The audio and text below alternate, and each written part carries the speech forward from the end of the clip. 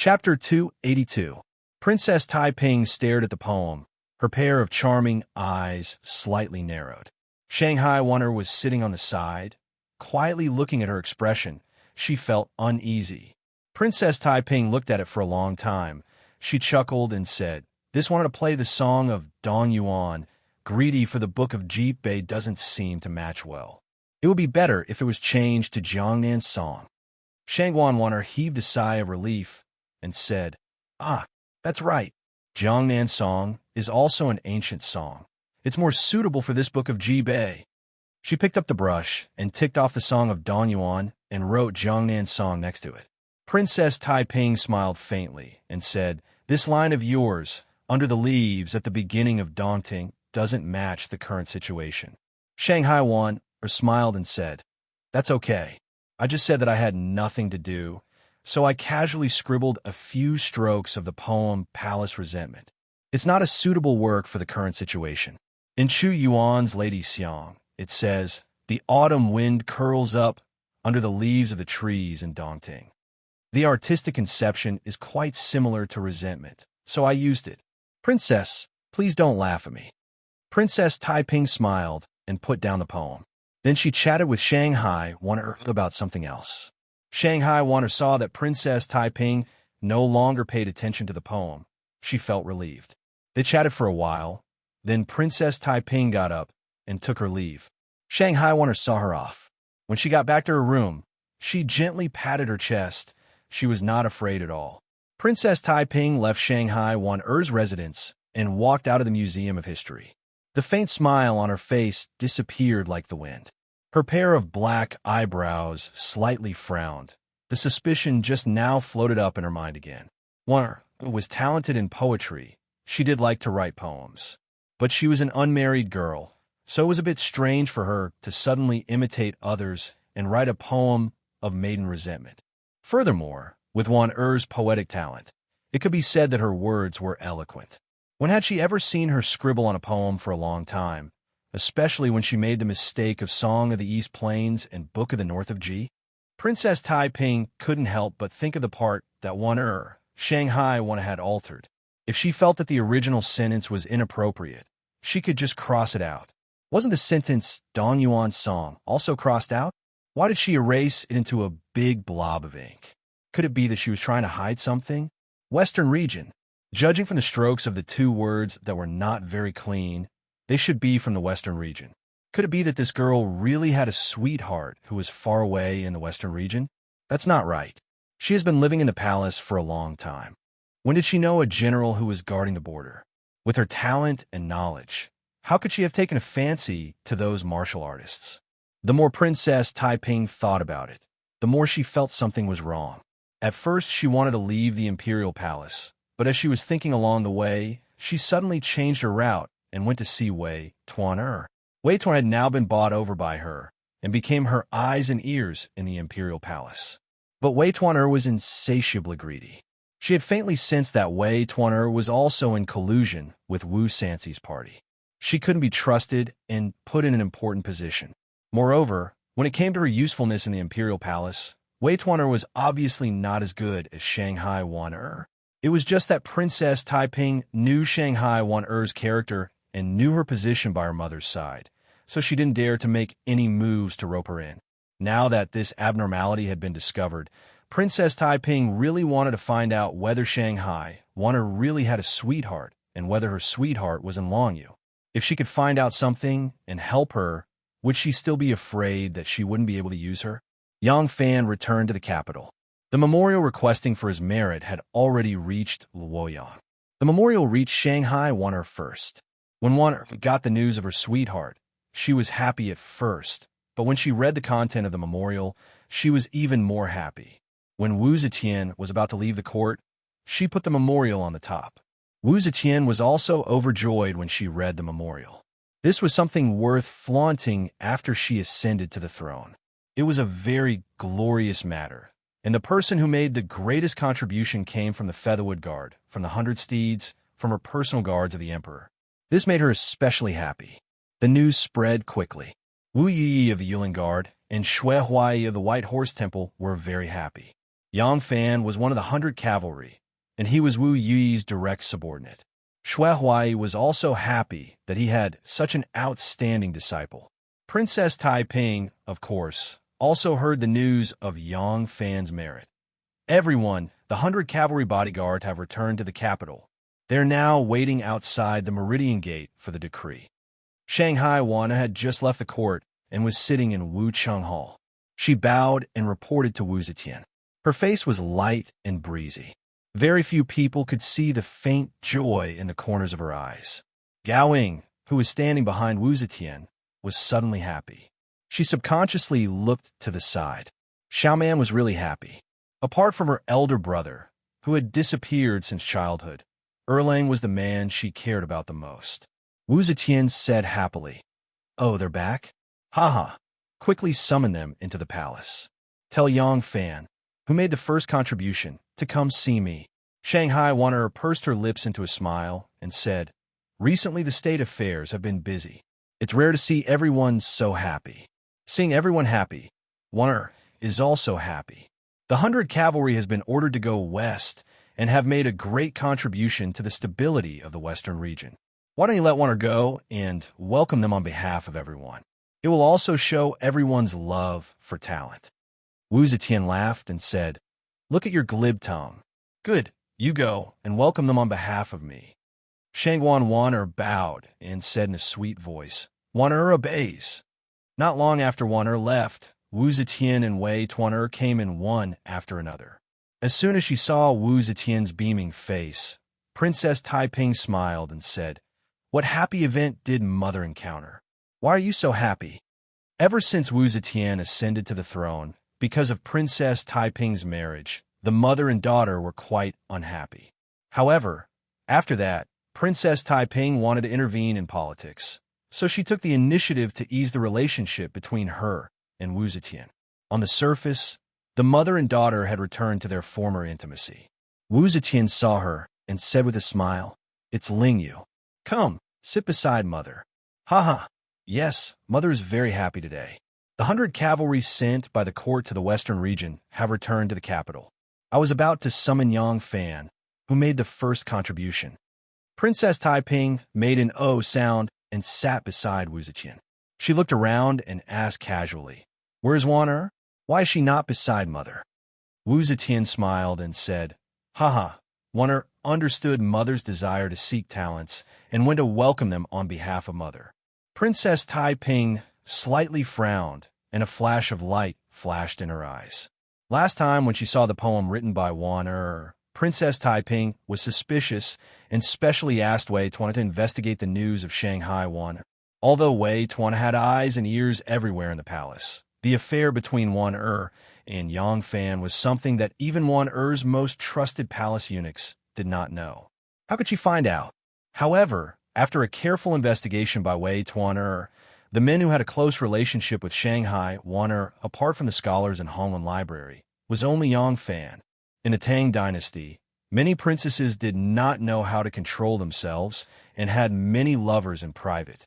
Under such circumstances, a young and beautiful woman like Shangguan Wanner, who also had the means and opportunities to interact with men, naturally had many rumors about her, such as rumors of her having an affair with some gifted scholar or scholar. Although the rumors outside were true, Princess Taiping, who was involved, knew that they were all nonsense. Only this Yang Fan. She had never heard Wanner talk about him.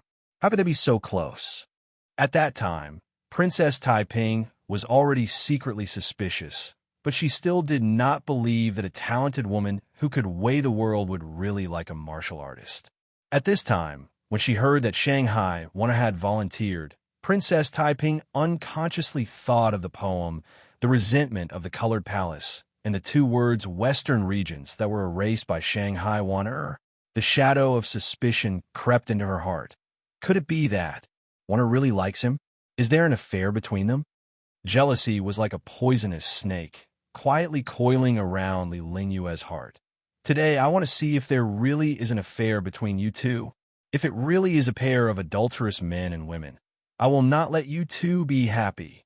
Princess Taiping slowly clenched her fists, her nails piercing into her palms. Wanner led 2 little palace maids and 2 little eunuchs, walked briskly to the palace gate, and then suddenly stopped. She calmed herself down a little before walking out of the room. With just one glance, she saw Yang Fan. With just one glance, there was no other person or thing in her eyes. Her eyes slowly became moist. Not seeing him for one day was like 3 years. How long had these days and nights been? This enemy finally came back. Seeing his smiling eyes, Wanner felt her heart beat faster. Looking at his skinny face, she couldn't help but feel a pang of sadness. This enemy, he risked his life to fight for me. How much did he suffer in this life and death struggle? Wanner took a deep breath and forcibly suppressed the excitement in her heart. Step by step, she walked toward them. When she was in front of them, she stood still and said, "Soldiers, you have worked hard." When the saint heard that you all came back, he was very happy. Soon, he will summon General Wu Yuyi to reward you according to your achievements. You all should go back and rest. On the day of the reward, maybe the saint will personally receive you. Huang Xuchang and the others were overjoyed and quickly bowed to thank her. Wanner glanced at Yang Fan alone, pretending to be calm, and said, "Bodyguard Yang, the saint wants to see you. Please come with me." After that, she hurriedly turned around, afraid that if she stayed any longer, her face would show that something was wrong. Huang Xuchang and the others knew that Yang Fan would definitely be promoted. Their eyes were full of eagerness as they looked at him. However, although they were envious, they couldn't be jealous. This credit was obtained by him risking his life. It was already extremely benevolent of him to share some of the credit with them. Yang Fan was the real first credit, and they couldn't take it away even if they wanted to. Yang Fan followed half a step behind Wanner, and the 2 of them didn't look around. They both had a stomach full of things to say, but there was a pair of palace maids and a pair of eunuchs behind them, so they could only force themselves to be patient. Yang Fan could still use the corner of his eyes to look at the other's beautiful figure. Wanner was very close to her lover, but she couldn't even see his figure. How could she be patient? Cough. Bodyguard Yang.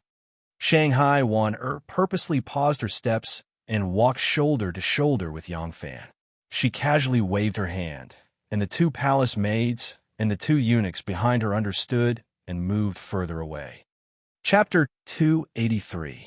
Shangguan Wanner tilted her head and whispered, I haven't heard from you since you left. I can't find you, and I don't know any news about you. I'm worried and I miss you. I miss you so much." That voice was full of emotion, and it made Yang Fan's heart tremble. He looked up and saw Shanghai Wanner's charming eyebrows slightly raised. She was staring at him with eyes full of affection. He couldn't help but say, "Wanner, I miss you so much in the western region." "No way." Wanner pouted and said sourly, "Don't you have any news about me? You said you would come back when the plum blossoms are in full bloom. Now, even the peach blossoms are withered." "Humph. I heard that the women in the western region are unrestrained and passionate. I'm afraid you are so happy that you forget about me." "How can that be?" Yang Fan was complaining about being wronged, but in his mind, Mu Hiyue and Tian Ai Nu's figure and face suddenly flashed past. These 2 people had an ill-fated relationship, a strand of love. How could he bear it? He was afraid that Wanner would see something wrong, so he quickly joked, "Wanner, you have to believe me. I get dizzy even when sitting on a boat. How can I do something like 2 timing?" Wanner couldn't help but want to laugh. She glared at him and said lightly, "You're lying again. You came back from Nanyang. How can I believe you when you say you get seasick? You only know how to be glib." They flirted with each other in front of other people's eyes. Although it was scary, it was very exciting. After a few words, Wanner's longing was slightly relieved. The 2 of them were close to Wuching Hall. Wanner then stopped talking. When they arrived at Wuching Hall, Wanner asked him to wait for a while. She entered the hall first and saw Princess Taiping sitting next to Wu Zetian. Wanner knew that Princess Taiping came frequently recently, so she wasn't surprised. She bowed to Princess Taiping and said to Wu Zetian, "Everyone, Yang Fan has arrived. He is waiting outside the door." Wu Zetian said with a smile, "Let him in." Shangguan Wan bowed and said, "Yes." Shangguan Wan turned around and called out, His Majesty has an edict to summon Yang Fan. Princess Taiping was sitting at the side. When she saw Wan Er's charm when she came in, her heart was moved. These days, Wan Er missed her lover. She always had a lingering melancholy between her eyebrows. Even when she was smiling, there was a faint feeling of loneliness. At this moment, although she tried to keep calm, her radiant expression could not be hidden from Taiping. Yang Fan tidied up his clothes and strode into the hall. He hurried to the front of Wu Zetian and bowed. Your subject Yang Fan greets the sage. The Tang dynasty had a system of etiquette. No matter if it was the officials or the people, they had to call themselves subjects in front of the emperor. Yang Fan naturally knew this rule. Wu Zetian said, dispense with the formalities. Rise. Thank you, sage. Yang Fan straightened his body and glanced to the side. His eyes met with Shanghai Wan Er, and he quickly looked away. He looked to the side of Wu Zetian and saw Princess Taiping. Her eyes were staring at him. Yang Fan could not help but be shocked. He quickly looked at his nose, and his heart bowed and stood there. Even though his and Wan Er's gazes only touched each other for a brief moment, Princess Taiping had been watching their reactions. She was already suspicious. Even if you did not have an affair, you would still be suspicious, not to mention the affection in their eyes. All of this was seen by Princess Taiping. Princess Taiping's heart felt as if it was cut by a knife. It was bloody and painful. I see. I see. I see. I was defeated by Wan. I see. The woman he likes is Wan. Princess Taiping's hands were tightly clenched in her sleeves. She suppressed her hatred and looked at Wan. She saw Shanghai Wan Er's eyes were infatuated with Yang Fan. She did not look away at all. Princess Taiping's delicate body was stiff. She clenched her teeth. She was so angry that her hands and feet were cold. Her ears were ringing. She did not even hear half a word of the conversation between her mother and Yang Fan. When she finally came back to her senses, she heard Wu Zetian say in a low voice, suddenly Qishir's Wu Zhila, haha, if he has the ability, then let him show off his abilities. As long as he really has the ability, we will acknowledge him as Khan. What's so great about that? If Huzalo cannot be helped up, then I will help another one, as long as it is beneficial to the great Zhou. Yang Fan bowed his head and said, sage is wise. Wu Zetian's expression changed. She said pleasantly, Yang Fan, your trip to the west this time has made me proud, especially when you sneaked into the Tuju, tricked Moose Sea, and defeated 100,000 soldiers. Your contributions cannot be buried. I have always rewarded people for their service. How do you want me to reward you? Yang Fan's heart skipped a beat, and he almost blurted out, then please give one to me. The words were on the tip of his tongue. Shanghai Wan saw his expression. She immediately coughed and interrupted. Everyone, Yang Fan, is a general. If you want to reward him, you should naturally give him an official position. In Wan Er's opinion, Yang Fan has made such a great contribution. Everyone should give him the position of brigade marshal. Wu Zetian pointed at her and laughed. Stingy. Wan Er, you are too stingy. If it were not for the fact that he is too young and it is not appropriate to give him a heavy responsibility, I think that with his contributions, he should even be rewarded with the position of lieutenant general. Wu Zetian lightly knocked on the table. She muttered to herself for a moment. She raised her eyebrows and said, Yang Fan, I bestow you the position of left lieutenant general of the Yulin Guards. Do it well. You're still so young. As long as you work hard for me, your future will be limitless. This was conferring an official position. It was like a decree. Yang Fan had to salute. He knelt down on one knee and performed a military salute. He said respectfully, This subject thanks your majesty. Princess Taiping saw the joy on Shanghai Wan Er's face and became even angrier. She rolled her eyes and suddenly grabbed Wu Zetian's arm. She said in a sweet voice, Mother, you have conferred this position properly. Daughter looks at Yang Fan. He is probably not even 20 years old. Princess Taiping said. She turned to Yang Fan and asked, Guard Yang, how old are you? Yang Fan looked at her. He bowed and said, This one is 19 years old. After my birthday in October, I will be 20. Princess Taiping smiled and said, "That's right. At 19 years old, he has already become a lieutenant general. If not for such a great merit, if not for mother's appreciation, how could it be possible? Since the founding of our dynasty, it seems that there has never been such a young lieutenant general." Wu Zetian was happy. She patted her daughter's arm and said, "You can't say it like that. Yang Fan has indeed established a great merit for me. He should be rewarded. It's just that he is still young. If his position is too high, it will not be a good thing. At the very least, his colleagues in the army will inevitably cast sidelong glances at him. They will be jealous and hate him. I'm doing this out of love and care for him, so I have wronged him a little." Princess Taiping smiled and said, "What mother said is right. However, since mother feels that this reward does not match his merit, and because of his age, it is not good for him to be promoted to a higher position, then why not give him some other compensation to show mother's fairness?" As soon as Yang Fan heard this, he immediately became vigilant. He did not believe that Princess Taiping would have good intentions toward him and would help him ask for rewards.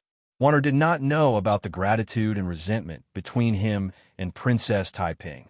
As soon as she heard what Princess Taiping said, it was exactly what she wanted. If she could help her lover obtain more benefits, she would naturally do her best. She hurriedly said, "Princess words are reasonable. Since everyone feels that this reward is somewhat unfair to Yang Fan, why not reward him with some money and silk?" Wu Zetian listened to the two of them talking back and forth. She could not help but feel somewhat moved. She muttered, Then what should I reward him with? Silk, cloth, gold and silver utensils, or a house?" Princess Taiping covered her mouth and laughed. "Mother, these rewards are a bit tacky. Besides, guard Yang. Now he should be called Yang Lang Jiang." Princess Taiping glanced at Yang Fan. Her gaze was like a knife. "Yang Lang Jiang does not have a family, right?" Yang Fan bowed and said, "Yes." Princess Taiping smiled like a flower. "Yang Lang Jiang does not have a family. Mother, what is the use of giving him these things? Actually, with his age, he is too young to be a Lang Jiang. Mother, why not bestow him a wife? He is a man. Once he has a family, he will appear mature. Marriage bestowed by the Son of Heaven is a good story in our dynasty." Yang Fan and Wanner were startled at the same time. Yang Fan was about to open his mouth to speak when Wanner gave him a stern look and stopped him. Accompanying the emperor was like accompanying a tiger. Wanner often accompanied the emperor and knew Wu Zetian's temperament. She did not dare to let Yang Fan interrupt at this time. Princess Taiping quickly glanced at Yang Fan and Wanner. Seeing their expressions, she sneered in her heart. She was sure that Wanner would not dare to tell her mother about her private affairs at this time. Looking at their dumbstruck expressions, an inexplicable pleasure rose in her heart. She turned her head and gave Wei Tuaner a look. Although Wei Tuaner did not understand why she was so keen to help this newly promoted general choose a wife, she knew that she wanted her to help when she saw the look she gave her. She quickly clapped her hands and said, "Princess is right. Yang Fan performed meritorious deeds in the Western region. The Son of Heaven personally bestowed a beautiful wife. This is a good story that will go down in history." A smile appeared on Wu Zetian's face. She slowly nodded and said, Hearing what you said, I really have the interest to be a matchmaker. Haha, speaking of which, I have never been a matchmaker in my life." Wu Zetian looked at Yang Fan with a smile. It was rare for her to show a kind face. "Yang Fan, where are you from? Who are your family members?" Yang Fan received an anxious look from Wanner. He had no choice but to bite the bullet and answer, "Reporting to your majesty, I am from Jiaoji. I work as a farmer for a living. My parents died when I was a child. I have no other relatives in my family." "I see." When Wu Zetian heard this, she couldn't help but hesitate. She originally thought that since Yang Fan was a member of the 100 imperial bodyguards, he would be the descendant of a military official. He was from an official's family, so if she gave him a low-level official's daughter, it would be a good match. Now she heard that his hometown was far away in Jiaoji. Moreover, he was from a peasant family. This marriage would not be easy. Princess Taiping glanced at Wanner, who was pretending to be calm. She smiled and said to Wu Zetian, Mother, can't you think of a suitable woman to marry Lang, General Yang? I have the best candidate here. I just don't know what Mother thinks. Chapter 284.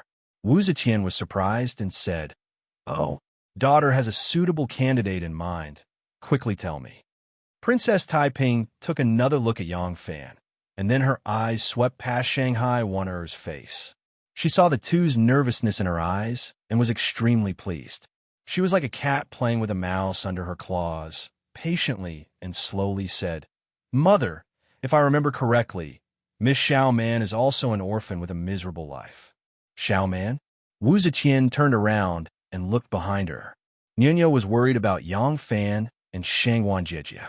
She did not expect Princess Taiping to suddenly point the spearhead at her. She could not help but stare in astonishment.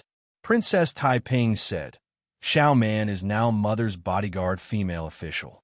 Her rank is Du Wei, which is not much lower than Yang Fan's. Whether it is family background, identity, or status, it could be said that they are well matched. Moreover, one belongs to the cavalry and the other belongs to the internal guards.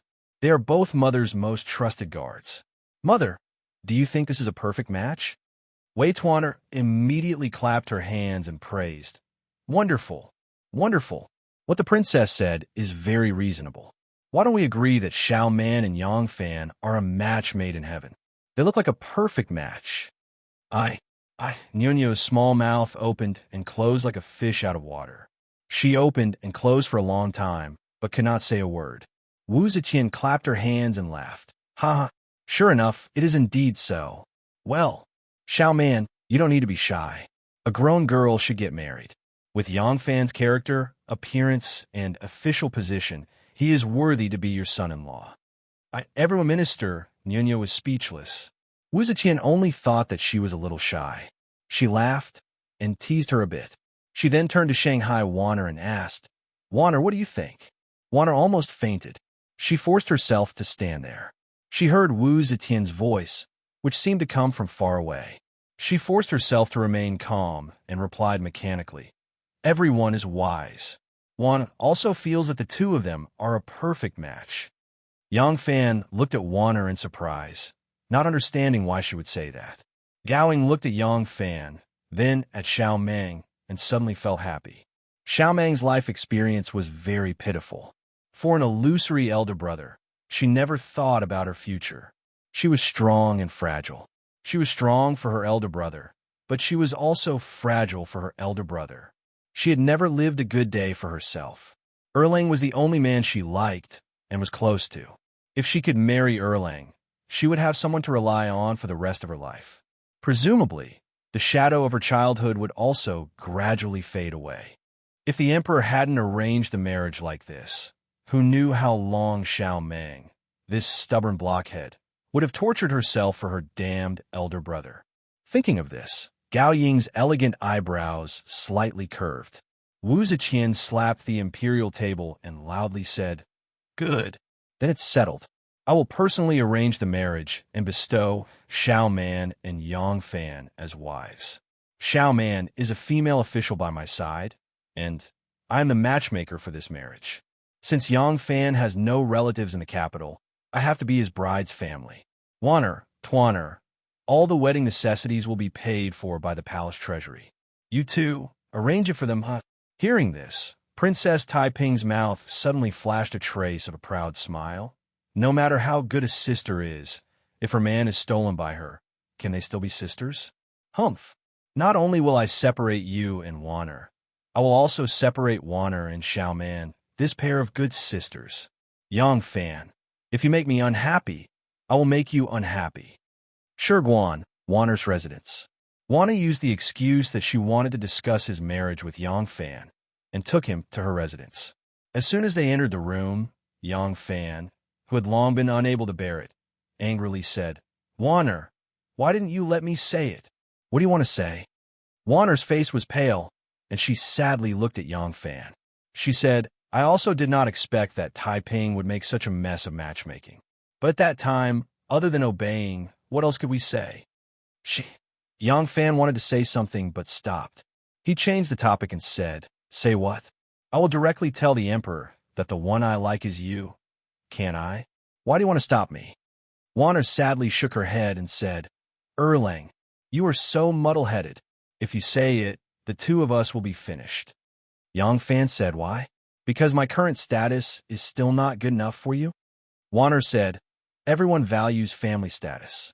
If the family is not right, everyone will not allow it. But everyone's temperament is firm, and they will not tolerate the slightest bit of betrayal and disobedience. If she knew that we had an affair right under her nose, she would immediately issue an order to kill you. Yang Fan said, then what should we do now? Wana lowered her head and quietly said, Xiao Man is a good girl. Her character and appearance are not bad. To be able to have her as a wife, it is your good fortune. I heard that she bought a lot of property in the capital. Once she marries you, she will use all of it as a dowry. To you, it is also. Yang Fan listened impatiently. He grabbed her hands and asked, I am saying, what about me and you? Wana raised her head to look at him. Her eyes were very confused. She was clearly looking at Yang Fan, but the focus of her eyes was not on his face. She said, what else can we do? Erlang, this is a marriage bestowed by the Emperor. Can you refute it? Then what about you? I will not marry for the rest of my life. As Wanner spoke, 2 lines of tears streamed down her face. Yang Fan said, Wanner, you are my woman. We swore that we must be together. Wanner held back her tears and said, Erlang, a marriage bestowed by the Emperor cannot be changed. A daughter bestowed by the Emperor must be a wife. Wanner can give up her status and only ask to be with you. But will my mother agree? My ancestor was the prime minister of the previous dynasty. The Shangwan family is a rich and powerful family in Guanlong. My ancestor offended the current emperor. Although he was punished for this, and Wanner entered the palace, because of this, my family background has not changed. In these years, the Shangwan family has also risen again. Even if you become a general of the Yuan Guard, my mother and the entire Shangwan family will not allow me to marry as a concubine. Yang Fan gritted his teeth and said word by word, a marriage bestowed by the Emperor. A marriage bestowed by the Emperor. What is so great about a marriage bestowed by the Emperor? He moved his hand, and Shangwan Wanner threw herself into his embrace. Yang Fan held her slender waist tightly. He stared into her eyes and said in a low voice, Wanner, remember, you are my woman. You will always be. Our original discussion is still valid. I will work hard. One day, I will obtain a status that is worthy of you. I will let your family, your mother, accept me as a son-in-law. Shangwan Wanner's eyes were blurred with tears. She said slowly, but, a marriage bestowed by the Emperor. Yang Fan said resolutely, Wanner is mine, not any other man's, nor will I stay alone for the rest of my life. If I want a marriage bestowed by the Emperor, then Wanner will belong to me. I want the Emperor to bestow Wanner to me. If this Emperor is not willing to bestow Wanner to me, then I will find someone who is willing to bestow Wanner to me to be the Emperor. Shangwan Wanner was aghast and grabbed his hand tightly. She said nervously, Langjun, what are you doing? Yang Fan said fiercely, since you call me Langjun, then listen to me obediently. A woman's way is not against the master. Shangwan Wanner said slowly, you're so domineering. Before the word Dao could come out of her mouth, Yang Fan held the back of her head and deeply planted his lips on her little mouth that was wide open. Sister Xiaoman, congratulations, congratulations. Xie Xiaoman had just left Wu Chang Hall. Seeing her coming, Xu Xiaosao came up to her with a smile. Xie Xiaoman's face was full of panic. She answered hastily, I'm not feeling well. I'll go back first. Talk to you another day. Gao Ying, who had also just come off duty, followed beside her. She couldn't help but laugh when she saw her bewildered look. Congratulations, Sister Xiaoman. Congratulations, Sister Xiaoman. You've married a general. Zhou Yuanbao was talking and laughing with the 2 palace maids. When he saw Xie Xiaoman, he hurriedly ran over. Xie Xiaoman was startled and panicked. How did the news spread so fast? I still have something to do. Talk to you later. Xie Xiaoman fled. She had only taken a few steps when she turned a corner of the hall and ran into Eunuch Gao. Eunuch Gao first used his duck-like voice to let out a burst of laughter like a hen laying eggs. Then he congratulated, "Miss Xiaoman, your husband has to congratulate you here. Ha ha! Erlang is a handsome young man. He has a good character and great skills.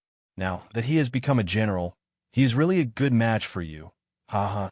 Eunuch Gao was old and had a certain position in the palace.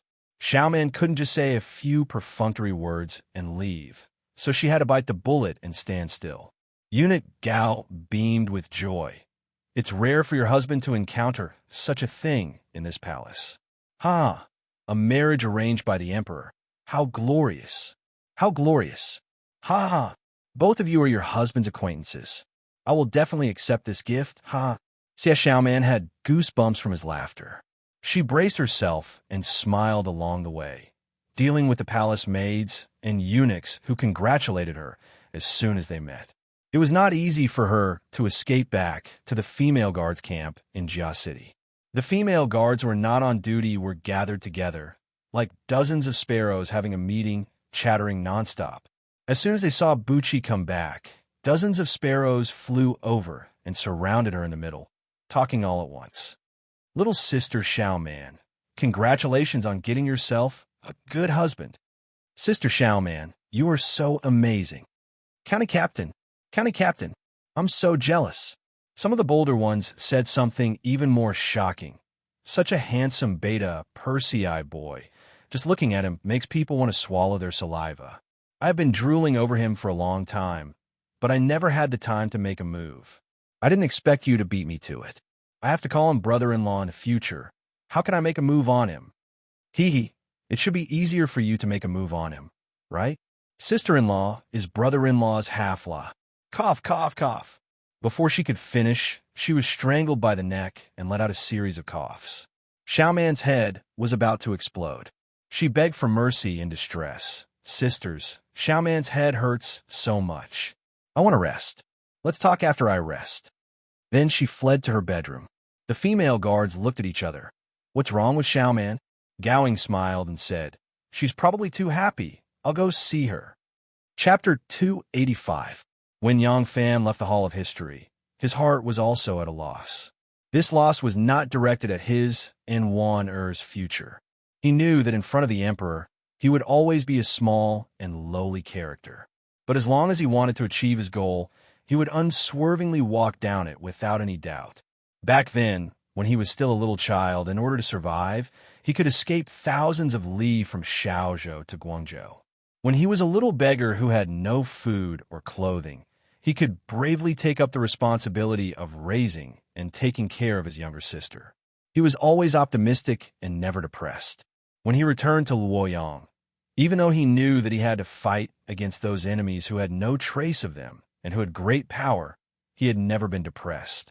Today, how could he give up on his own woman because of a word from the Emperor?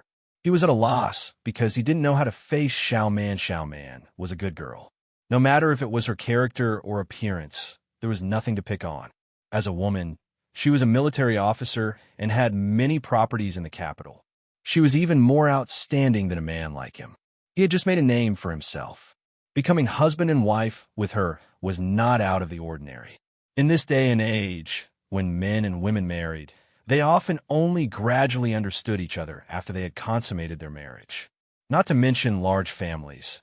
Even Pasta and Lu Junfan only knew each other and never had a deeper understanding of each other. To be married by the Emperor and to such an outstanding woman, there was no one to pick from such a wife. However, he already had someone he liked, and he had always thought of Xiaoman as a cute little sister, a good friend, and a good confidant. Suddenly, her identity changed, and she was going to be the person who slept beside him. That kind of feeling was indescribably strange, especially Wan Er's inevitable sadness. He could not show this feeling of helplessness in front of Wan Er. Right now, Wan Er was sad and helpless. He had to be decisive and firm in order to give her something to rely on and hope. He could only suppress all kinds of thoughts in his heart until he left Wan Er before he dared to show them. The more Yang Fan thought about it, the more irritated he became. The good mood he had when he had just returned to the capital, was completely destroyed. Wanner thought that Princess Taiping was just making fun of him, but he knew that this was Princess Taiping's revenge against him, and he could not fight back. Even if he fought back, he had already hurt two people. One was Wanner, and the other was Xiaoman Yangfan was walking with a heavy heart. Suddenly, several halberd-wielding warriors walked towards him. There was a person in the middle. Seeing him, that person said in a strange tone, "Oh, isn't this Guard Yang? Oh, I'm wrong. I'm wrong. It should be General Yang." Congratulations, General Yang." Yang Fan raised his head and saw that it was the commandant of the Golden Guards, Zhu Bin. When he first joined the army, he was no longer under the command, and they no longer had any contact. At that time, they no longer had any contact. Zhu of Yang Fan, and they know. Later, when Yang Fan joined the army, he was no longer under the command of Zhu of Jinwu, and they no longer had any contact. Occasionally in the palace, when he saw this old superior who had made things difficult for him, he would just nod his head and never say much. Unexpectedly, today, he took the initiative to strike up a conversation. Yang Fan thought that the other wanted to repair their relationship after seeing that he had been promoted, so he stopped and nodded. "So, it's General Zhu. It's been a long time."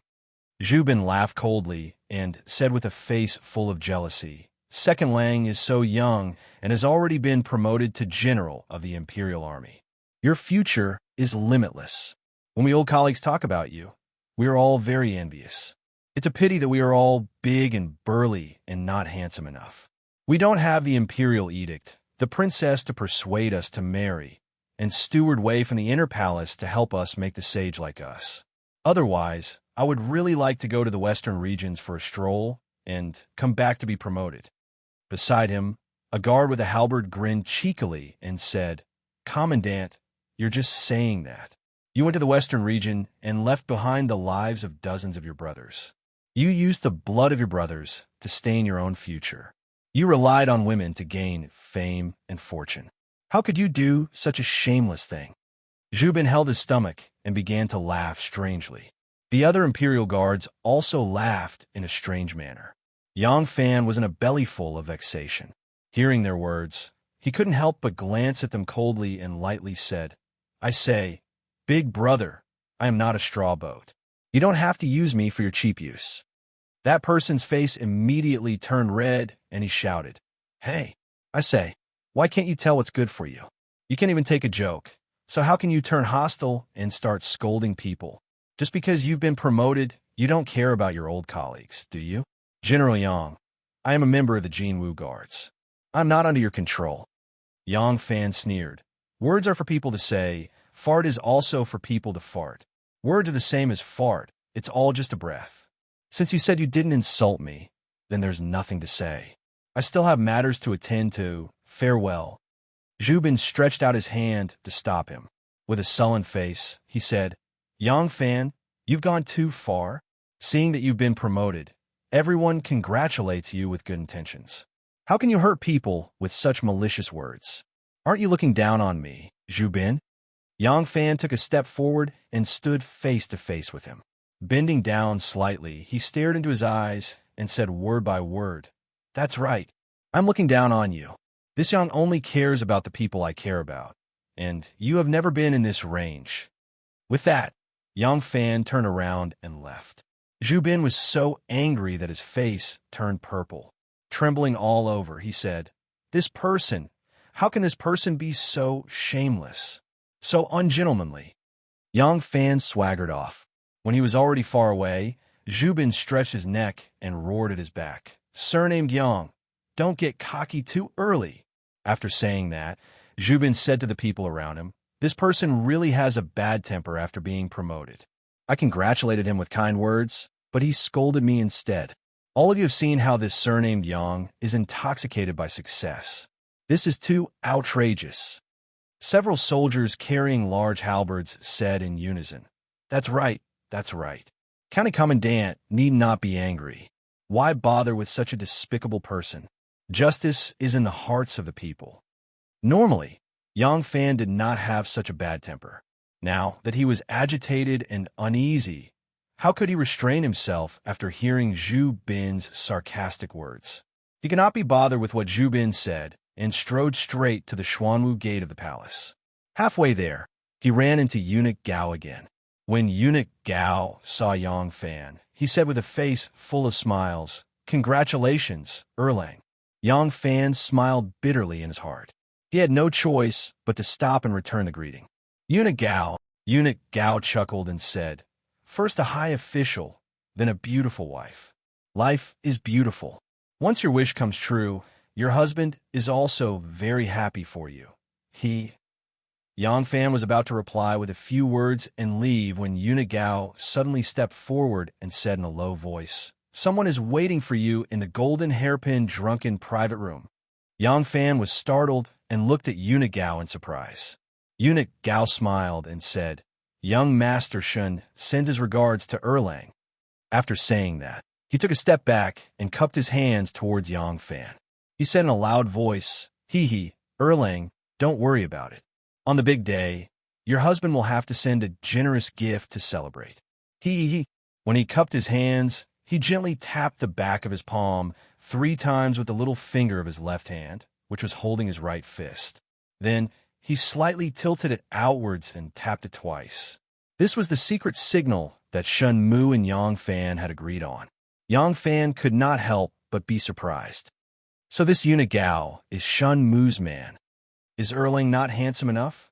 His eyebrows are fierce and his eyes are ugly. No, he's quite handsome. Erlang's character is not good. He eats, drinks, gambles, and does not engage in honest work. That's not true either. He is a very good character. Erlang is incompetent and has no ability. Look at what you're saying. His skills are something that even you and I cannot compare to. Without true ability, how could he have made such a great contribution in the Western regions? Gowing spread her hands and said, "That's strange. He is handsome, has a good character, and has true ability. Now he's even a general. Such a good husband is hard to find. Everyone has arranged for you to marry. You don't know how many girls in the palace are sad and envious. I'm drooling over it, and you're still unwilling." Xiaoman rolled her eyes at her. She slightly bent her legs and hugged her knees. She rested her chin on her knees and thought for a long time. Then she faintly said, "I've thought about it, but I can't think of anything bad about him. I just have a very strange feeling that makes me feel uncomfortable." Gowing could not help but be angry. "What do you feel uncomfortable about? He's not married, you're not married, and he's a good man who can't be faulted. What else do you want?" Xiaoman shook her head blankly and said, "I don't know, I just feel that kind of feeling." She suddenly raised her eyes and looked at Gowing. "If everyone arranges for you to be married," Gowing beamed and said, Okay, I couldn't ask for more. You also know that I've been drooling over Erlang for a long time." Xiaoman was speechless. She pouted and said, "Can you restrain yourself a little? You're saying in front of me that you like my husband, aren't you?" Gowing rolled her eyes at her and said, "Didn't you say you didn't want it?"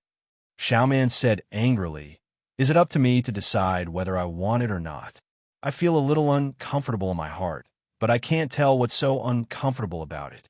I mean, if everyone arranges for you to be married to Gao Chu, how would you feel?" Gao Ying was stunned and said blankly, "What nonsense are you talking about? Gao Chu, that stupid guy is my brother, okay? How can this be compared?" Xiaoman said seriously, "Yes, that's how I feel." "Well, I can't tell you. Let me put it this way. For example, if everyone arranges for me to be married to you, how would you feel?" Gowing laughed and said, "You and I are both women. How can we get married? You're getting more and more ridiculous." But she hooked Xiaoman's chin and pretended to be lecherous. She giggled and said, "If I were a man, I would be so happy that I wouldn't be able to sleep all night to have such a charming and lovely wife like you." As she said that, she even raised her eyebrows very wickedly. Xiaoman hid her hand away and said listlessly, "That's how I feel. I've always treated him as a brother and a friend, and suddenly he's my man. It's really so awkward." Gowing turned around and sat down next to her. She said earnestly, "It's better than marrying a stranger you've only met once, and you don't know anything about his temperament and behavior, right? Xiaoman, don't worry about it. Do you know how lucky you are? Xiaoman raised her head and stared at Gowing. She asked, Am I very lucky? Gowing nodded very hard, and a touch of sadness and melancholy floated in her eyes. She really liked Erlang, but the falling flowers yearned, but the heartless water flowed. Chapter 286. Just after midnight, Yang Fan, dressed in casual clothes, slowly walked into the Drunken Golden Hairpin restaurant. Professor Gio welcomed him politely, not recognizing him at all as the customer who had once disguised himself as a merchant from the western regions. Although businessmen had a good memory, it had been too long since that incident. Yang Fan said, I have an appointment to meet someone in the Sky private room. Professor Gio said, Please come in. Your guest hasn't arrived yet. Please take a seat first. Professor Gio invited Yang Fan into the Sky private room. He placed 4 types of dried fruits and a pot of boiling water on the table, considerately closing the door for him. As soon as the door closed, Yang Fan let out a long sigh. Coming here, he couldn't help but think of Tin Ano. Back then, they had worked together to scheme against Lu Junpan here. Now that he was sitting here, the past was still vivid in his mind. Exotic who music came from outside. When he walked in, 2 enchanting who women were twisting their waists and hips on the stage, looking very charming. What Yang Fan thought of was Tin Ano's Huxian. One was the woman he deeply loved, and Anu was the woman who deeply loved him. But in the end, he was going to marry a 3rd woman. The heavens really knew how to tease people. Yang Fan didn't know whether to laugh or cry. He knew that Xiaoman was filled with bewilderment because of this, and it was obvious from her expression at that time. In his almost 20 years of life, he had encountered too many bizarre encounters, but as far as he was concerned, none of them were more bizarre than what had happened today. Listening to the Who music, he was lost in his thoughts. Before he knew it, the appointed time had arrived. 2 people were talking to each other at the door. One of them was Professor Gio. Professor Gio laughed and said, Please come in. This is the room. The guest you have an appointment with has been waiting for a long time. Then a slightly deep voice that was as gentle and magnetic as a flute said, Got it. You may leave. As soon as he heard this voice, Yang Fan suddenly raised his head and looked towards the door in astonishment. As soon as the door was opened, a young scribe was standing there, wearing a turban on her head, wearing a stone-green scribe's robe, with a leather belt around her waist. Her lips were red and her teeth were white. Her temperament was elegant, just like a gentleman from a noble family. She was none other than Princess Taiping in men's clothing. Princess Taiping looked around and saw Yang Fan sitting cross-legged on the couch. She was immediately stunned and seemed extremely surprised. She stared fixedly at Yang Fan and was slightly startled for a moment. Her eyes flashed, and she revealed a smile of enlightenment. She flicked the folded fan in her hand backward and stepped into the room. Yang Fan saw that there were a few middle-aged men with big shoulders and round waists, fierce-looking faces, and no facial hair. They were all wearing dark red martial arts clothes with arrow sleeves and black crosshorn hats. They were none other than the several women who were good at wrestling and sumo, who often accompanied Princess Taiping. The door was closed again. Princess Taiping stood by the door with her hands behind her back. She gently knocked her folding fan a few times on the back of her waist. She opened her mouth and smiled. She leisurely walked over and sat opposite to Yang Fan. She smiled and said, So it's you? So the person that Shin Mu fell in love with is you? Ha! I was confused. It should be you. Who else could it be? Yang Fan ignored her question and looked at her rosy white and delicate cheeks. He said in a deep voice, I didn't expect that the person who asked me to meet would be you. Even if I see you now, in my opinion, that person shouldn't be you. Princess Taiping looked at him and said with a faint smile, Why shouldn't it be me? Just because I am a princess? Haha, princess, sometimes you are nothing. Yang Fan made a few gestures with his hands. Princess Taiping said with a smile, Erlang, you and I don't need to verify anything. Is it you who can't recognize me, or I can't recognize you? She put her hands on the table and leaned forward slightly. Her face revealed a touch of hatred. She said in a low voice, Even if you turn into ashes, I won't recognize you as someone else. As she approached, a touch of faint fragrance seeped into Yang Fan's mouth and nose. Her snow-white collar revealed a touch of snow-white traces. Yang Fan raised his body without a trace and said with a sullen face, "Since you and I are the same, let's not talk about the past. Let's talk about serious matters." Bang! Princess Taiping slammed her palm on the table and said while gritting her teeth, "What is serious business? What I want to talk about is serious business. You also know that you are in the wrong. You dare not argue with me." "Nonsense. What do I have in the wrong? Just because I didn't agree to be your gigolo?" Yang Fan responded with tit for tat. He suddenly went up to her. He raised his sword-like eyebrows and asked in a stern voice, "So you deliberately separated us, didn't you? I knew that you were not so kind." The two people's noses were almost touching each other. They were in a deadlock like this for a moment. Princess Taiping suddenly smiled sweetly and slowly sat back down. She said lightly, "Xiao Man is a beautiful lady. What are you dissatisfied with?" "Haha, Yang Fan, you are really capable. Even I have to admire you. Wonder is as pure as ice and as clean as jade." Unexpectedly, she gave all her affection to you. Yang Fan's hands grasped the edge of the table. The blue veins on the back of his palms were bulging. He endured for a long time and then slowly sat back. He gritted his teeth and said, "You and Water have always been friends. What did she do to you?" "She didn't. You did." Princess Taiping couldn't bear it anymore. She pounced on him like a tigress. She stared at him with her phoenix eyes wide open. However, she immediately realized that she had lost control of herself. She quickly sat back down and put on a very elegant appearance. She said, "You are really brave. Fortunately, you two acted secretly. Only people like me could find out. Otherwise, if my mother knew about it, you two..." "Humph." Princess Taiping slightly raised her eyebrows. She charmingly glanced at Yang Fan and leisurely said, "You should be grateful to me. I didn't let you fall into deep trouble." Yang Fan looked down in disgust and said in a deep voice, "I don't want to talk about these things with you. Let's talk about business." Princess Taiping covered her mouth and chuckled. She said, "Fine, I will talk to you about whatever you want to talk about. Anyway, you have never treated me as a princess. Since you only treat me as a woman should naturally listen to a man. Don't you think so?" Her eyes and brows were enchanting. Yang Fan's face was calm. He pretended that he didn't see it. He said in a deep voice, "His Majesty originally intended to use troops in the western regions.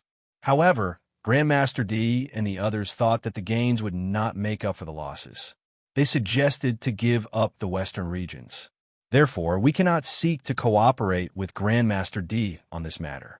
The Wu clan also strongly advocated to use troops in the western regions. However, the military power cannot fall into their hands. We must promote His Majesty's determination to use troops in the western regions to recover the 4 towns of Anxi. At the same time, we must guard against the Wu clan seizing the military power in the western regions. I brought a person with me. This person can prove that Xiao Shinji intentionally let the 2 Jew spies escape in order to urge the imperial court to send troops and destroy Lu Shirda to seize the military power in the western regions. He also allowed them to take away important information from the frontier fortress. Based on this, we can topple Wu Qingxi's faction. It seems that you will have to take action on this matter." Li Lingwei gently shook her head. "That's not appropriate. Don't just look at how my mother became the emperor as a woman. She doesn't like other women participating in politics. I've been warned by my mother more than once not to get involved in politics. Besides, my faction has just been established. Now is not the time for me to publicly bid farewell to the Wu clan." Yang Fan slightly frowned. "Since it's not appropriate for Grandmaster D to participate in this matter, and you can't make an appearance, then who should do it?" Li Lingwei replied. "Regarding this, I have discussed it with a few advisors and have come up with a foolproof plan. However, as to how it will be carried out, we originally had to wait for you to come before we could discuss it in detail. However, when I came, I didn't know that the person I was conspiring with was you. Now that I see that it's you, I immediately thought of a solution." When she was talking about matters in a serious manner, her expression was serious, and she spoke with fervor and assurance. Yang Fan didn't feel disgusted. Hearing this, he couldn't help but slightly lean forward and ask, "What foolproof plan?" Li Lingyue sweetly replied, "Naturally, it's a foolproof plan that ensures that we can send troops to the western region without losing military power." Yang Fan said, "I'd like to hear the details." Li Lingyue said, "Look, Grandmaster D has the same interests as us in politics. We both oppose the Wu clan's monopolization of power, so he is our ally. However, when it comes to the western region, his view is at odds with ours. Grandmaster D is the current prime minister. If he disagrees with us, our power will be weaker. Once the two sides fall out, the Wu clan will benefit from it." Yang Fan nodded. Li Lingyue saw that his attitude was finally not as bad as before. She was delighted and said, "As for the Wu clan, in the long run, they are our enemy. Just based on the western region matter, they are our ally in sending troops, but they are our enemy in fighting for military power. Is there any way to make them work for us in both areas?" Yang Fan frowned and said, "How is that possible?"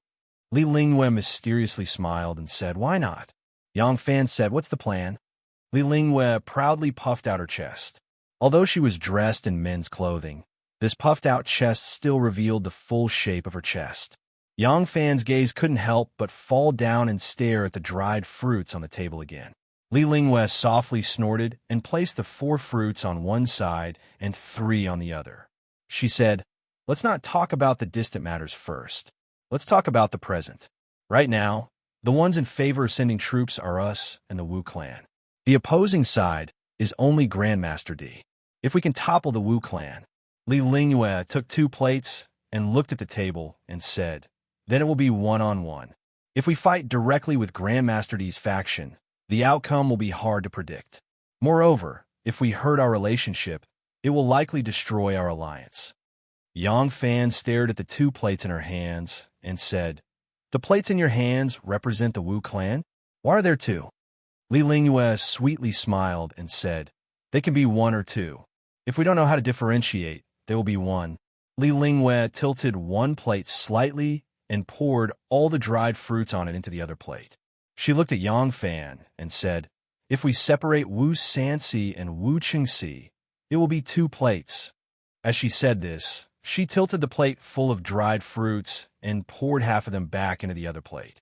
Yang Fan's eyes flashed, and he seemed to understand something. Li Lingyue also saw that he understood her meaning. She smiled slightly and placed a plate beside the plate that represented her side. She said, "This is Wu Sanxi." Then, she casually threw the other plate onto the carpet on the ground and said, "This is Wu Qingxi." Yang Fan took a deep breath and said, "I understand. We won't show ourselves, but we'll use Wu Sanxi to get rid of Wu Qingxi. Then, we will join forces and instigate Wu Sanxi to deal with Grandmaster D in order to achieve the goal of sending troops. When His Majesty has made up his mind to send troops, we will join forces with Grandmaster D to prevent Wu Sanxi from obtaining military power." Li Lingyue proudly puffed out her proud chest and said proudly, "How is my intelligence compared to your one-er?" Chapter 287. As soon as Yang Fan heard her mention one-er, his face darkened again. He avoided the topic and said, "Wu Sanxi and Wu Qingxi have always been fighting for the crown prince. If there is a chance to destroy Wu Qingxi, he will naturally welcome it. However, he will only make Wu Qingxi lose his power and will not let him die." Princess Taiping said, "If it were Grandmaster D or me, my mother wouldn't let him die. Letting him lose his power is the best result. If we can cut off all his wings, even if he is still alive, he will be better off dead than alive. This result is enough." Yang Fan thought for a while and asked, "But Wu Sanxi is not an idiot. If we give him a witness, can't he see that we are using someone else to kill him?" Princess Taiping smiled and said, "That is why I said I did not think about how to carry out this plan and make Wu Sanxi work for us without suspicion. When I saw you, I thought of a way." Yang Fan was surprised and said, "Me? What can I do?" Princess Taiping said, "You are a disciple of the White Horse Temple. Shui Huai regards you as one of his people.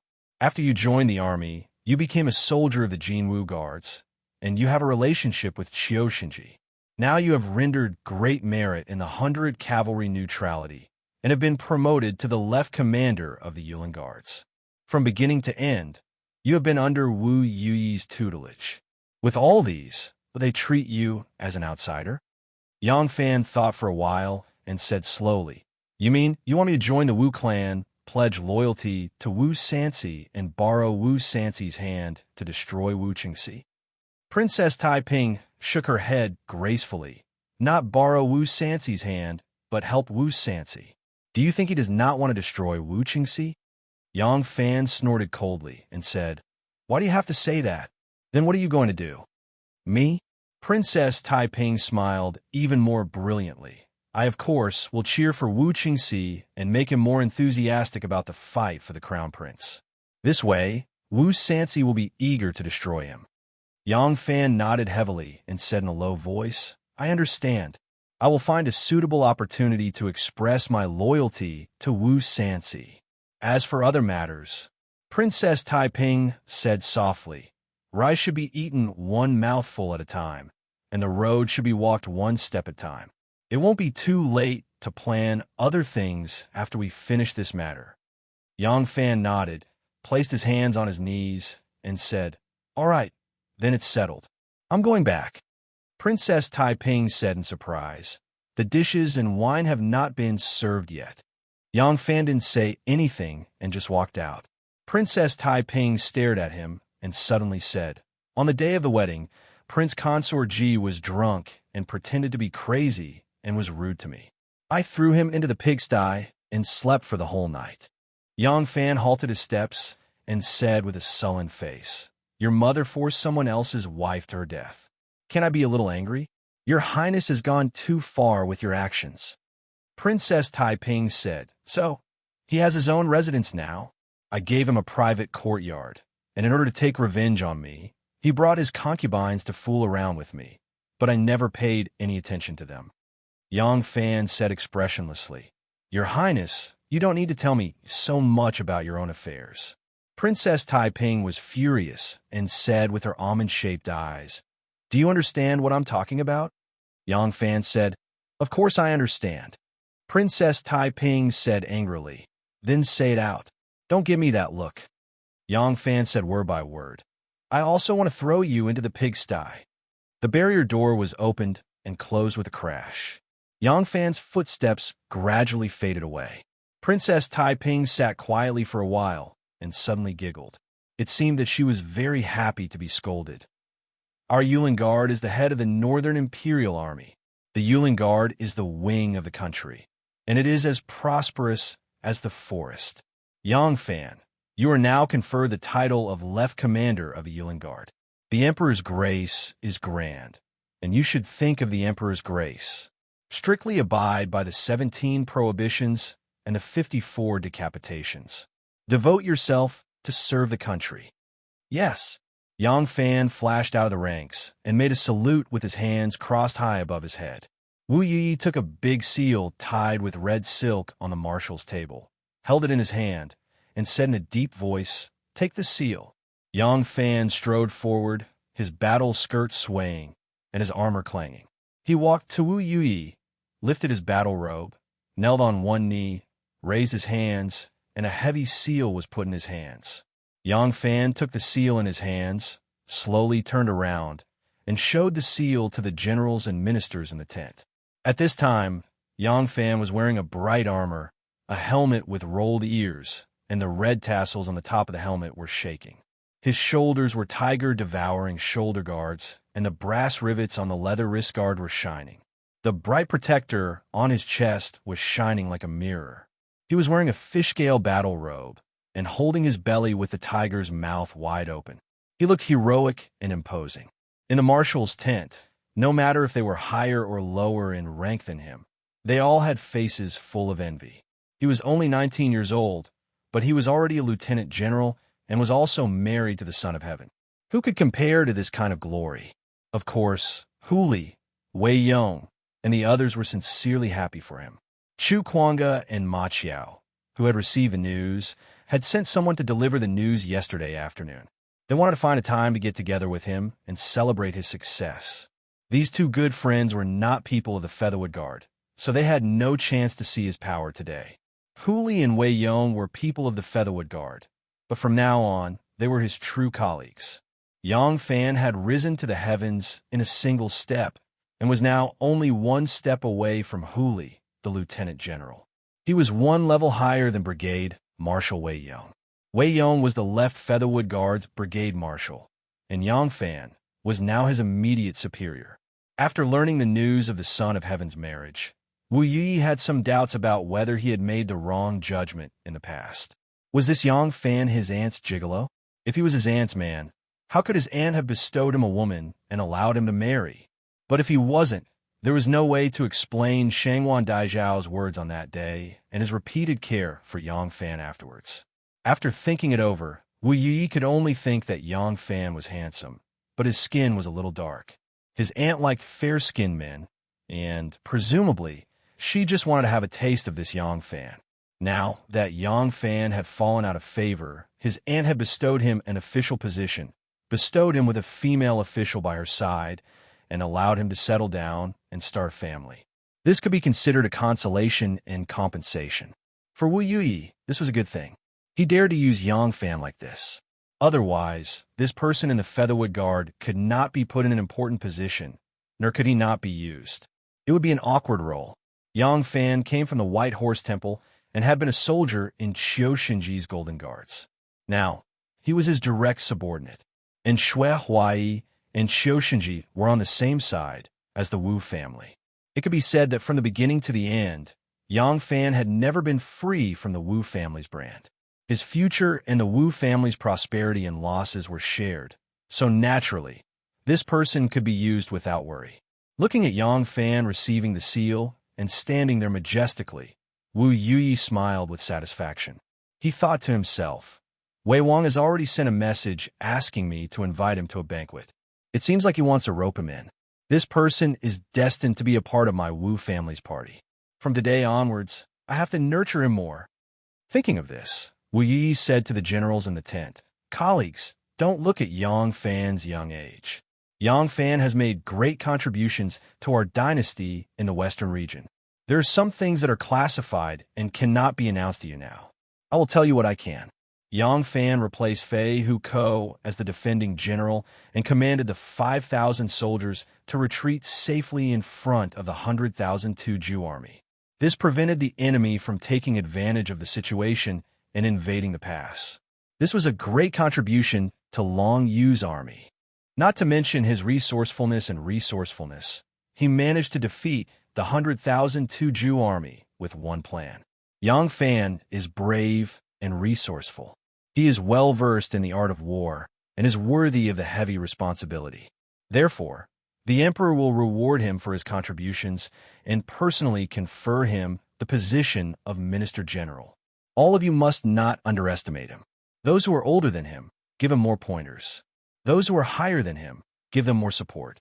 If anyone dares to use their seniority to disrespect their superior, our 17 commandments and 54 slashes are not just for show. Yes, all the generals in the tent stood with their arms crossed as they received the order.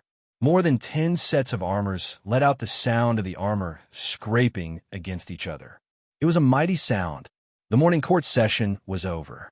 The court was filled with red and purple as they slowly walked out of the court. This was Yang Fan's first morning court session as the left Minister General of the Yulin Guards. Yang Fan was wearing a brand new set of armor as he stood by the Golden Water Bridge. In the old days when he was a great horn man, he had also carried out early morning guard duties, but at that time he was only a soldier.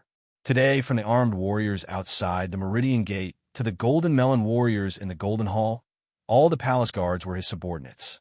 Di Renjia saw Yang Fan and immediately walked over with a smile. He stroked his long beard and said, My good nephew, congratulations on your promotion. My son Wang Yuan has also heard of the good news.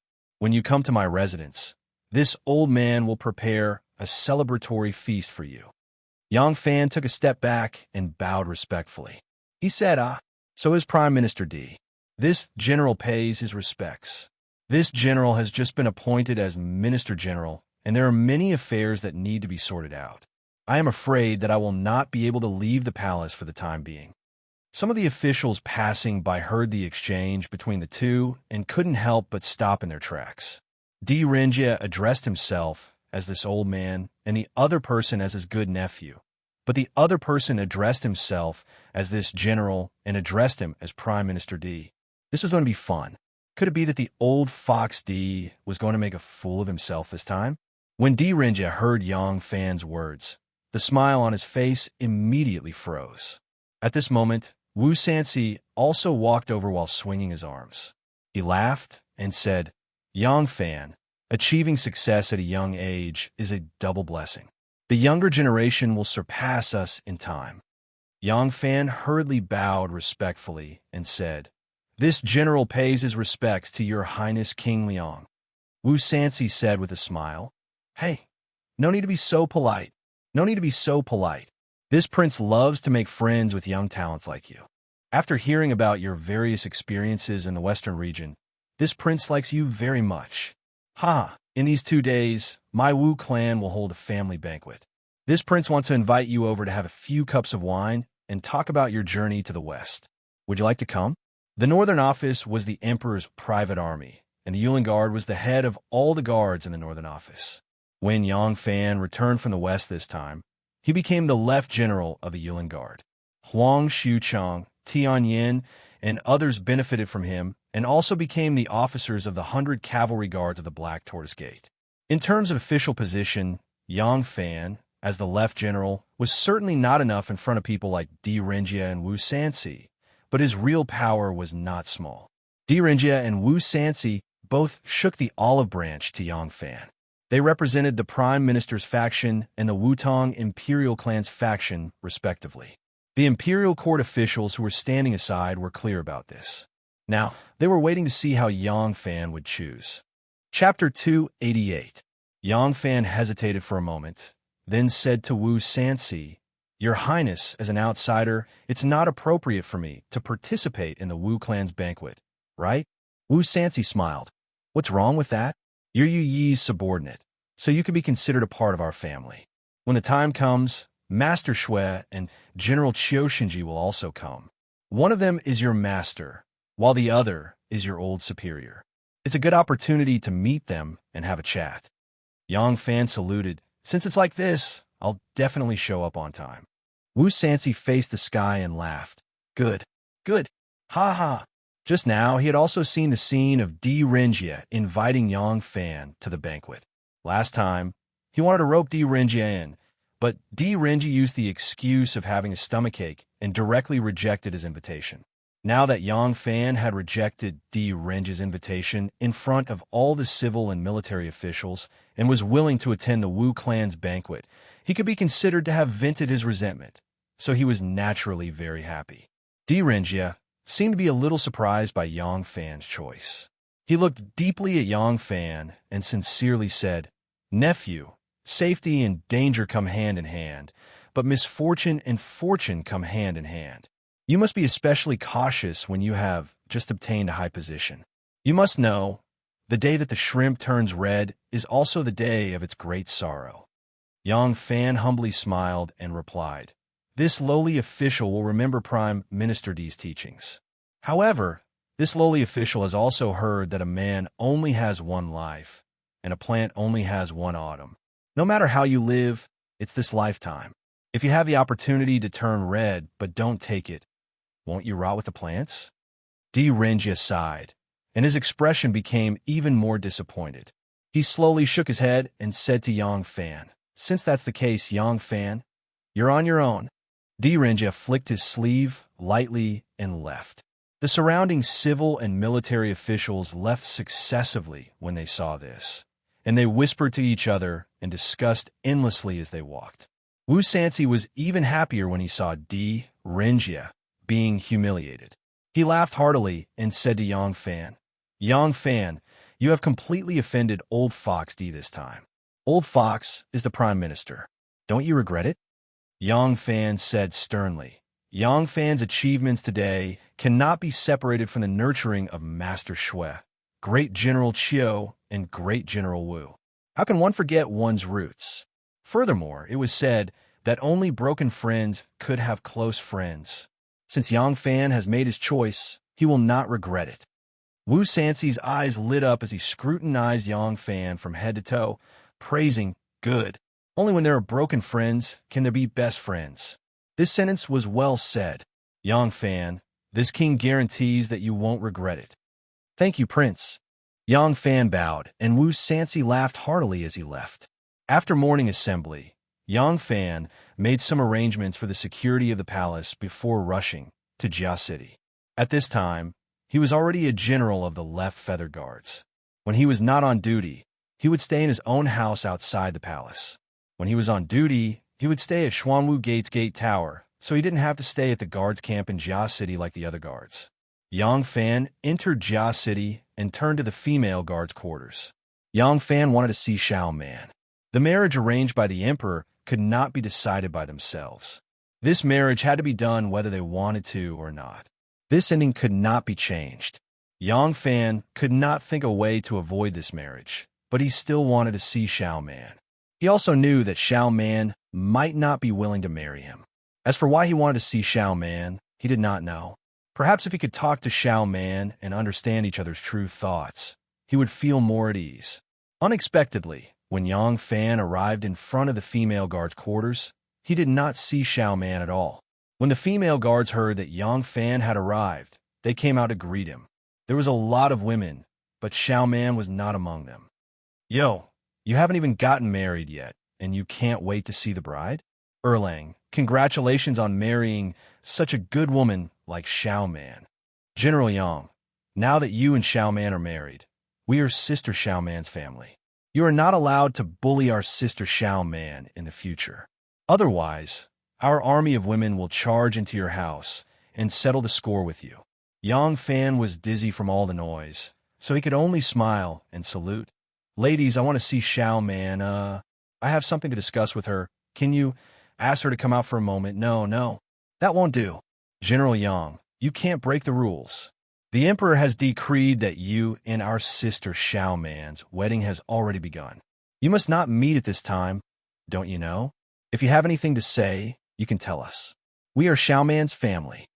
Yang Fan said, "I just want to see her. What's wrong with that?" Lan Yiqing said with a smile, "If you have anything to say, you can tell us and let us tell Sister Xiao Man. If you're not in a hurry, you can wait until Sister Xiao Man marries you. Then you can talk about it in detail on your wedding night. In short, you must not see each other now. Even I know this rule. It is very inauspicious." Yang Fan said strangely, "It's not like I haven't seen her before. Why is it inauspicious to see her and talk to her?" Gao Ying said with a smile, "That was then and this is now. In the past, you and our Xiao Man had nothing to do with each other. But now it is different. Once you become husband and wife, you will never be separated. Now the two of you are husband and wife in name, but you are not husband and wife in reality. If you see her, you'll have to separate. It is very inauspicious to separate before the wedding ceremony." Yang Fan tried his best to persuade them, but these girls did not allow it. Instead, they all talked at once and made fun of him. Yang Fan had no choice but to flee in a sorry state amidst the girls' teasing.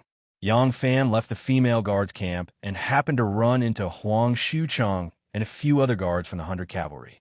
Huang Changshu and the others saw him coming from the female camp and made fun of him again.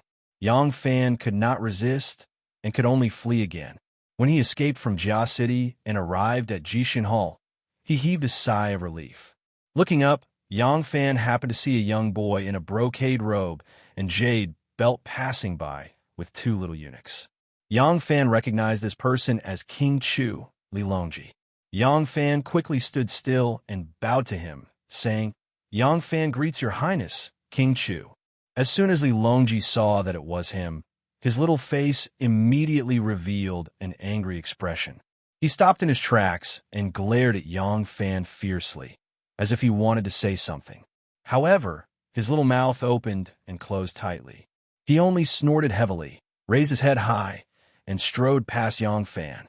Yang Fan straightened his back and looked suspiciously at Li Longji's angry back. He was a little puzzled at first, but suddenly remembered the scene of Wu Sansi inviting him during the morning court session. Yang Fan couldn't help but come to a realization. I see. The news of me agreeing to Wu Sansi's invitation must have spread. Li Sanlang is angry at me for being the Wu family's dog. Yang Fan smiled bitterly and shook his head. It was not easy to be an insider. Pledging allegiance to the Wu family was an absolute big secret. If he could become the Wu family's confidant, then he could play a role that was 10 times the power he could control with his current status. Therefore, this matter could not be known to too many people. Now, only Shen Mu's people and Princess Taiping knew the truth of his pledging allegiance to the Wu family. Even Di Renjia was kept in the dark. King Chu, Li Longji, was still a 7-year-old child. His emotions were shown on his face, and he was not shrewd, so it was even more impossible for him to know. From the looks of it, he was afraid that for a long time, he would be reviled by Li Tang's royal family and the ministers loyal to Li Tang as the Wu family's dog. In the Library of History, outside one Er's residence, Xiao Man was waiting quietly under the flowering tree. Xiao Man was wearing a light yellow gauze gown with large sleeves and a long skirt on her small waist. There was a thin, pinkish-brown belt tied into a knot, which further accentuated the girl's slender waist and graceful figure. Her beautiful black hair was tied into a drooping bun, which revealed a bit of the delicateness and cuteness of a young girl. One sat in the room, her figure slightly hidden behind the window, quietly watching her. Xiao Man was in the prime of her life and had a well-developed figure. Inside the V-neck was a dark red tube top, which wrapped around a pair of budding breasts. A pair of delicate and sexy collarbones could be seen at a glance. Amidst the charm of Ning Qingxue, a seductive ravine could be faintly seen. Her bright eyes and white teeth were soft and charming. She also had the charm of a mature girl. Xiao Man rarely wore women's clothes, especially such gorgeous ones. She had never worn them before. But after Wu Zetian arranged a marriage for her, she became a bride-to-be and no longer needed to accompany Wu Zetian as guard. Those female guards all used her as a test subject and racked their brains to dress her up. It was as if they were rehearsing their beautiful visions and hopes of becoming a wife in the future on her body. Xiao Man's clothes, hairstyle, and appearance were not up to her at all. It was all done for her by her sisters. Whether it was clothes or hairstyle, they had all been changed by them countless times. Some of the clothes made Xiao Man blush. This was the result of a compromise between the two sides. But dressed like this, Xiao Man still felt a little uncomfortable. She stood under the flower tree and unnaturally pulled at the lapels of her clothes. She pulled up the lapels and tightened the collar, trying to cover her slightly exposed chest. As a result, as soon as she pulled the clothes up, the soft and smooth clothes would slide down again. Xiao Man, who was extremely annoyed, had to do it again. Wan who was quietly watching her from the window, saw her childish and cute movements and couldn't help but want to laugh. Xiao Man was flustered and didn't know what to do. She came to see just like Yang Fan came to see her. It was also a subconscious action. Perhaps in her view, Wan was omnipotent. Perhaps only Wan had a way to solve their current predicament or let her understand what to do. She knew that Wan and Yang Fan loved each other. Although she was not in the wrong, she had a feeling that she was a thief who stole something that didn't belong to her. Shangwan Wan hadn't let her in yet. She stood under the tree, and a gust of wind blew, causing the fallen petals to scatter in all directions. The peach blossom petals landed on her head, shoulders, and belt. So, in addition to constantly pulling up her clothes, Xiao Man had one more thing to do, and that was to brush away the flowers. Shangwan Wan quietly watched Xiao Man's childish and cute behavior from the window, and the slight resentment in her heart quietly dispersed like petals blown away by the wind. How could such a Xiao Man be hated? Besides, she knew very well that all of this couldn't be blamed on Xiao Man. Xiao Man was also a victim. It was just that emotionally, Wan still couldn't accept it. Now that the resentment was gone, there was only an inexplicable melancholy left in her heart. Tell her to go back. Wan gently sighed and ordered her trusted palace maid next to her. Tell her that she is going to be married soon. In the future, She should be a good wife and serve her husband. When Wanner said this, her eyes suddenly turned red. She lowered her head and calmed her emotions. She continued, "In the future, she will no longer be a member of the internal guards. It is rare for me and her to see each other in the palace. But we are still good sisters. I wish her happiness for the rest of her life. Don't let her worry about me." The palace maid softly agreed and turned to walk out. Wanner gently raised her head. Crystal clear tears were swirling in her eyes, but she wouldn't let them fall. Chapter 289. In the spring of Mount Hua, all living things welcomed and competed for spring. The valley path was narrow and quiet. The mountain road was rugged and winding. The spring water was rapid. The mountain rocks were steep. The emerald green filled the eyes, and the cool breeze was refreshing. The main peaks of Mount Hua, Luoyan Peak, Morning Sun Peak, and Lotus Flower Peak. The three peaks were like a cauldron. Their power was beyond the clouds, and their shadows were like the yellow river.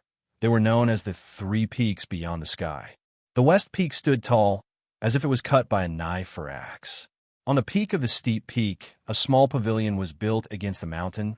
One side was overlooking the abyss. Two sides were steep cliffs, only leaving a mountain path. Looking from afar, it was like a pavilion in the air. In the pavilion, a young master in a snow-white robe stood with his hands behind his back. The silver headband behind his head looked like it was flying in the wind. Beside him stood an old man in a green robe. His back was slightly bent. His face was full of wrinkles, leaning against the pillar of the pavilion, as if he was an old pine tree that grew in the pavilion. When other people entered the pavilion, they would immediately notice the handsome face of the young master in white. No one would look at him more than once. But Tin Ano, who followed Situ Liang into the pavilion, knew how scary he was. Liu Boyan, the #1 expert by young Master Zhang's side. Anu's martial arts were very complex. This old man had also taught her martial arts before. Anu once speculated that even if she used all of her skills, this old man who looked like a pine tree rooted in the rock, as long as he made a move, within 7 moves, he would be able to take her life. Situ Liang entered the pavilion, bowed to young Master Jiang, and then quietly retreated to the side, leaning against another pillar, just like his master. Liu Boyan was his master. All of his skills were taught by Liu Boyan, but in front of young master, both of them were just servants. There was no need to talk about master and disciple etiquette. The Tian AI knelt down on the jade-like bluestone as soon as she entered the pagoda. She had already taken a bath, so her hair was not tied up and was only tied up with a green ribbon. Her hair was smooth and straight as it hung on her shoulders. She looked elegant and light, like a chrysanthemum flower. Wearing a light yellow robe, she looked especially elegant and elegant. Young Master Jiang stood with his hands clasped behind his back. He leaned against the railing and looked into the distance. He looked at the mountains and the white clouds outside the ravine and asked lightly, "You've been gone for several months. Is that all you've told me?" Tin Ano bowed his head and said in a low voice, "Yes. I'm incompetent and failed to find the information that young master needed. Please forgive me, young master." "Hee, ha ha." Young Master Jiang let out a low chuckle at first, then he laughed out loud. Suddenly, he turned around and pointed his finger at Tin Ano like a sword and shouted, "Anu, tell me, how have I always treated you?" Tin Ano nodded and said, "Young Master's kindness towards Anu is as heavy as a mountain. Even if Anu's body is crushed and my bones are crushed, I will never be able to repay you." Young Master Jiang sneered, "Fine. It's good that you know. Shimu has caused quite a commotion this time. From Chang and to Luoyang and even to Yangzhou, he has mobilized so many resources, and all of them have been concentrated in the western region. You were by his side, but you knew nothing about it?" Tin Ano's face was a little pale. He explained in a low voice, "Shinmu is a vigilant person. There are many experts around him. It's hard for Anu to get close to him. Later on, he went to the west of the river.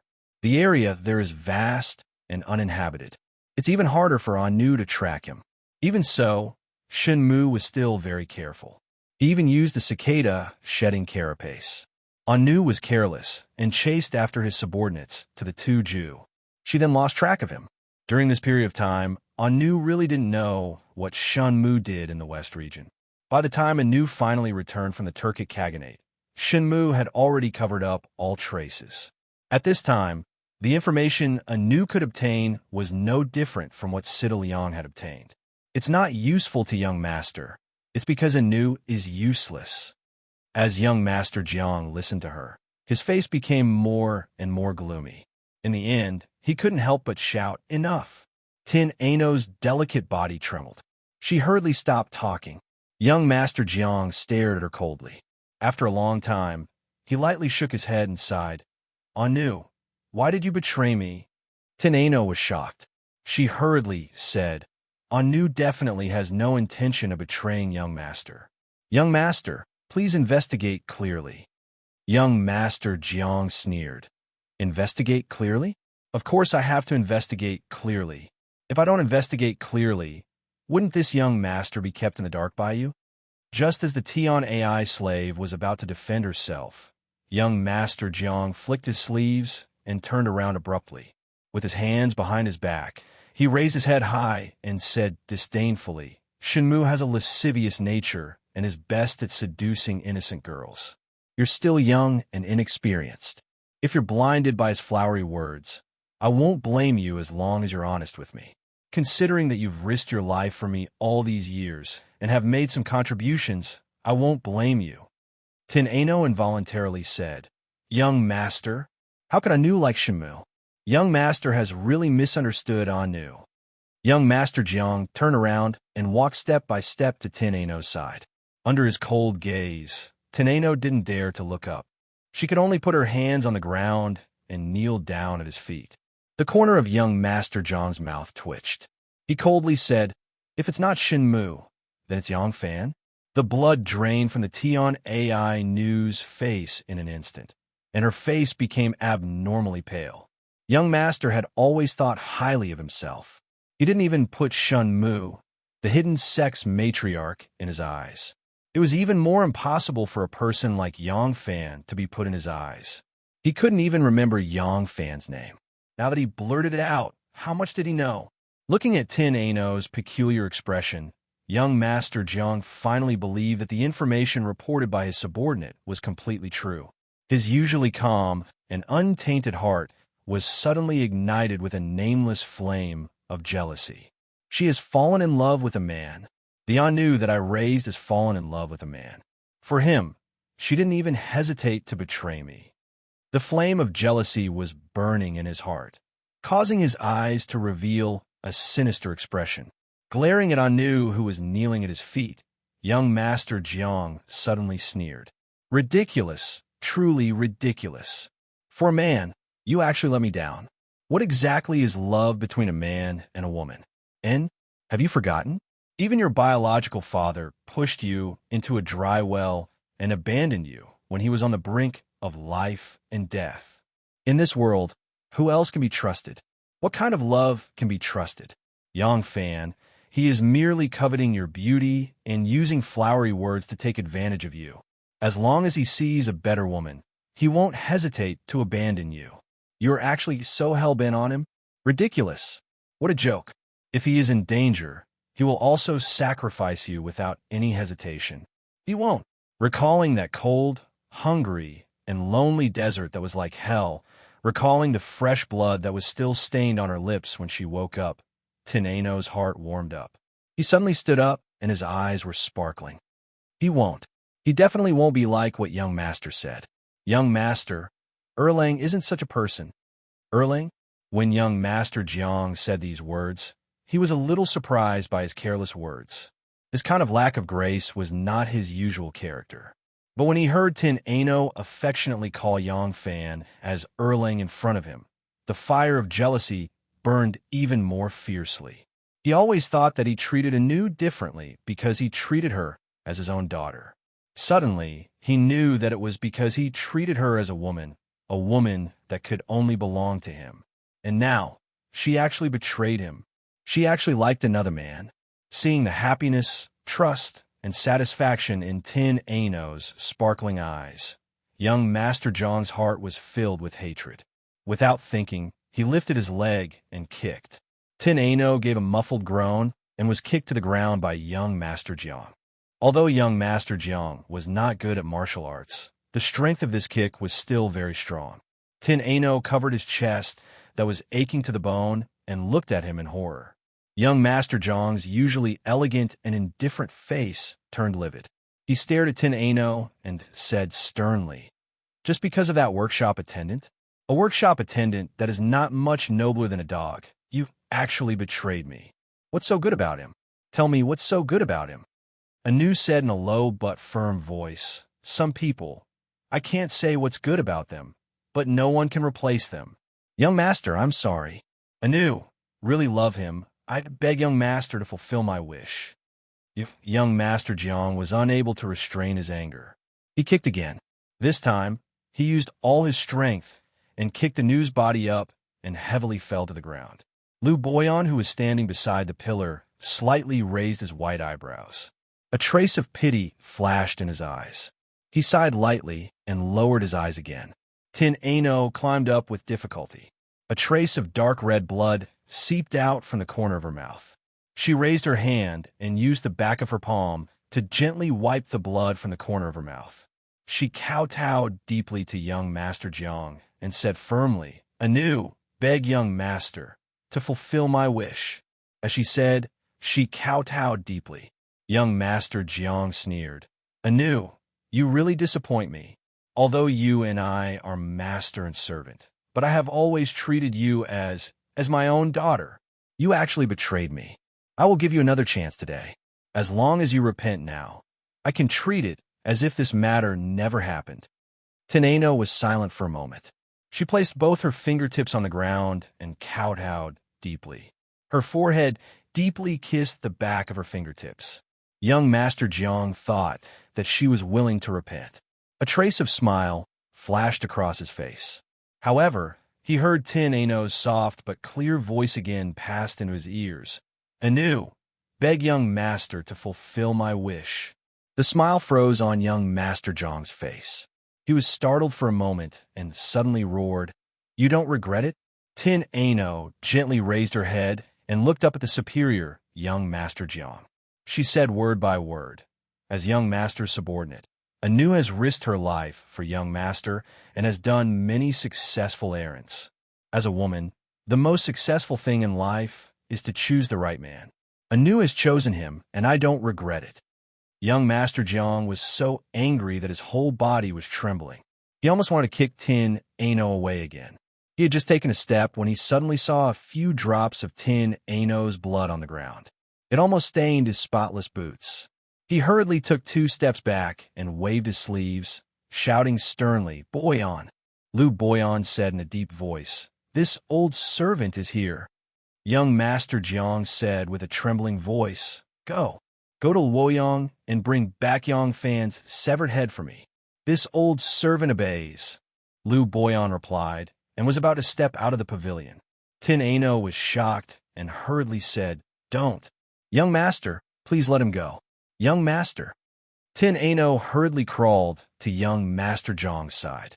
When young Master Jiang saw that her clothes were stained with blood and there was still blood dripping from the corner of her mouth, he couldn't help but take a few steps back in disgust. Lu Boyan was afraid that she would harm his master, so he hurriedly stepped in and stopped her. Tin Ano's heart was filled with fear.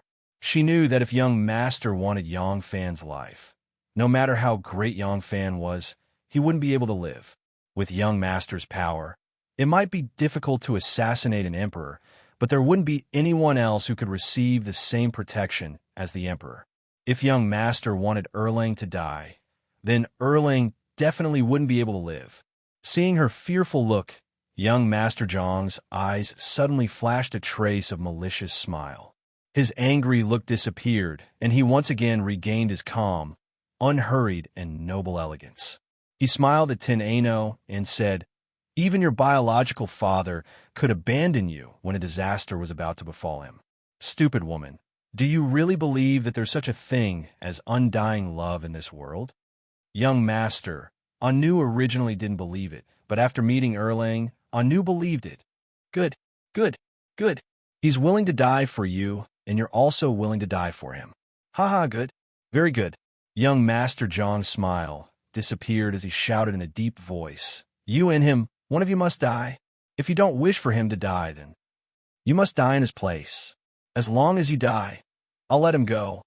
Young Master. Teneno suddenly raised her head. Her face was as pale as paper, and her eyes were filled with deep despair. Young Master Zhang laughed out loud. "Haha, what oath of undying love! What undying love! It's simply too weak. Anu, aren't you willing to disregard your life and death for him? Then go and die." This young master's words carry enormous weight. "As long as you die, I won't touch a single strand of his hair. Are you afraid? Are you regretting it?" Ha ha ha. He laughed complacently, but he only laughed 3 times before his voice abruptly stopped. He widened his eyes in shock as he watched Teneno slowly stand up with one hand clutching his chest. Her beautiful face was pale and her body was swaying, but her steps were abnormally firm as she walked forward step by step. Young Master Zhang's eyes slowly revealed a blank look as he helplessly watched Teneno walk past him, over the railing of the small pavilion, and stood outside the railing.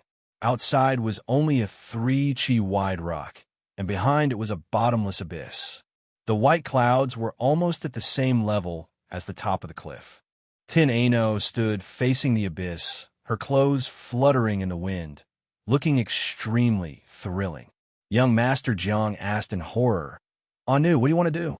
Teneno looked down the cliff, slowly turned around, and said to young Master Zhang, "Young Master Zhang is a man of your words. I believe you won't go back on your words." Young Master Zhang's face of shock quickly turned into unconcealable anger and jealousy. He rushed to the railing, grabbed it tightly, and asked loudly, "You're really willing to die for him? You're actually willing to die for a lowly commoner? A lowly commoner? Who am I? I'm 10,000 times more noble than him. I'm a high and mighty god. What is he? You're actually willing to betray me for him." A trace of a smile appeared on Teneno's face. The wind fluttered her fine black hair. The sunlight shone on her suet jade-like cheeks, and the bright red beads of blood at the side of her lips were crystal clear like a string of amber beads. Young Master is a high and mighty god, but Second Lang is in the mortal world. Anu is willing to descend to the mortal world for him. No. Young Master Zhang stretched out his hand to grab, and only managed to grab Anu's clothes in his hand. Teneno's entire body slowly fell backwards, her face still carrying a peaceful smile. Young Master Zhang watched as her figure quickly disappeared between the clouds down the cliff. Chapter 290. Yang Fan knew nothing about what happened on Mount Hua. At this moment, he was heading to the Wu clan's banquet. The Wu clan's banquet was held at General Wu Yuyi's residence. Of course, Wu Chengxi and Wu Sanxi were more qualified to host the family banquet. However, the two of them were always competing with each other and would fight over everything. If the banquet was held in either of their houses, the other would not attend, so they could only hold it at Wu Yuyi's house. Wu Yuyi's residence had a garden that was 3 to 4 mu in size. There were flowers, grass, ponds, and trees in the garden. Near the ponds, there was a pavilion with carved beams and flowers. The pavilion was 2 stories high and looked magnificent. Not all the guests had arrived yet. In front of the hall, there was a group of young girls in colorful clothes. They were singing and dancing to entertain the guests. In the hall, there was jingling, rippling autumn waves and a group of pretty and charming dancers. Below the hall, the Wu clan's people were either sitting in 2s or 3s, chatting merrily or walking side by side in the corridors. At first glance, it looked like a harmonious group. Almost all the influential figures of the Wu clan had arrived. However, a few important members of the Wu clan had yet to arrive. Princess Taiping's son-in-law, Wu Yuji, would definitely not come. Although he was from the Wu clan, he hated the Wu clan to the core. Wu Yuyi, the eldest brother, did not invite him either. He was afraid that if he came and got drunk, he might remember old grudges and fight Wu Sanxi again. Wu Sanxi and Wu Chengxi hadn't arrived yet either. Whenever there was a Wu clan gathering like this, these 2 princes, who boasted themselves as the Wu clan's masters, would definitely come. However, the 2 of them would never arrive before the other party, lest they appear to be inferior to the other party. This was the only thing these two cousins had a tacit understanding about. Another reason was that Xue Huai had not arrived yet. This Master Xue was someone that the entire Wu clan wanted to curry favor with, so he was naturally more arrogant. Qiu Shenji had already arrived. Yang Fan noticed that it was not only him and Qiu Shenji who were invited. Apart from them, there are also a few officials. Imperial Censor Zhou Yong, Ran Ziong, Minister of Glory Song Jixuan, Imperial Servant Minister Li Jun, and Supervising Imperial Censor Yao Shaoji were people he didn't recognize. These people were the lackeys that Wu Sanxi had brought to his side. In the capital, they were known as the San Si Wu Go. Other people like Fu Yuyi, Zhang Jiafu, and Wang Qingji were Wu Qingxi's lackeys. Fu Yuyi was the imperial messenger who gathered people from all walks of life to persuade Empress Wu. After Empress Wu ascended to the throne, she immediately promoted him to the position of Assistant Minister of the Phoenix Pavilion's Luantai Pavilion. In one step, he became the Prime Minister. However, this person's abilities were too average. None of the chancellors like Di Renjie, Li Suliangxi liked him. Renjie, under the tacit agreement of the other prime ministers, Fu Yi soon became an empty shell with no achievements to be made. After, he became Yu the Chancel Chengxi, Chancel Yu, Chengli Yi Wu, Chengxi Wu, and Li Yi Hua Wu, Chen Wu Li Yi Wu's Wu. As a result, he became even more determined to follow Wu Qingxi. He was already deeply branded with the Wu clan. When he was proud of his success, he had to rely on the Wu clan's support. Now that he had lost power, he had to curry favor with the Wu clan to have a chance to make a comeback. Otherwise, there would be many people waiting to beat him down. Zhang Jiafu was the Phoenix Pavilion's Renwang, while Wang Qingji was a scholar from the Hongwen School. Seeing the Wu clan's growing influence and envious of Fu Yi's success, they also joined the Wu clan and became Wu Qingxi's men. In comparison, Wu Qingxi's strength was above Wu Sanxi's. Wu Qingxi had Zhou Xing and Qiu Shenji as his subordinates. Compared to them, Wu Sanxi's 5 dogs paled in comparison. Although Yang Fan was invited, he was not considered an important guest. The Wu clan wanted to rope him in, but with Yang Fan's status, he could not be considered an important guest among the princes, dukes, and nobles. Therefore, when he arrived, Qiu Shenji called him over and gave him a few words of praise. Yang Fan only had one enemy left, Qiu Shenji. His desire for revenge was not as urgent, especially since he already had important evidence that could kill Qiu Shenji. Therefore, his attitude was more relaxed and did not show any signs of abnormality in front of Qiu Shenji. After a series of exchanges, Yang Fan retreated to the side and sat with Fu Yi, Zhang Jiafu, Wang Qingji, and the others.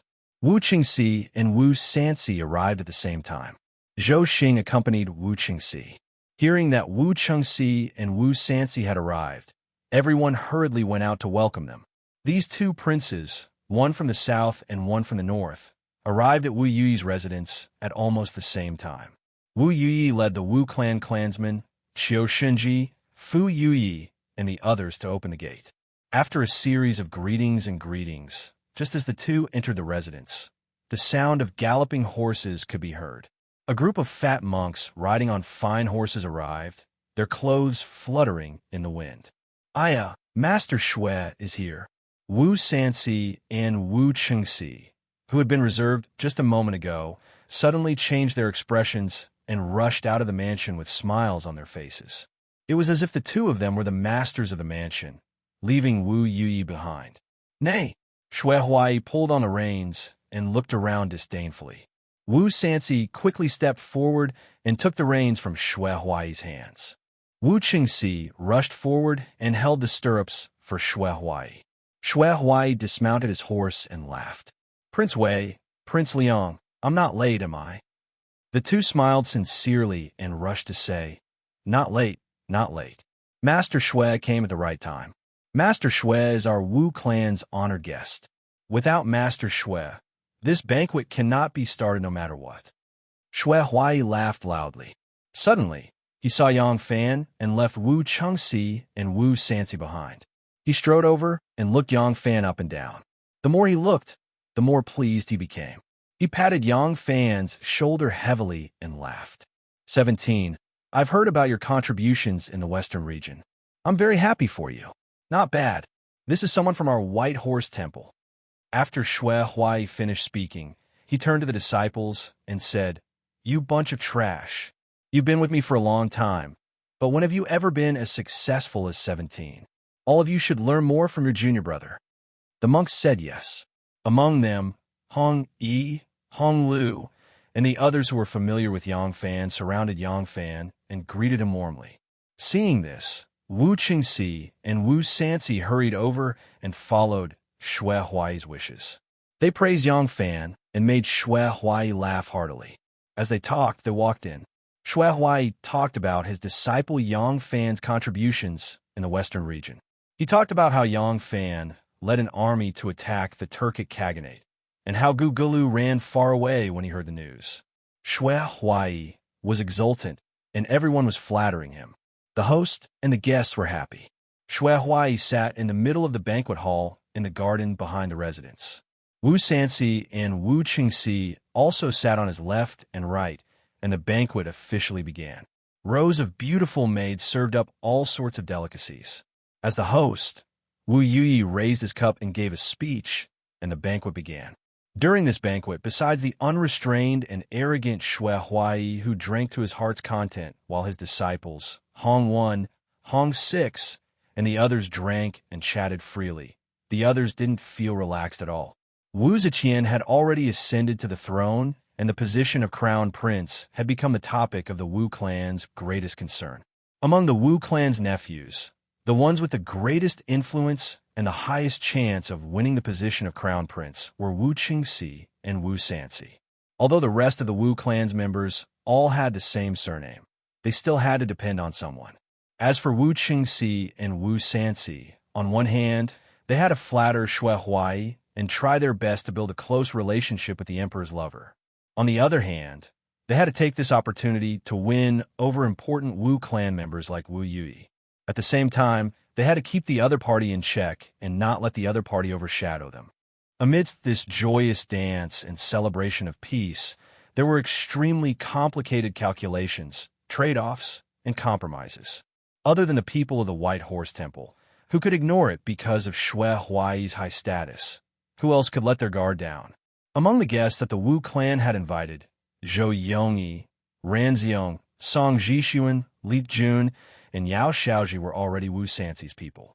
Qiu Xinji, Zhou Xing, Fu Yuyi, Zhang Jiafu, and Wang Qingji were Wu Qingxi's people. The only person that could be won over was the newly promoted military noble, Yang Fan. Shui Huai's status was high. Although he was close to the Wu clan, he couldn't rely on Wu Qingxi or Wu Sanci. These two people only wanted to curry favor with him and didn't dare to think that they could make him their subordinate. However, it was different now. Yang Fan was Shui Huai's proudest and most beloved disciple. If Yang Fan stood on someone's side, his master would most likely side with that person. With such a plan in mind, Wu Qingxi and Wu Sanci did their utmost to curry favor with Yang Fan. Of course, with their current status, they could not lower their statuses and try to win over a young general. These things were done by their lackeys on their behalf. Thus, as soon as the banquet began, the Wu clansmen who had pledged their allegiance to Wu Qingxi and Wu Sanci, as well as Zhou Yongyi and Fu Yuyi, all sought out Yang Fan, toasting him, shaking his arm, and trying to win him over to their side. In Shui Huai's eyes, he thought that these people were giving him face and treating his disciple with special courtesy. In his joy, Shui Huai downed his cup and soon became drunk. A few members of the Wu clan who were inclined towards Wu Qingxi stepped forward and toasted Shui Huai first before toasting Wu Qingxi. When Wu Sanci saw that they had placed Wu Qingxi in front of him, he was immediately displeased. Without waiting for them to toast him again, he coldly snorted and said, "I'm going to relieve myself." And he flicked his sleeves and left the table. When Wu Qingxi saw his actions, he only sneered inwardly. He drained his cup of wine and began to chat happily with his clansmen. Yang Fan had been watching Wu Sanci's every move the entire time. When he saw Wu Sanci stand up and leave, he hurriedly stood up as well. He pretended to be drunk and smiled at Hong Lu, who had stepped forward to urge him to drink. "Sixth senior brother, please take a seat. I'm going to relieve myself, and we'll be back soon." Dancing and singing continued on the upper floor. Maids fluttered back and forth like butterflies, and a manservant stood in front of the building. Yang Fan walked to the front of the building and stated his intentions. Immediately, a delicate and pretty manservant led him to the toilet. Yang Fan looked at Wu Sanxi, who was walking not too far in front of him. He only continued to walk slowly and didn't say a word. When he arrived at the toilet, the manservant was waiting outside. Yang Fan turned around and entered the room, just in time to see Wu Sanxi taking off his belt and lifting his robe. Yang Fan looked around and didn't see anyone else. He quickly caught up to Wu Sanxi and bowed respectfully. Yang Fan pays his respects to His Highness, King Liang. "Ah, General Yang." Wu Sanxi felt a bit awkward.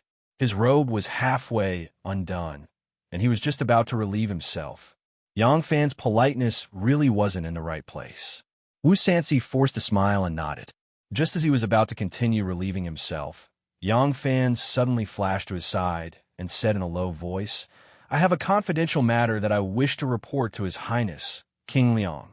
"HM?" Wu Sanxi immediately went on guard when he heard this. Even his desire to relieve himself was gone. He immediately asked, "What do you have to report?" Yang Fan said, "I have captured an extremely important witness in the western regions, and it is related to His Highness King Wei. This is no small matter, so I do not dare to report this to the imperial court, nor do I dare to destroy the evidence on my own. After thinking about it for a long time, I can only report this to His Highness King Liang and ask him to make a decision for me." Chapter 291. Wu Sanxi quickly fastened his pants and leaped to the side of the door to look outside. He then quickly flashed back to Yang Fan's side. His eyes were bright. In an urgent tone, he said, "What is it that you are undecided about? Say it." In the hall, Wu Qingxi had angered Wu Sanxi away. He couldn't help but feel secretly pleased. Speaking of which, Wu Sanxi's ability to curry favor with his aunt and win over the officials was no less than his own. However, in terms of temperament, he was not as calm as Wu Qingxi. With just a little trick, he had angered the coachman away. Wu Qingxi said proudly, "For today's banquet, Yui has specially invited a master of the inner teaching house to come and perform for us. Now that everyone is in a good mood, let's invite this master to show us his skills." Wu Qingxi's meaning was to take advantage of Wu Sanxi's absence to invite this internal court master to perform in front of the hall. When Wu Sanxi returned and saw this, he would be even more displeased. It would be best if he could not restrain himself and fly into a rage in the hall. However, he was not willing to let go of any opportunity to embarrass Wu Sanxi. Wu Yi held great power and was a cautious person. Currently, he had not clearly expressed whether he supported Wu Qingxi or Wu Sanxi. However, he knew Wu Qingxi's intentions in doing this. Since Wu Qingxi had already said it, he could not go against him. He could only clap his hands, stop the dance, and invite the specially invited internal court master to come out. In this era, the status of a song and dance master was naturally low. However, if one could become a master of the palace, their skills would certainly reach the peak. Their status would also suddenly rise. Even the nobles would have to be respectful when they saw them and view them as honored guests. Thus, when they heard that Wu Yi had invited an internal court master, the hall immediately fell silent. A moment later, with the jingle of ornaments, a beautiful woman in her 30s leisurely walked into the hall. Behind her were 6 young and pretty girls in colorful clothing. This beautiful woman wore a light blue dress that accentuated her tall and beautiful figure. Although she was almost 30 and no longer a young girl, she had a different kind of charm. She didn't have any other decorations on her body, only a silver hairpin with a round pearl in it. Her delicate face was thin and white like porcelain, and there was a quiet smile on it. Her temperament was refined, just like a celestial concubine. Among the guests in the hall, there were some who recognized her. They softly called out her name. "Ah, wasn't that Master Ru Mei from the internal court?" Among the internal court's worship masters, Master Rume is a master of both singing and music. I wonder if she will play music or sing today. Just as he was speaking, in the midst of the melodious music of stringed instruments and flutes, 6 beautiful and elegant dancers had already gracefully bowed, their colorful sleeves fluttering in the wind as they began to dance. With one look, everyone knew that Lady Rume was going to sing. Wu Yi stroked his beard, his face full of pride. An internal court master was not something that just anyone could invite. Rume opened her throat slightly, and a clear voice suddenly rose. It was graceful and clear, clearly entering everyone's ears. No one saw her raise her voice. Such a wonderful voice was something that even the stringed instruments found unnecessary. If she sang it without music, it was hard to say how enchanting it would be. Such a heavenly voice was truly the first to gain the upper hand. Everyone who heard it was stunned and cheered in unison. In the latrine, Wu Sansi heard Yang Fan's words. It was as if he had heard heavenly music and was so happy that he wanted to scratch his ears and cheeks. He grabbed Yang Fan and urgently asked, "Really? You're not lying to me?" Yang Fan said, "How could I lie about such an important matter?" Wu Sansi impatiently asked, "Where's that person now?" Yang Fan said, "He's locked up in the house that Master Shui gave me." Speaking to this point, Yang Fan revealed a slightly distressed expression. He sighed and said, "When I first heard of such a matter, I didn't dare believe it. After confirming it repeatedly, I won't hide it from you. I would rather not have known of this matter. Now that I know, I can't pretend I don't know." Wu Sansi naturally understood his feelings. Not to mention that he was just a lowly imperial guard at that time. Even if he was a general now, it would be a very troublesome matter for him to find out that the great general of the Jinwu guards had connived with the enemy and intentionally leaked the military secrets. Moreover, it was very likely that a prince was involved in this matter. However, for Wu Sansi, it was a blessing from the heavens. He had never thought that Yang Fan would bring him such good news. Wu Sansi was overjoyed and rubbed his palms together. Seeing Yang Fan's depressed expression, he hurriedly comforted him. "General Yang need not worry. My Wu family has done you a great favor. Of course, you don't want to say anything detrimental to my Wu family. Moreover, Prince Wei's power is overwhelming. Of course, you don't want to offend him. But for you to hide such a big matter, you have to bear the responsibility of having your family exterminated. It is really hard on you. You should have told me about this matter. I will definitely handle this matter properly and not let you get involved in it." Ha ha. After Wu Sansi finished speaking, he impatiently said, "Once the banquet is over, this prince will go to your house." This doesn't seem appropriate. Once the banquet is over, this prince will send someone to your residence. First, bring him to my prince's residence and strictly guard him. We can't let anything happen to him." Yang Fan heaved a sigh of relief, as if he had thrown out a big trouble. He hurriedly said, "If that's the case, I will have to trouble you. General Yang, Your Highness, I am the second child in my family. You can call me Beta Persei." Wu Sansi happily said, "Erlang, the Son of Heaven has arranged a marriage for you. In a few days, you will be married. This is a joyous event in your life. When the time comes, I will personally visit you and congratulate you."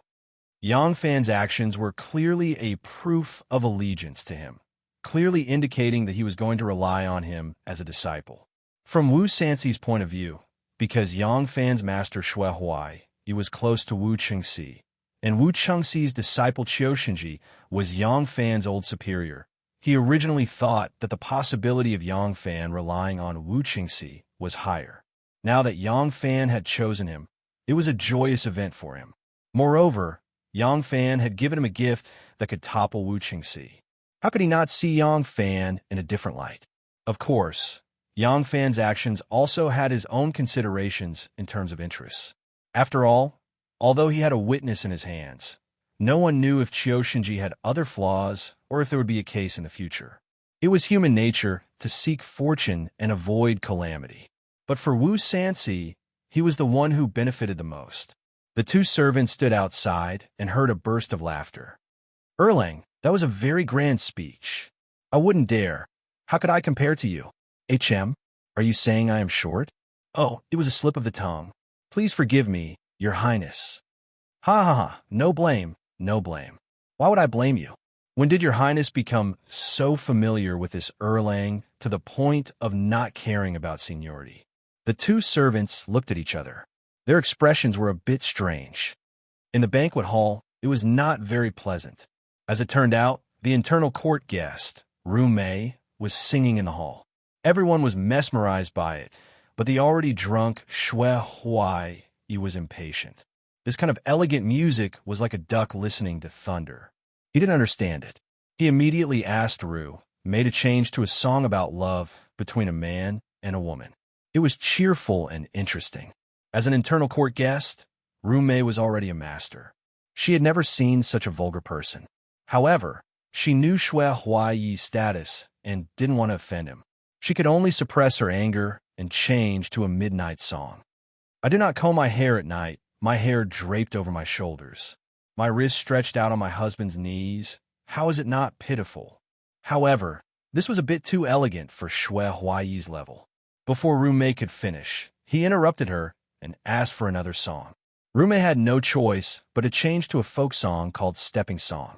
The gentleman is like the clouds in the sky, like the birds in the clouds, accompanying and relying on each other, reflecting the sun and wind. The gentleman is like the water in the lake, like the flowers in the water's heart, in love with the moon. The rhythm of the song was cheerful and the lyrics were simple.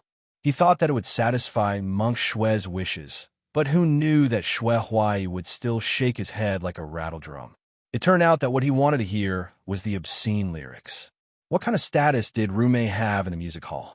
She was treated as a distinguished guest when she went in and out of aristocratic families. How could she endure such humiliation? In a fit of anger, she flicked her sleeves and left. After all, the Wu family was from an aristocratic family and couldn't compare to Shui Huai's vulgarity. Hearing his request, they felt embarrassed. When Great Master Ru Mei left in anger, they knew they were in the wrong and couldn't hold her back. They quickly sent people to apologize and sent her off. Shui Huai, he was in a drunken mood. When he saw that a musician dared to disrespect him, he was immediately furious. He jumped up and started cursing. His disciple saw that his master was angry and quickly went up to persuade him. Fortunately, Hong Luer was quick-witted and quickly arranged the cups, plates, and bowls. He used his chopsticks to knock on the table and sang a song to Shui Huai. Sweetheart, you're so romantic. Hold 2 cherries on my chest and mimic the way a baby sucks milk, licking and smacking them. This servant is still a virgin. How can I enjoy it? This taste, after smacking and kneading, in a short while, the 2 jade rabbits will perk up. Not to mention that the Wu family found this song vulgar. It was a family banquet. The womenfolk were also participating, but they were separated by a screen in the middle, and the womenfolk were on the other side of the building. When such a vulgar song was sung, the womenfolk of the Wu family were disgusted and left one after another. On the side of the male guests, no one dared to act strangely, but they still felt embarrassed. Shui Huai's heart was at ease. Towards the end, he even bared his chest and sang loudly. Shui Huai's mouth was glossy and his head was bald. He sang the obscene song as if there was no one else present. In one breath, he sang 3 songs and drank a few cups of wine. After laughing 3 times, he lay down on the table and fell asleep. In this hall full of guests, everyone had their own schemes. Speaking of which, no one lived a more carefree life than this fellow. Seeing that Shui Huai was drunk and sleeping, Wu Yuyi let out a sigh of relief. He quickly announced that the banquet was over. He called a few monks from the White Horse Temple to help Shui Huai up. He also lent them his ox cart to send Shui Huai off. When Yang Fan and Wu Sansi returned to the restaurant, they just happened to see this scene. Wu Sansi's mind was filled with thoughts of Yian, who was locked up in Yang Fan's house. When he saw that the banquet was over, he couldn't help but be overjoyed. He hurriedly bid farewell to Wu Yuyi and prepared to leave. Unexpectedly, Wu Chengxi called out to him and said, "Sansi, don't be in a hurry to leave. I have something to discuss with you and Yuyi." Oh, Wu Sansi was stunned and could only say, Originally, there was still something to do in the residence. Since it is like this, allow me to arrange it. As Wu Sansi said this, he hurriedly walked in front of his steward and whispered a few words into his ear. After giving his instructions, he slightly raised his eyelids and looked deeply at Yang Fan. Yang Fan understood tacitly and walked in front of Wu Yui. He crossed his arms and bowed, saying with a smile, "Thank you, great general, for hosting a banquet. Good wine is in front of me, and I'm already a little drunk. I will take my leave now." Chapter 292. After Yang Fan left Wu Yui's residence, he immediately returned to his residence near the southern city. The residence that Shui Huai gifted to him was now his daily residence. Alang is back. The one who answered the door was an old servant with the surname Chun. His name was Chun Shou. Yang Fan nodded. As he walked inside, he said in a low voice, "The matter has been settled. Wu Sansi is treating it like a treasure. He will send someone to pick him up in a moment. After that, we just need to observe his actions and cooperate with him. All right, I will inform Zhao Yu in a while." Chen Shou was Shun Mu's subordinate. Ever since Yang Fan moved into this residence, there had to be someone to take care of the residence. He was now a military officer and couldn't be the same as before. Right now, his residence had a cook come procurement, a doorman come gardener, and two young girls who were around 12 or 13 years old. They were responsible for the cleaning and cleaning of the residence. These people were left behind by Shun Mu in Luoyang. They were Zhao Yu's eyes and ears and had arranged for him. Chun Shou was his doorman and was also the person who helped him communicate with the hidden sect. As for the other people, Zhao Yu only mentioned that they could be trusted and that there was no need to hide anything from them unless it was an important secret. However, he didn't mention that they were also from the hidden sect. Yang Fan observed them carefully. The gardener cum chef had the surname Lin, and his name was Lin Shiwen. He was really good at cooking. Even though they were ordinary dishes like green vegetables and tofu, they were still very delicious. The two young girls were around 12 or 13 years old and were in the prime of their lives. They had average looks and were youthful and lively. It was impossible to say that these people were all from the hidden sect. However, since Zhao Yu said that they could be trusted, then they or their families must have countless connections with the hidden sect. In fact, organizations like the obvious sect and the hidden sect were just like those prestigious clans. They could influence a state, a prefecture, or even a country's political policies. However, there weren't many core members that truly belonged to these clans or organizations. They were able to use various methods to control or influence others. They had massive roots, and the servants that Zhao Yu found were obviously one of the roots of the hidden sect. Yang Fan knew that Shun Mu was providing these people to him. Even if Shin Mu didn't intend to monitor him subjectively, he would still monitor him objectively. If he had some privacy, it would obviously be inconvenient for him. However, he could only accept this kind of kindness because these people were indeed what he needed. In the cellar of his back residence, there was still Yi unlocked up. If this kind of thing happened to some good people that he had casually hired, how could they not be surprised? Would they obey his orders without hesitation and take up the responsibility of taking care of him? But these people had no problem. Officials could reach the heavens in a single step, but influence could never be achieved overnight. It took Wu Zetian more than 40 years to go from a talent to a supreme being. Foundation and knowledge were like the roots of a tree. They had to grow and develop one root at a time. Only with all of this could one withstand the ups and downs of the official world and withstand the great winds and waves. All of this required time. After all, Yang Fan had a master who was a king. Therefore, he understood these principles from a young age. Back then, he had resolutely rejected Wan Er's suggestion of a rapid promotion because he knew that a promotion without a foundation would only have a short period of glory. Fu Yi's promotion and demotion had already proved this point. Therefore, Yang Fan didn't dislike these people that Zhao Yu sent. Right now, he was like a tree that had just been transplanted and needed a support to help him withstand the wind and rain. Once he had his own strength, he could break away from this external force that was both a support and a restraint at any time.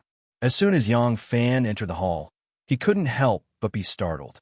There were many chests and furniture tied with red silk. Chun Shou, who had followed him in, quickly explained, "The palace has sent many betrothal gifts." The person who came also said that in 3 days, the inner guards will send someone to deliver the first lady's dowry. Yang Fan made an O sound and said, "Go and guard the door. In a moment, a group of people with the surname Wu will come. Bring them in to see me." Chen Shou made a sound of agreement and walked to the door. Yang Fan walked over and pulled off the red silk. He casually opened one of the chests and saw that it was filled with silk and satin. Yang Fan closed the chest and looked at the furniture.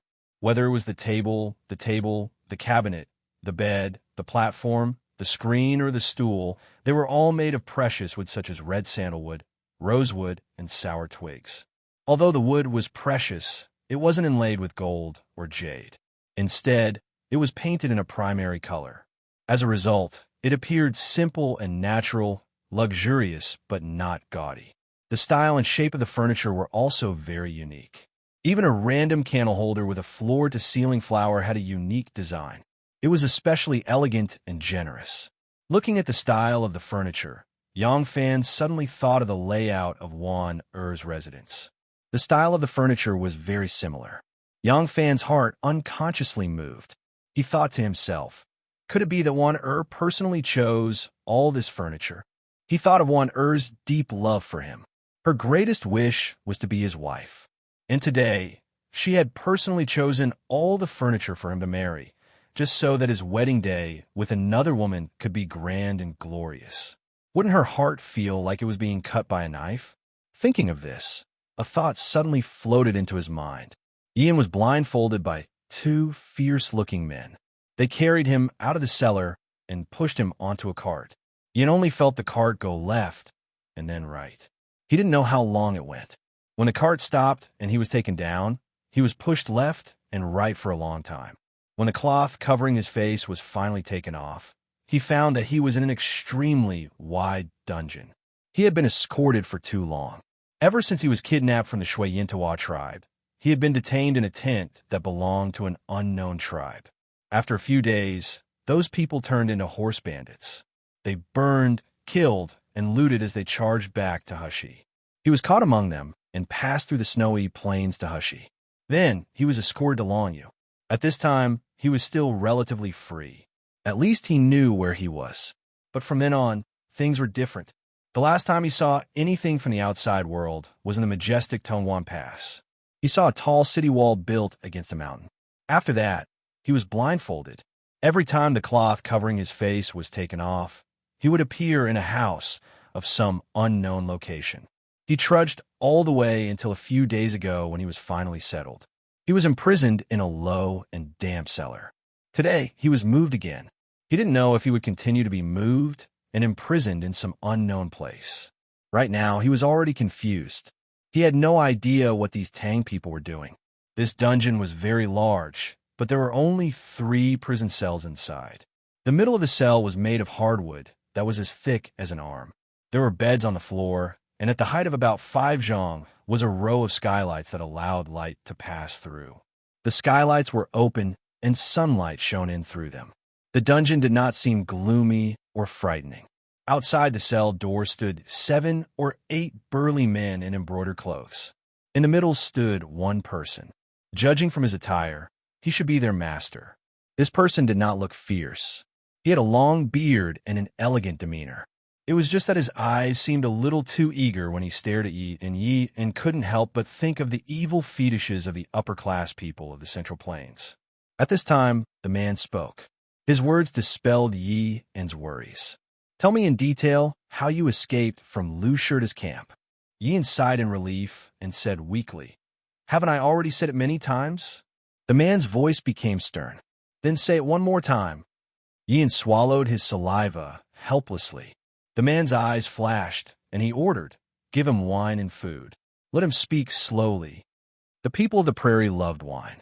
Ever since Yi En was captured, he had not touched a drop of wine for several months. When he heard that there was wine, his eyes lit up. Not long after, a few braised dishes and a pot of wine were delivered to the prison cell. Yi En impatiently grabbed the wine pot and took a big gulp. It was incomparably mellow and fragrant. It was actually top-notch wine that he had never tasted before. Yian's eyes couldn't help but light up. He hurriedly took 2 more mouthfuls and then grabbed a piece of braised meat and threw it into his mouth. Outside, a burly man in embroidered clothes brought in a stool. The middle-aged man with the long beard sat down and crossed his legs. He said with a smile, "Now you can speak." Yian raised his head and saw that there was a table in the corner outside. A person dressed as a scribe from the secretariat was holding a brush and waiting to record. Ever since Yian was captured, he had suffered a lot. He had already obediently told the truth. Moreover, he really didn't think that there was a need to keep this information a secret. Naturally, he didn't hide anything and obediently told the story. Wu Sansi came out of the dungeon and called the head steward over. He solemnly ordered, "Take good care of him. Get him whatever he wants to eat. If he falls sick, immediately send for a doctor and ask for medicine. There must be no delay. This person is very important to me. Do you understand? Alang, don't worry. This old servant will remember it." And Wu Sansi unfolded the written confession in his hand and looked at it. He couldn't help but reveal a proud smile on his face. He then said, "Did Minister Zhou use them to come? Imperial Messenger Zhou and the others have already arrived. They are waiting for Ah Lang in the study." "Good." Wu Sansi clenched the confession tightly and rushed to the study with big strides. In the study, the Wu Sansi and the 5 dogs were whispering to each other, discussing spiritedly. After the Wu clan's banquet ended, they coincidentally received a message from Wu Sansi's confidant. He told them to immediately go to the Liang Palace and wait. He had something important to discuss with them. The 5 of them didn't know what important matter Wu Sansi had and were asking each other, but they couldn't get an answer. As they were chatting, Wu Sansi walked in with a beaming face. The 5 of them hurriedly stood up and greeted. "This lowly servant greets your highness." "Ha ha, sit. All of you sit. This prince called you all here today because there is a joyous matter to discuss with you all." The 5 of them looked at each other in confusion. Zhou Yong couldn't help but ask, "What joyous matter does your highness have to discuss with us lowly servants?" Wu Sansi walked to the main seat and sat down. He pressed his hands down for the 5 of them to sit down. He said with a smile, "This prince's greatest enemy is about to fall. Isn't this a joyous matter?" Chapter 293. Who was Wu Sansi's greatest enemy? Zhou Yong, Ran Zuyong, and the others were all Wu Sansi's trusted aides. How could they not understand? Hearing Wu Sansi's words, the 5 of them were shocked. Yao Shaoji cried out, "Wei Wang?" Wei Wang is both a prince and a prime minister. He has always been the head of the officials and the head of the Wu clan. His influence in the court is like the sun in the sky. Frankly speaking, even a prince is at a disadvantage. Now, does your highness already have a way to deal with him? Wu Sansi smiled and showed them the confession in his hand. He said, "Take it and have a look." Zhou Yong quickly stepped forward and took the confession from Wu Sansi's hand. The other 4 could not wait any longer. They all gathered in front of him and carefully read through Yi An's account of how he escaped from Lu Shirta's camp. After reading it, Zhou Yong asked with a blank face, "Your Highness, this seems to be the account of a Turkic spy's escape from Long Yo's camp?" Wu Sansi said proudly, "That's right." Minister Song Jishuan asked doubtfully, "What's wrong with this? What does it have to do with Wei Wang?" Censor Yao Shaoji pondered for a moment, then suddenly exclaimed, He said, "General Qiu Shinji and Lu Shirta have both petitioned the imperial court to punish spies in the main camp of the Heiyuan army, and they have also stolen the secrets of the border. I have the responsibility of supervising the officials. I have seen their official letters, and there seems to be some discrepancies with this confession." Wu Sansi sneered. "It's not just discrepancies, it's very discrepancies." Wu Sansi narrated in detail what Qiu Shinji and Lu Shirta had reported. Minister of Household Affairs Song Jishuan immediately said, "Someone is lying." Wu Sansi looked at him and said, "In your opinion, who is lying?" Song Jishuan said, "Of course Qiu Shinji is lying. Is there a need for this Yi and to lie?"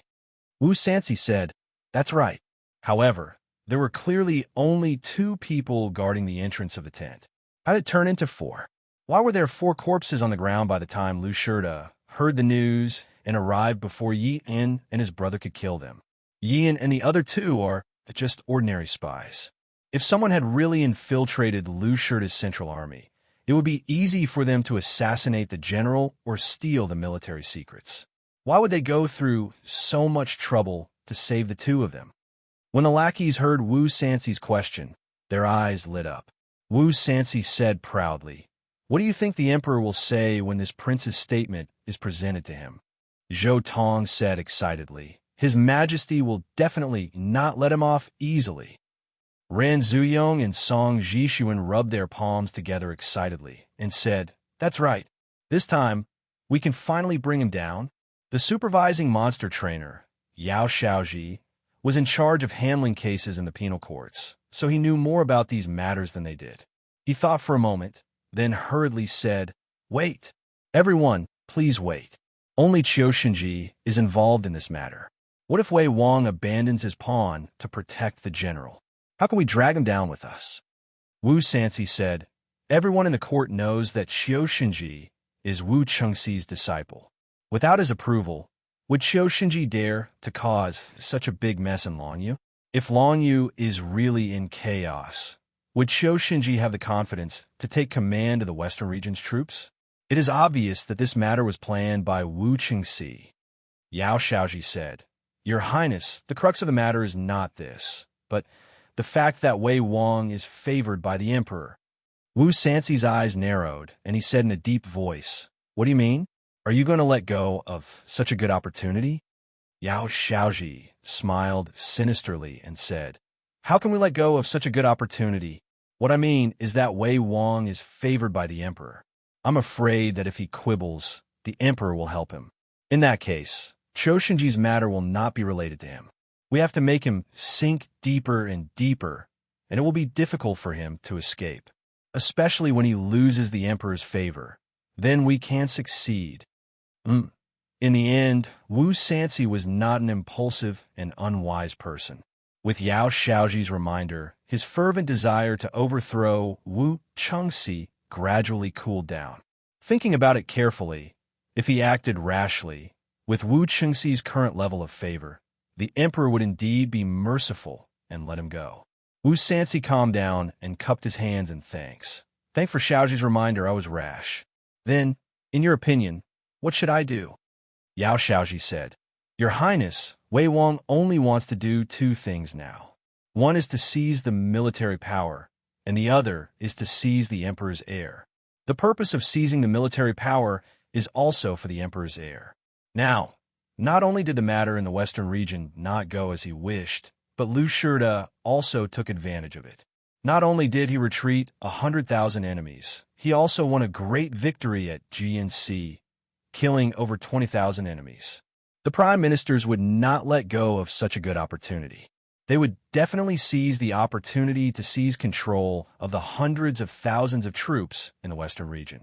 The king of Wei was frustrated here, so he would definitely be even more eager to fight for the position of crown prince.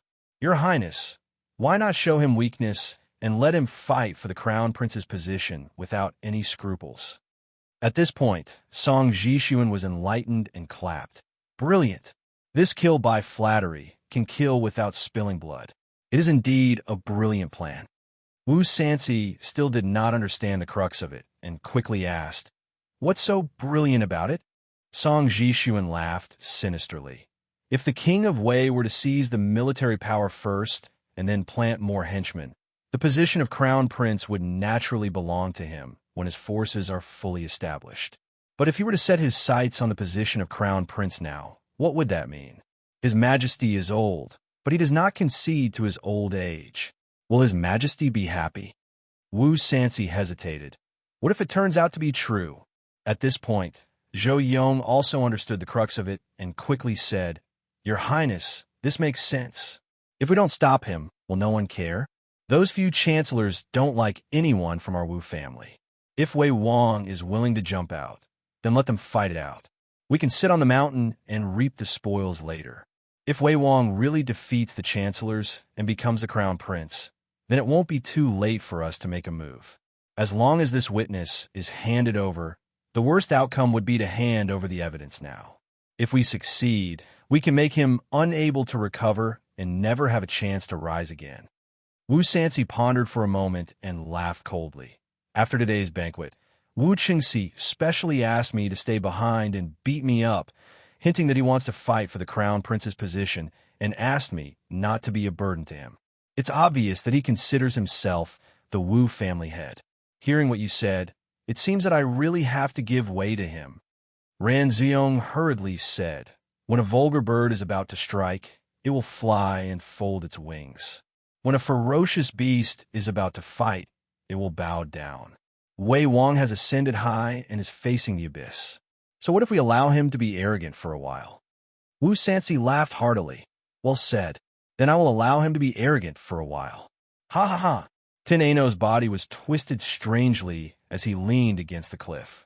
It was hard to tell if he looked like a ferocious beast or a vulgar bird.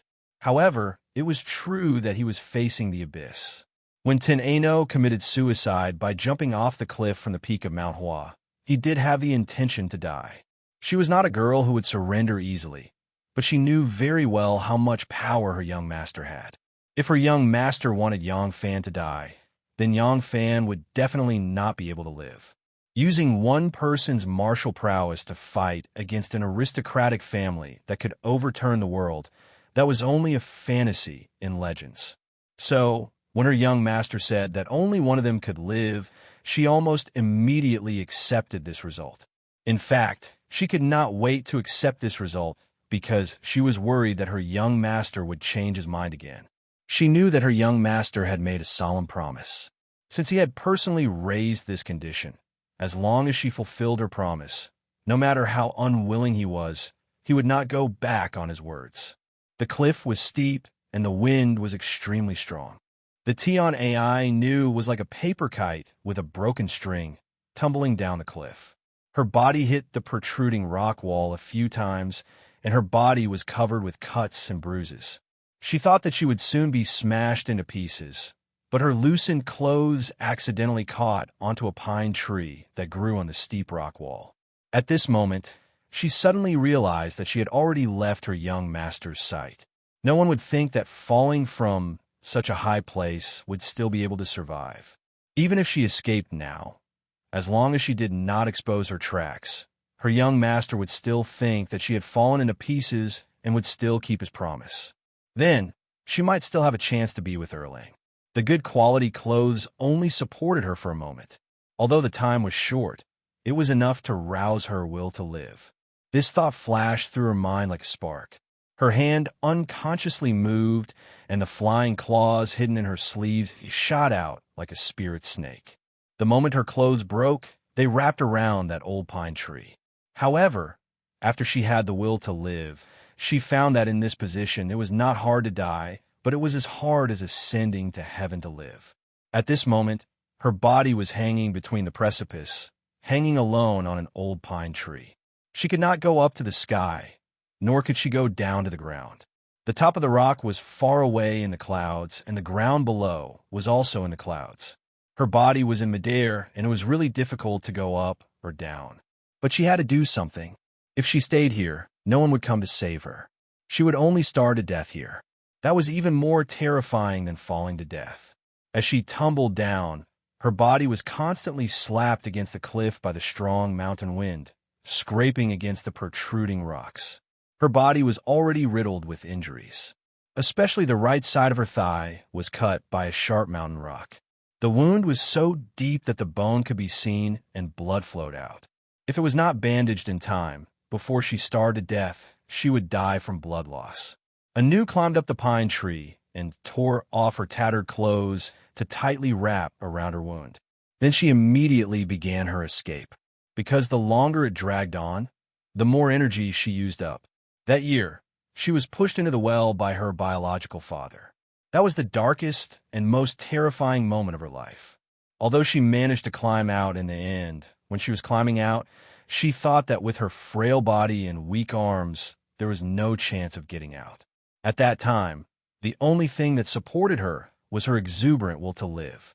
Today, she jumped off the cliff without hesitation, abandoning her life to seek death.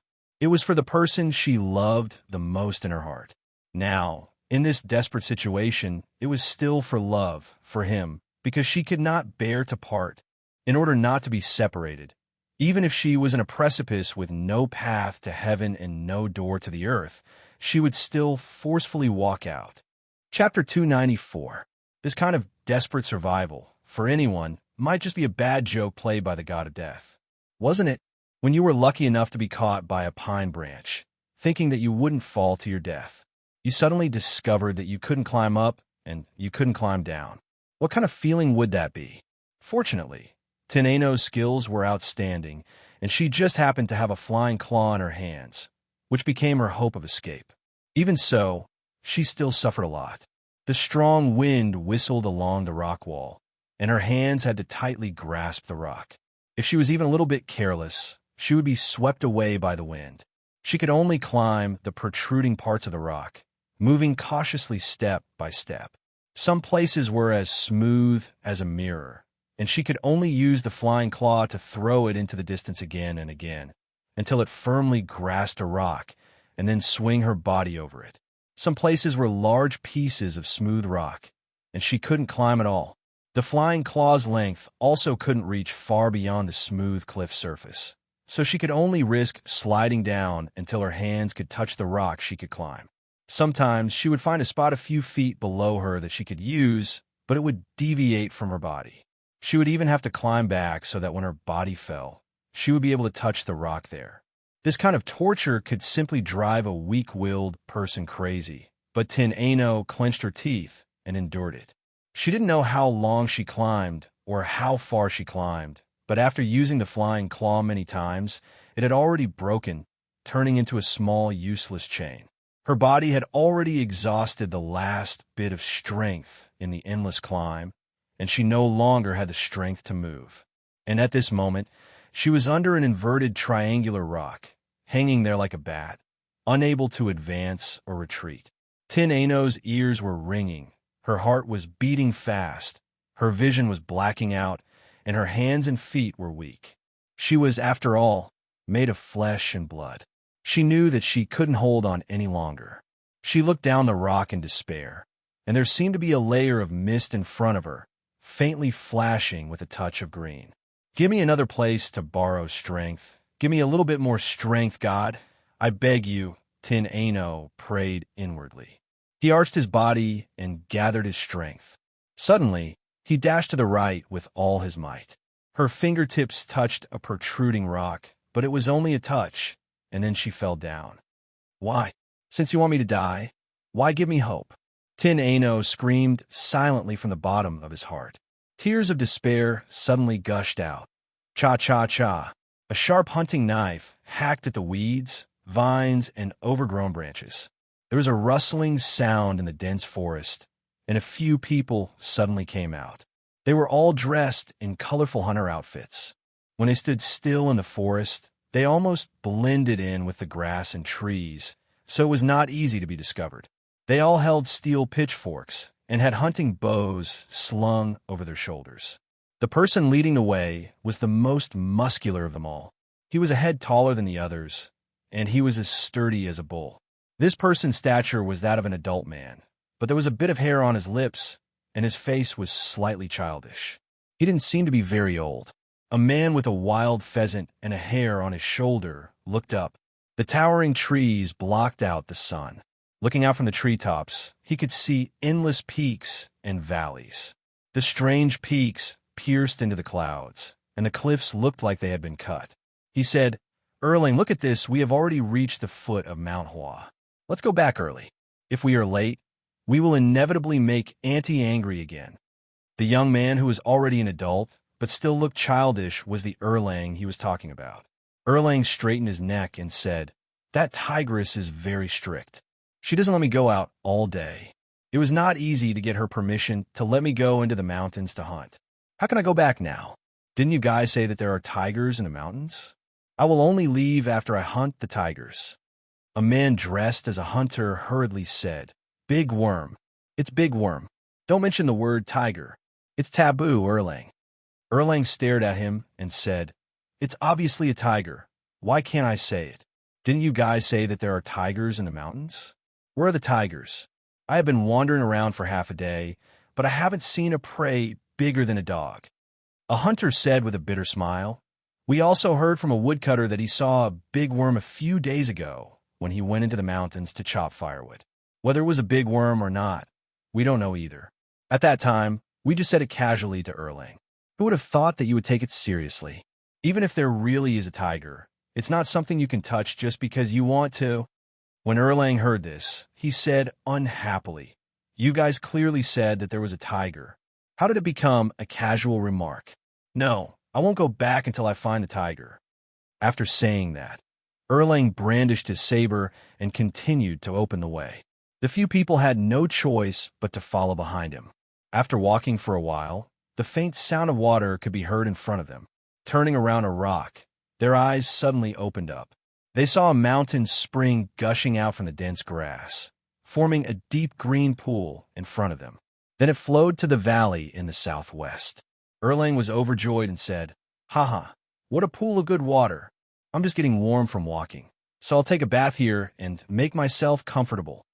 As he said that, he sheathed his hunting knife, took off his hunting bow, and tore off his clothes, revealing a strong and sturdy chest. His chest was dripping with sweat, and there was also a clump of curled chest hair. He excitedly ran to the pool. Just as he was about to take off his clothes, he heard a loud bang, and a large splash of water hit him in the face, making him look like a drowned rat. Erlang stood by the pool in a daze, water dripping down his face. He wiped the spring water off his face and said in surprise, What happened? A hunter beside him pointed to the pool and said, Erlang, look, there's someone in the water. Erlang fixed his eyes on the rippling water and saw a young girl floating on the surface of the water. Her long hair was draped over her shoulders, and she floated along the waves like water plants. Her dress spread out in the water like a huge lotus leaf, and the young girl was lying in the middle of the lotus leaf. Her cheeks were as pale as a white lotus flower that had just bloomed. Erlang said in surprise, We haven't even seen the tiger yet. Why did a tigress fall from the sky? This Erlang was born a bit simple-minded. His eldest brother was an official outside, and his eldest sister-in-law ran the household. This eldest sister-in-law was smart and capable. She ran the household very well. Because she was worried that this simple-minded brother would stir up trouble outside and spoil the family's reputation, she was very strict with him. This Erlang was extremely afraid of his eldest sister-in-law and always called her a tigress behind her back. Just a little bit, and all the women he saw were all tigress. Just as he said that, the faint green lake water turned red, and strands of blood rippled out from the young girl's body, like a chrysanthemum in full bloom. Erlang's eyes widened, and he said in surprise, And it's a tigress who's just about to come. The hunter beside him didn't know whether to laugh or cry. He said, Erlang, I think this girl seems to be injured. Erlang said in shock, Is that so? Then why aren't you going to save her? As he said that, he stretched out his hand and pushed, and the man fell into the water with a splash. After Tion Ai Nu was dragged ashore, a few men suddenly surrounded her and stared at her with their eyes wide open. Teneno had already fainted. Her cheeks were as pale as snow, and a few strands of her hair were wet on her delicate face. Her small face was like the frost in the snow, making people want to love her. When Erlang saw this, he couldn't help but shout, Ah, I called her wrongly. Such a delicate and pitiful little girl isn't at all as fierce as that tigress in our house. The others didn't say anything. They were all servants and couldn't compare to this second young master. Second young master could say that his eldest sister-in-law was a tigress. So how could they dare to respond to him? When Tin Ano fell off the cliff, she was a little dizzy, and when she was hit by the lake water, she immediately fainted. In her unconscious state, she coughed a few times and spat out some lake water. She muttered, Erlang, and then there was no more sound. The bull-like Erlang scratched his head in surprise and said, Did you guys hear that? What did she just say? Next to him, a servant dressed like a hunter said, I think she said, Erlang? Erlang clapped his hands and said, That's right. I thought I heard wrongly. but she really called Erlang. This girl called me just now, so she knows me. The servant stifled his laughter and said, Erlang, the girl might not know you. You're not the only Erlang in this world. Erlang glared at him and said, Are you called Erlang or is he called Erlang? There's obviously only me here, so who else could she call if not me? Hurry, hurry, carry her back home and let that tigress in our house take a good look at her. Since she knows me, she might be a relative of our family. When the servants heard his nonsense, they couldn't help but laugh. But seeing that the girl was in trouble, of course they had to save her. The servants hurriedly chopped down 2 thick tree trunks, then took off their coats and tied them firmly to the tree trunks to make a simple stretcher. They carried the girl on it and left in a hurry. Now that Erlang had picked up a tigress, he no longer clamored to hunt tigers. Carrying his hunting knife, he led the way, trying his best to remember his cousins. Ever since he was a child, he had always been naive and stubborn, so his family rarely allowed him to interact with outsiders. Other than the servants and servants in the family, the people he met the most were his own relatives. Now that this girl actually recognized him, he naturally thought that she was a relative of his. As he walked, he suddenly remembered that a few years ago, an uncle came to visit and brought a little cousin with him. Her appearance and temperament were very similar to this girl who had fallen off the cliff. He couldn't help but have a sudden realization. No wonder she recognized me. She must be my little cousin. With this thought, Han Erlang walked even more hurriedly. This bull-like man's surname was Guo, called Guo Xiaofan. In the Zheng County of Huazhou, the Guo family was a famous and influential family. The Guo family's name was Taiyuan. Starting from Marquis Aling Guoting in the early Han dynasty, the Guo family was a famous and influential family in Shandong during the Wei and Jin dynasties. During the Sui dynasty, the Guo family's ancestor was even a duke. Today, there were only 2 brothers in the main branch of the Guo family.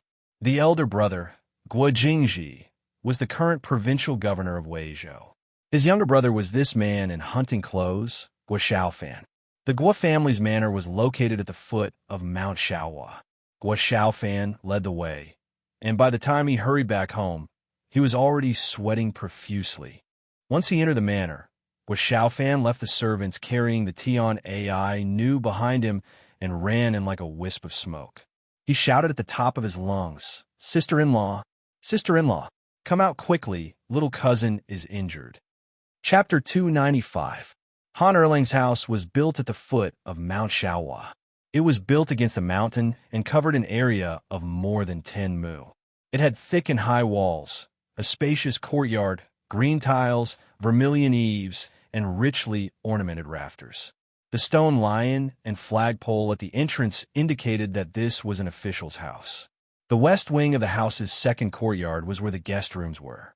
There were lush flowers and trees here, a pond, and a pavilion. The flowers and plants were not much decorated, so it was full of wild charm. In an elegant and clean guest room, the windows were bright and the table was clean. A vase of orchids was placed on the table, exuding a faint fragrance. A woman was sitting on the side of the bed. She was wearing a jade-colored silk dress with large sleeves. She had a slender neck, and her black hair was tied up with a jade hairpin. Her delicate facial features and delicate skin were as elegant as the orchids in the vase. This woman, who was as elegant as an orchid, was the tigress mentioned by Han Erlang. The tigress' name was Xiang Ruolin. Her husband, Guo Jingji, was now the provincial governor of Huizhou. Huizhou was located in the Longxi region and was not safe there. There were often wars with Tubo, so it was not convenient for her to bring her family along. Moreover, her mother was still in the hall, leaving only a naive younger brother at home.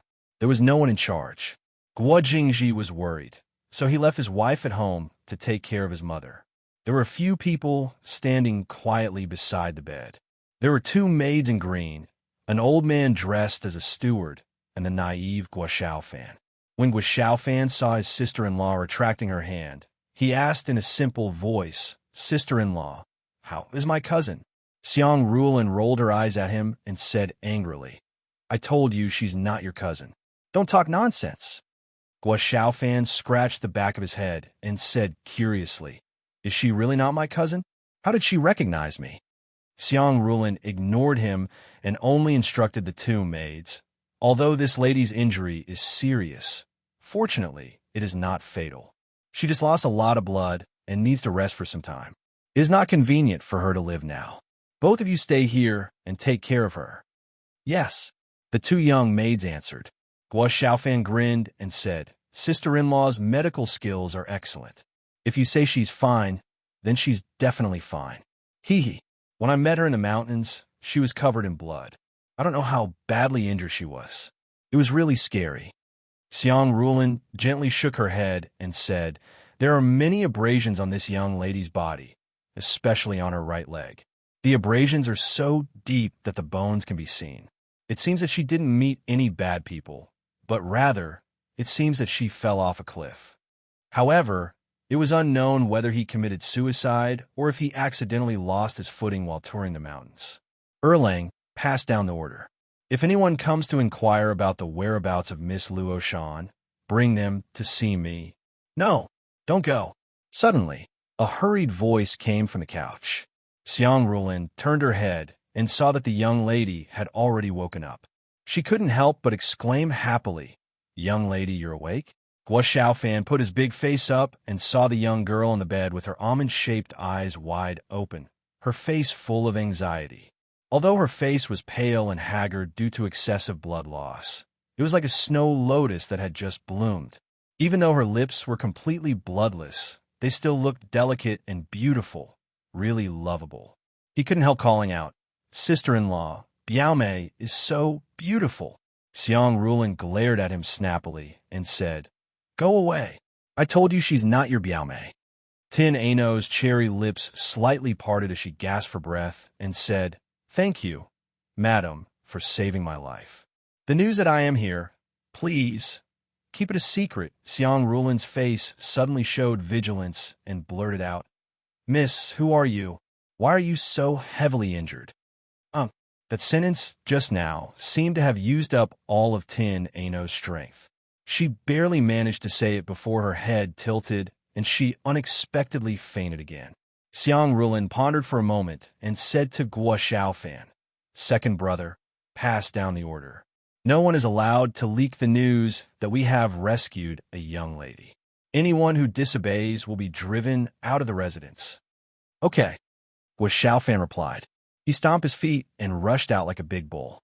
Xiang Rulin then ordered, "Bring this young lady's clothes and all the utensils she was carrying." The two little maids quickly brought over the clothes that they had taken off when they were changing Tin Ano's clothes. Xiang Rulin carefully examined them. Apart from noticing that the clothes were of good quality, she did not find anything that could identify her identity. She then said, "Take care of her. Let me know when she wakes up." Xiang Rulin got up and left. The old steward followed her every step. As soon as the two of them left the guest room, the old steward said, "Eldest lady, this young lady's origin is unknown. We should not have taken her in." Xiang Rulin said, "Her origin may be somewhat suspicious, but the injuries on her body are not fake. Looking at her expression, she does not seem to be a criminal. How can we leave her in the lurch? I have been married to Lang Jun for many years, and I still do not have any children. Didn't Zen Master Ji Yuan say that I should do more good deeds and accumulate more virtue? Isn't this a good deed? When she wakes up, I'll ask her about her background." The old steward nodded in agreement.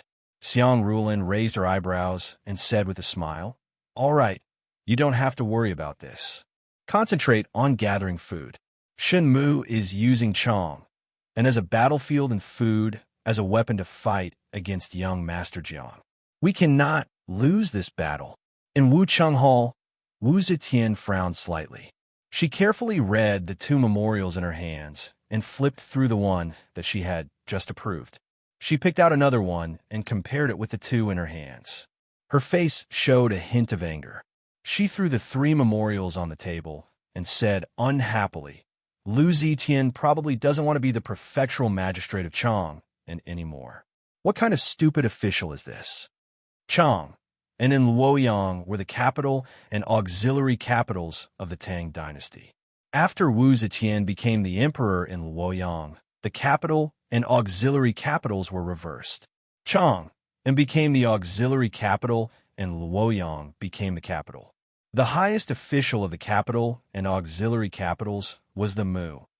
However, the Mu did not preside over government affairs. It was only a prince who held this position. The official who actually presided over government affairs was the magistrate. Lu Zetian was the magistrate of Chang, and this magistrate of Chang and submitted a memorial to Wu Zetian. He said that because of the invasion of the Turks, in order to avoid the chaos of war, the merchants of the western region were buying up food. In addition, Huzalo had also brought tens of thousands of the western Turks to Chang'an. Food was in short supply. The price of food in Chang and had risen 3 times a day. A bucket of rice was worth 1,000 gold. It was extremely expensive. He begged the emperor to immediately allocate food to solve the crisis in Chang'an. Chang'an was originally the capital of the Tang dynasty. Although it was now an auxiliary capital, its status was not inferior to that of Luoyang. If the political situation in Chang'an became unstable, it would cause turmoil throughout the country. Wu Zetian did not dare to take this lightly. She had just personally written an official reply, ordering the various regions to allocate food to stabilize the price of food in Chang'an. However, before the memorial could be sent out, Lu Zetian sent another memorial. He said that because the Turks had retreated, the merchants of the western region who had stockpiled food had all sold off their food. The price of food had fallen back to normal. This was supposed to be a happy event. Since the price of food in Chang'an had stabilized, the imperial court could save a lot of effort. However, almost immediately after, Magistrate Lu sent another urgent dispatch. He said that there were frequent rumors in the streets. Some said that there would be a drought in Guangzhou this summer, and there would be no harvest. Some said that the Turks had not given up and wanted to join forces with the Tubo to invade the border again. As a result, the aristocrats and the common people were fighting for food, causing the price of food to rise again and again, resulting in a food shortage.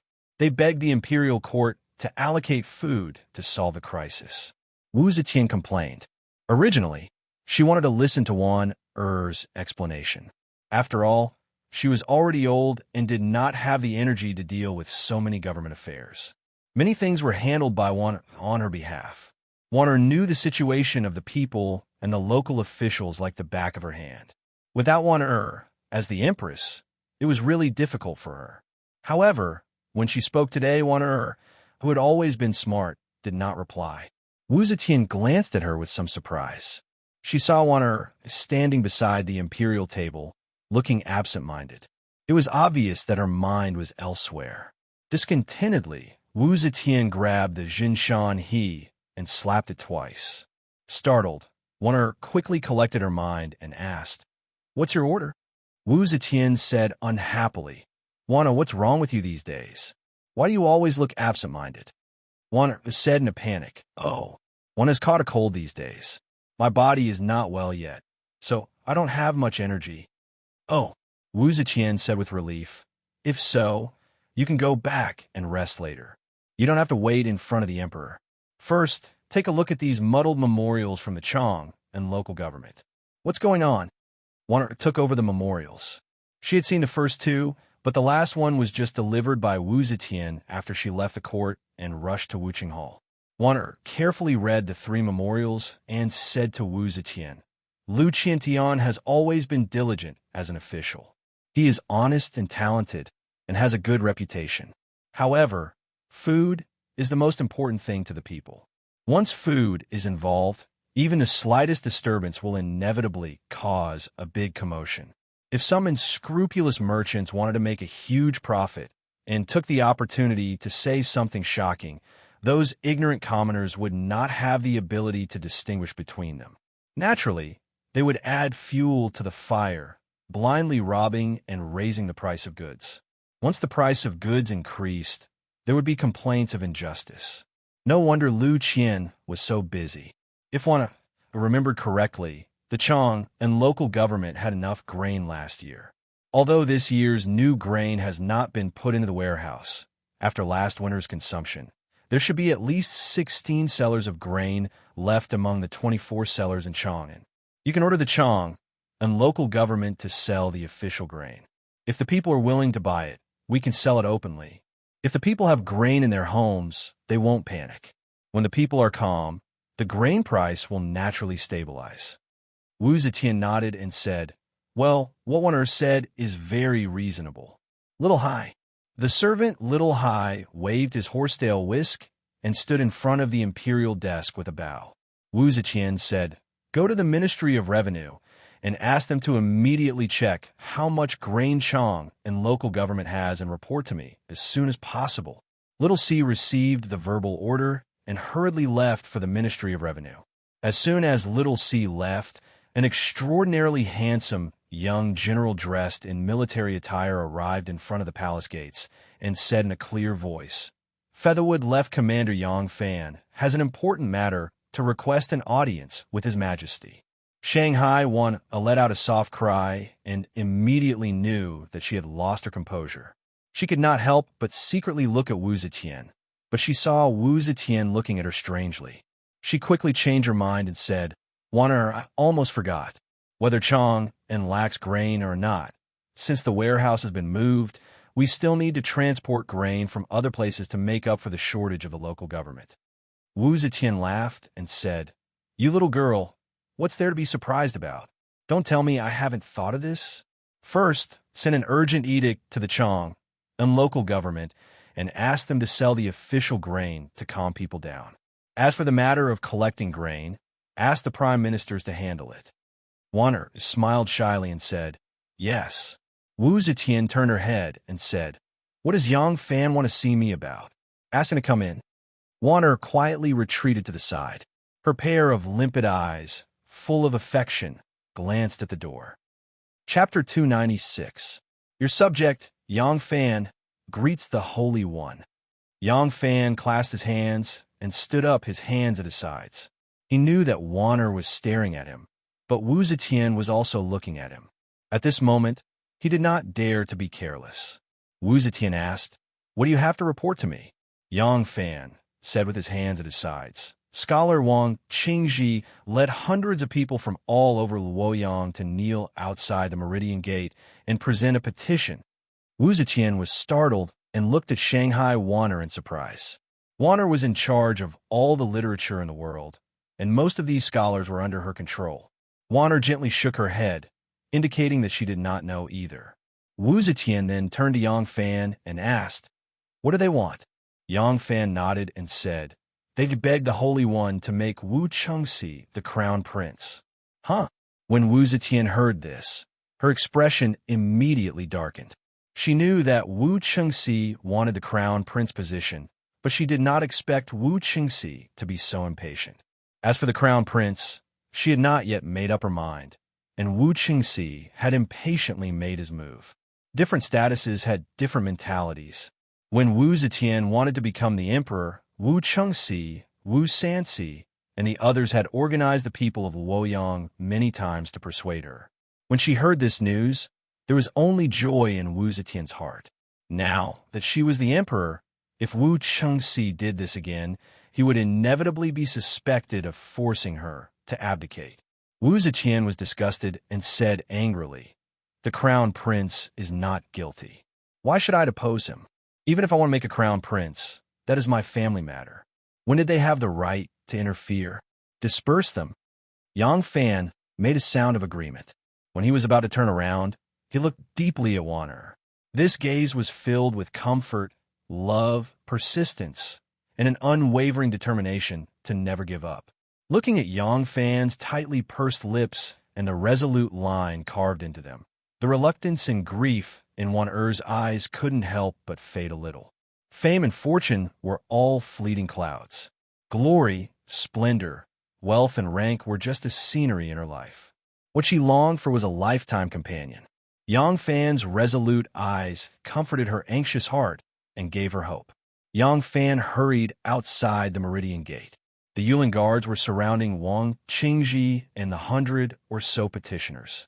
As soon as he saw Yang Fan come out, Wang Qingji immediately looked at him with eyes full of expectation. Just like Wanner's longing gaze, there was a hint of hidden bitterness. Yang Fan coughed softly and said with an expressionless face, "The sage said, the crown prince is innocent. Why should he be deposed? Even if I want to appoint a crown prince, that's Zhen's family matter. Since when is it their turn to point fingers? Disperse them." As soon as Yang Fan finished speaking, he waved his hand. The Yulin guards brandished their spears and moved forward. He shouted in a low voice, "Retreat!" Crack! Screech! Screech!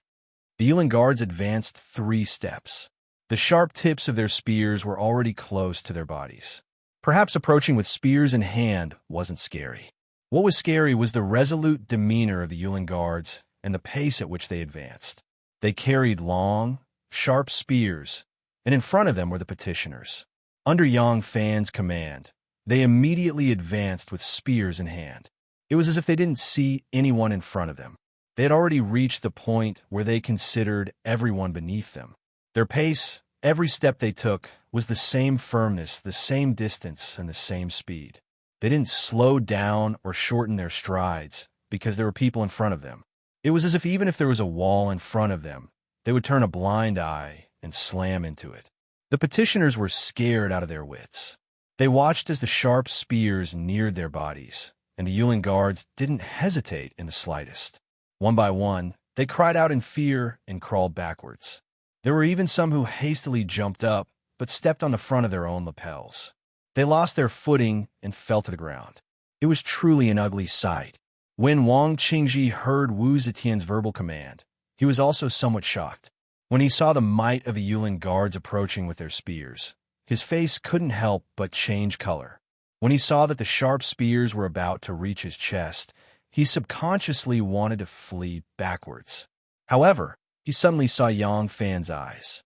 He saw that there was a faint smile in Yang Fan's eyes, but there wasn't the slightest murderous aura. His heart couldn't help but calm down. He suddenly shouted in a stern voice, "Stop! I have something to say. Stop!"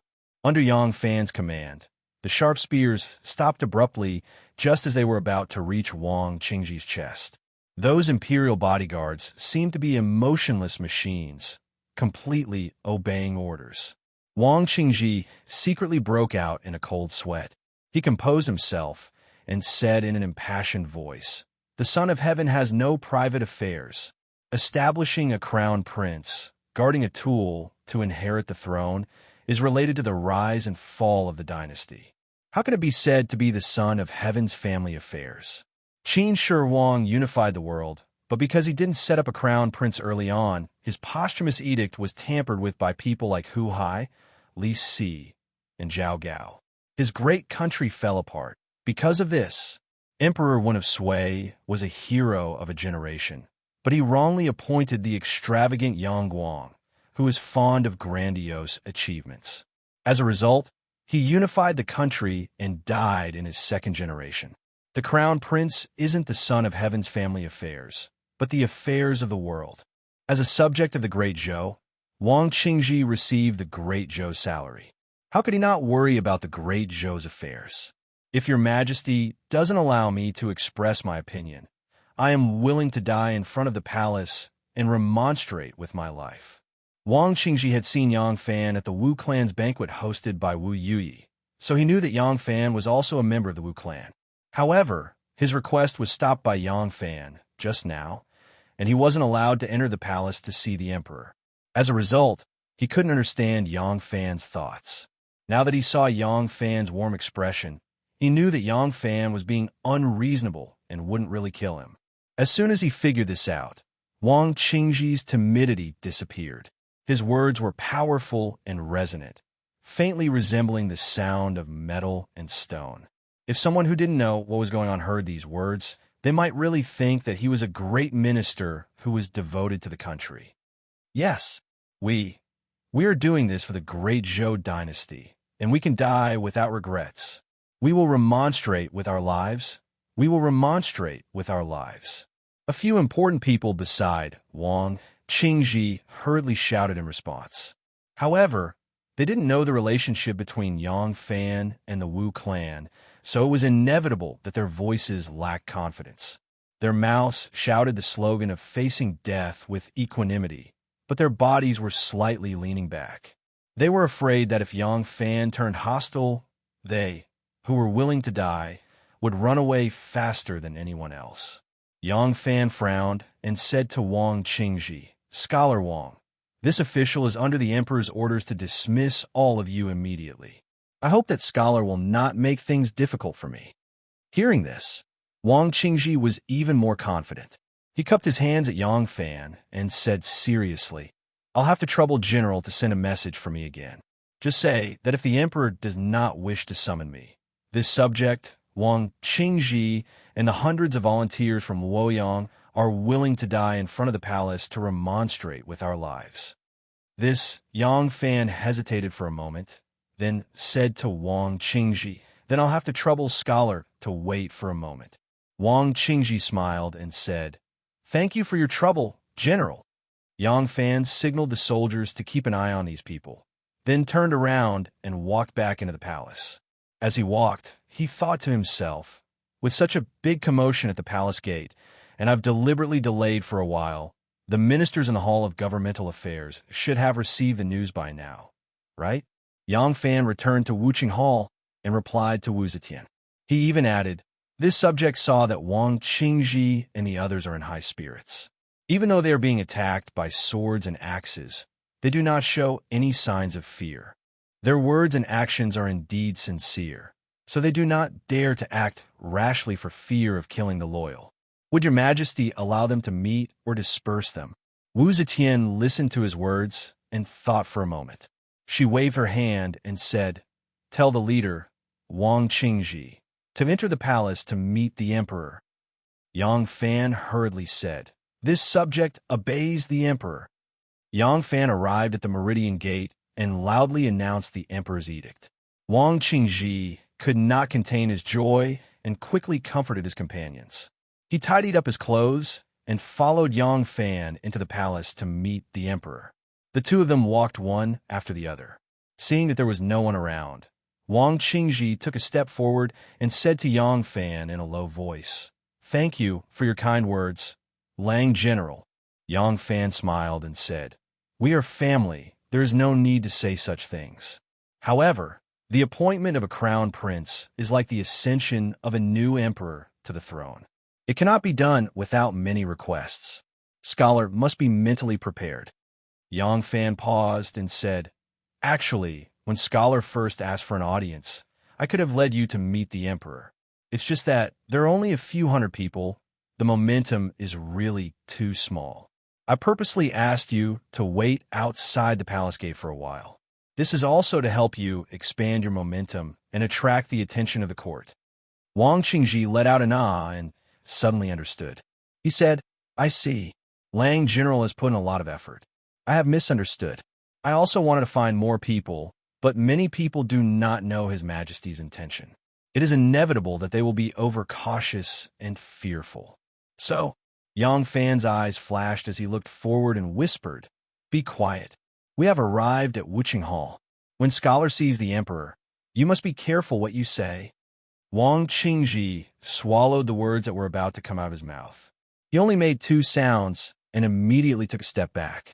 As it turned out, when Wang Qingji had led his people and shouted slogans all the way to the palace gate, Yang Fan should have led him into the palace.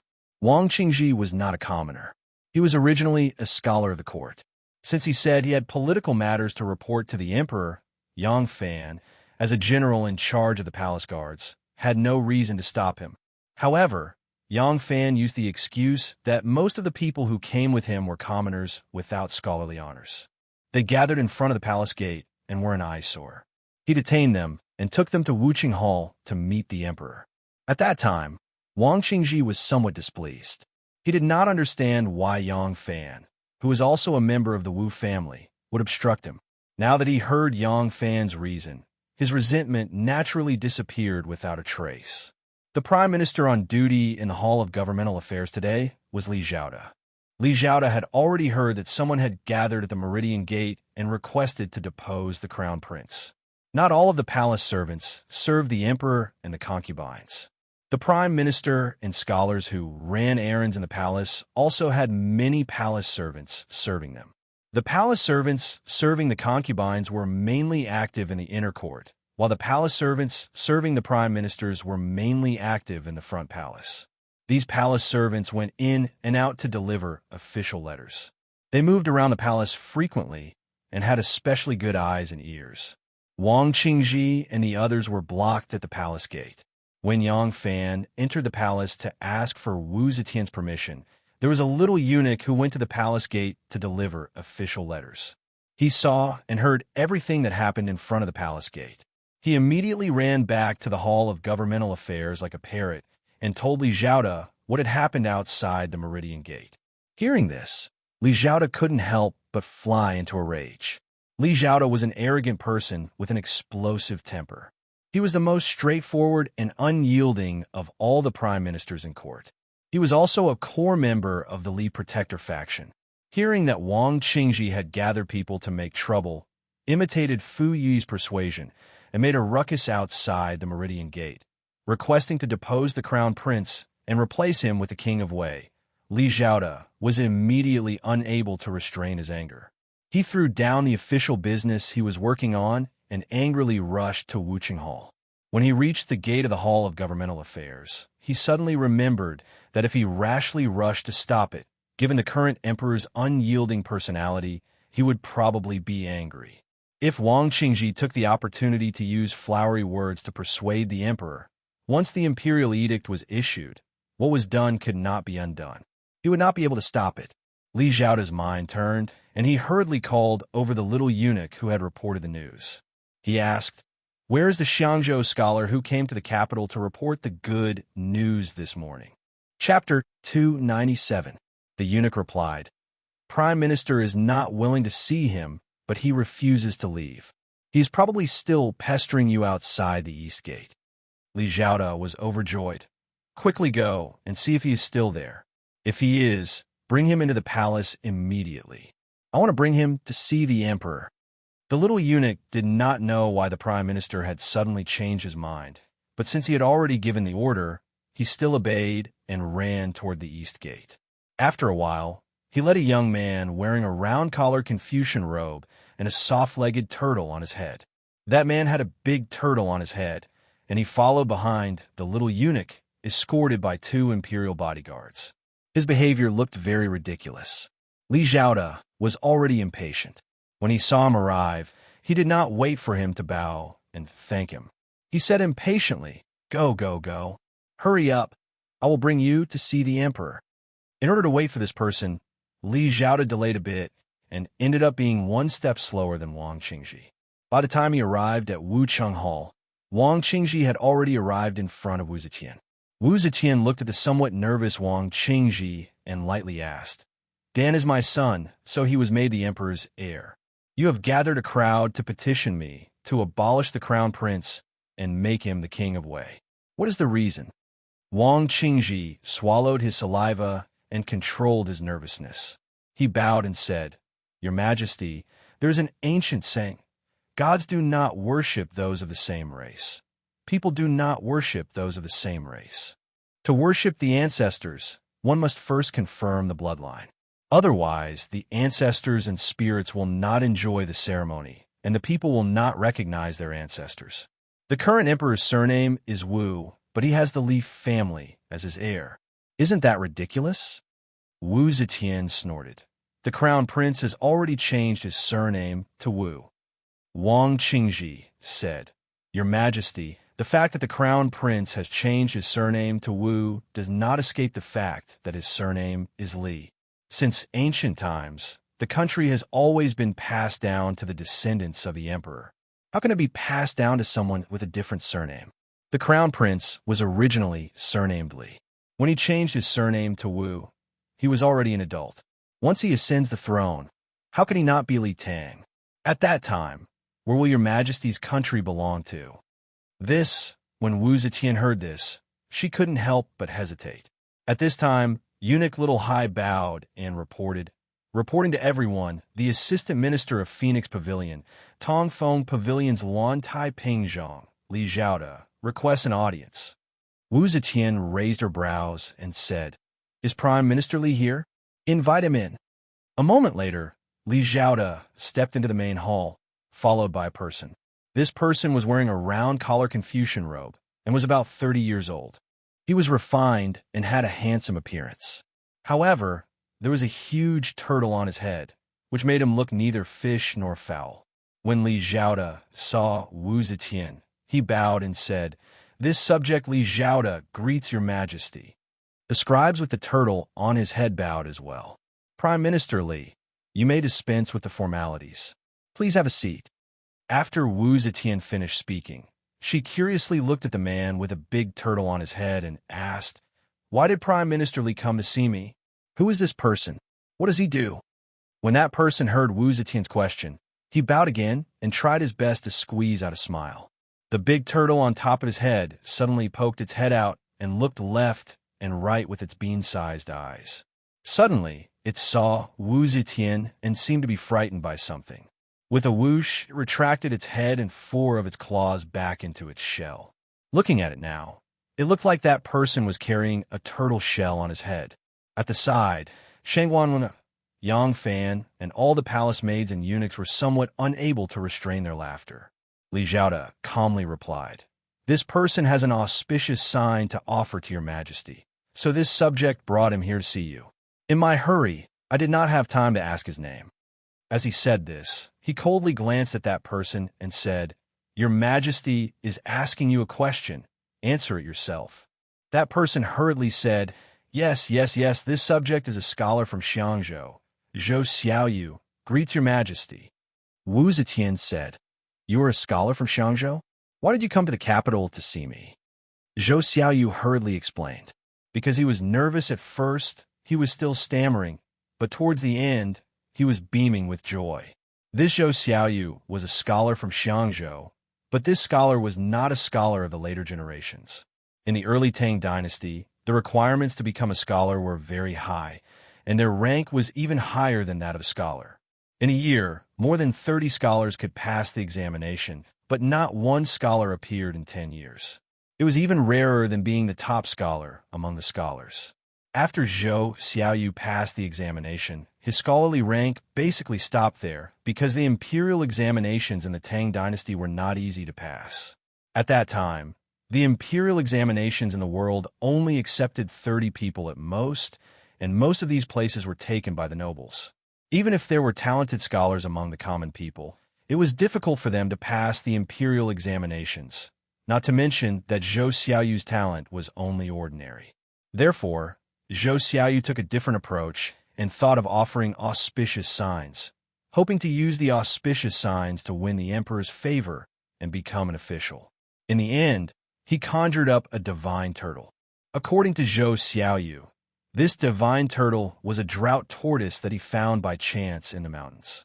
In the beginning, he did not think that there was anything special about this turtle, but later on he accidentally discovered that on the shell of the turtle's abdomen, there were the words 10,000 years of the Son of Heaven. This made him curious, so he went to the capital to present this divine object to the emperor. Wu Zetian happily said, "Minister Zhou, quickly present the divine turtle. Let me see it." Wang Qingji's passionate speech was interrupted by Li Zhaoda's intrusion. In the beginning, he was still standing there, putting on a dignified appearance, standing tall and straight. In the end, the turtle on Zhou Xiaoyu's head stole his limelight. Everyone in the palace was looking at the turtle. No one paid attention to him. It was too tiring to stand with his head held high, so he quietly slumped his shoulders and body, standing there to look at the western scenery. Zhou Xiaoyu took the turtle down from his head. Little Hai and another eunuch rushed forward and took the turtle with both hands. They carried it to Wu Zetian's imperial table and turned the turtle over. The turtle's belly was facing the sky, and it stretched out its head and limbs in surprise. When it saw that there were people in front of it, it quickly shrunk back. Wu Zetian fixed her eyes on it and saw that on the back of the turtle, there really were 5 bright red words, 10,000 years of the Son of Heaven. She couldn't help but click her tongue in wonder and loudly said, I didn't think that there would be such a divine object in this world. 10,000 years of the Son of Heaven. Ha! Auspicious, it really is auspicious. Minister Li, quickly come and take a look. There really are words on this turtle's belly. Li Zhaoda didn't believe in supernatural things at all. When he received Zhou Xiaoyu's gift, he knew that it must be fake. At this time, hearing Wu Zetian's words, he couldn't help but sneer and said, "Your Majesty, this kind of divine object Your Majesty wants, this subject can make as many as Your Majesty wants." Wu Zetian was startled and said, "What does Minister Li mean?" Li Zhaoda stood up and walked in front of the imperial table. He looked left and right and saw Yang Fan standing to the side. He said, "This general, I'll have to trouble you to help me." Yang Fan looked at Wu Zetian, and seeing her nod, he walked in front of Li Zhaoda, cupped his hands, and said, "I don't know what instructions Minister has for me." Li Zhaoda rolled up his sleeves and pressed down on the turtle. He said to Yang Fan, "General, please draw your saber and scrape the words on this turtle's belly." Hearing Li Zhaoda's words, Zhou Xiaoyu's expression immediately changed. Yang Fan understood Li Zhaoda's meaning. If one said that there were some patterns on the turtle that looked like some words, he felt that it was not impossible. However, there were 5 big words neatly carved on the turtle's belly. He didn't believe it either. He immediately drew his saber and used the tip of the saber to scrape the turtle's belly. Yang Fan was originally worried that the words wouldn't be easy to scrape off. Who would have thought that wherever the tip of the saber passed, there was a creaking sound, and the red words were actually scraped off bit by bit. Li Zhaoda pressed down on the turtle and said to Wu Zetian with a cold smile, "Your Majesty, if these words are made by heaven, how can you use a saber to scrape them off? It's clearly this crafty commoner's trick to deceive Your Majesty."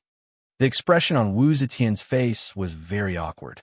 She waved her hand and said, "Take the turtle away and throw this person out of the palace." Li Zhaoda said, "Your Majesty, this person deceives the emperor and disobeys his superiors. He should be severely punished. How can he be thrown out of the palace?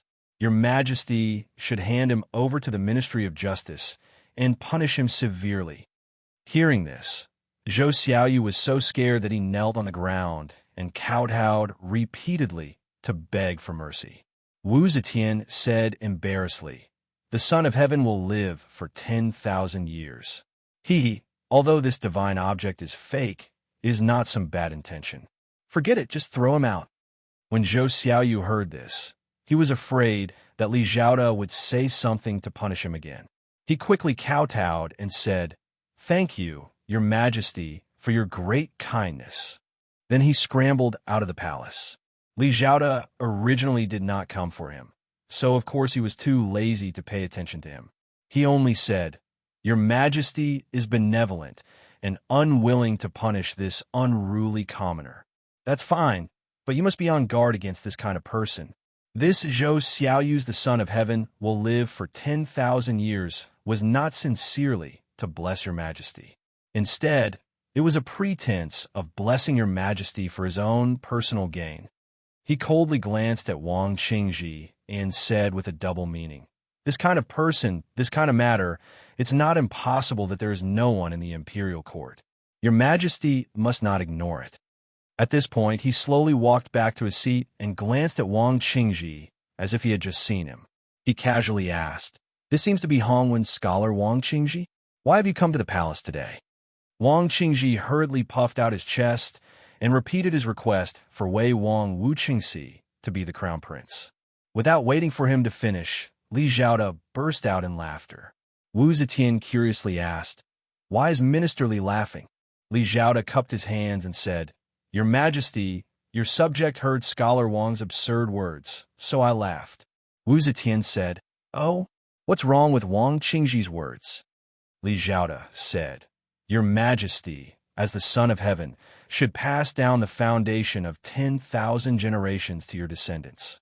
How can there be a house full of children and grandchildren, but a nephew as the heir? Your subject has never heard of a nephew becoming the Son of Heaven and being able to welcome his aunt into the imperial ancestral temple. How could a nephew be closer to an aunt than a biological mother and son?" Wang Qingji was extremely exasperated and said, "Your subject does not agree with Minister Li's words. There's an ancient saying, gods do not care about those of the same race. People do not worship those of the same race. The current son of heaven's surname is Wu. How can the Li family be the heir? Li Zhaoda did not even bother to look at him and only said to Wu Ziqian, only the sacrifice of one's own children can be enjoyed by the ancestors. If your majesty has a son, he will be worthy to enjoy the imperial ancestral temple for thousands of years and have endless inheritance. If you have a nephew who will sacrifice blood for your majesty after thousands of years. Hearing this, Wu Ziqian could not help but be silent. Only she, the female emperor, would encounter such a difficult situation. Since ancient times, no emperor has encountered such a problem, so she did not have a precedent to follow. Her surname is Wu. Only by having a son with the surname Wu can her empire be passed down. But she is a woman, so her son cannot have the surname Wu. But if she does not pass it down to her own children, how can she be worthy to enjoy the imperial ancestral temple after death? Only the sacrifice of one's own children can be enjoyed. If the empire is not passed down to one's own children, wouldn't she become a hungry ghost in 100 years? Seeing that the emperor was moved by Li Zhaoda's words, Wang Qingji knelt on the ground and cried out, Your Majesty, your subject has been wholeheartedly thinking for your Majesty. Li Zhaoda cannot forget Li Tang and has evil intentions. Your Majesty cannot trust him. Your Majesty is the ruler of Zhou. How can you have an heir of the Li family? Wu Ziqian was silent for a long time, then said in a deep voice, The proposal to replace the crown prince is groundless. There is no need for you to say anything more. Leave. Wang Qingji threw caution to the wind. Li Zhaoda, the current prime minister, had already been scolded by him. If he could not convince the emperor, Wu Qingxi would certainly not be satisfied. At that time, would he still have a way out? The only thing he could do now was to walk this path to the end. Wang Qingji kowtowed until his head was dripping with blood. He begged with his death and refused to leave. Seeing this, Wu Ziqian couldn't help but sigh. She picked up a brush and wrote a few words. She had someone use the jade seal and said to Wang Qingji, I know your loyalty. This piece of paper is for you. If you want to see me in the future, you can use it to come and go without fear. Go.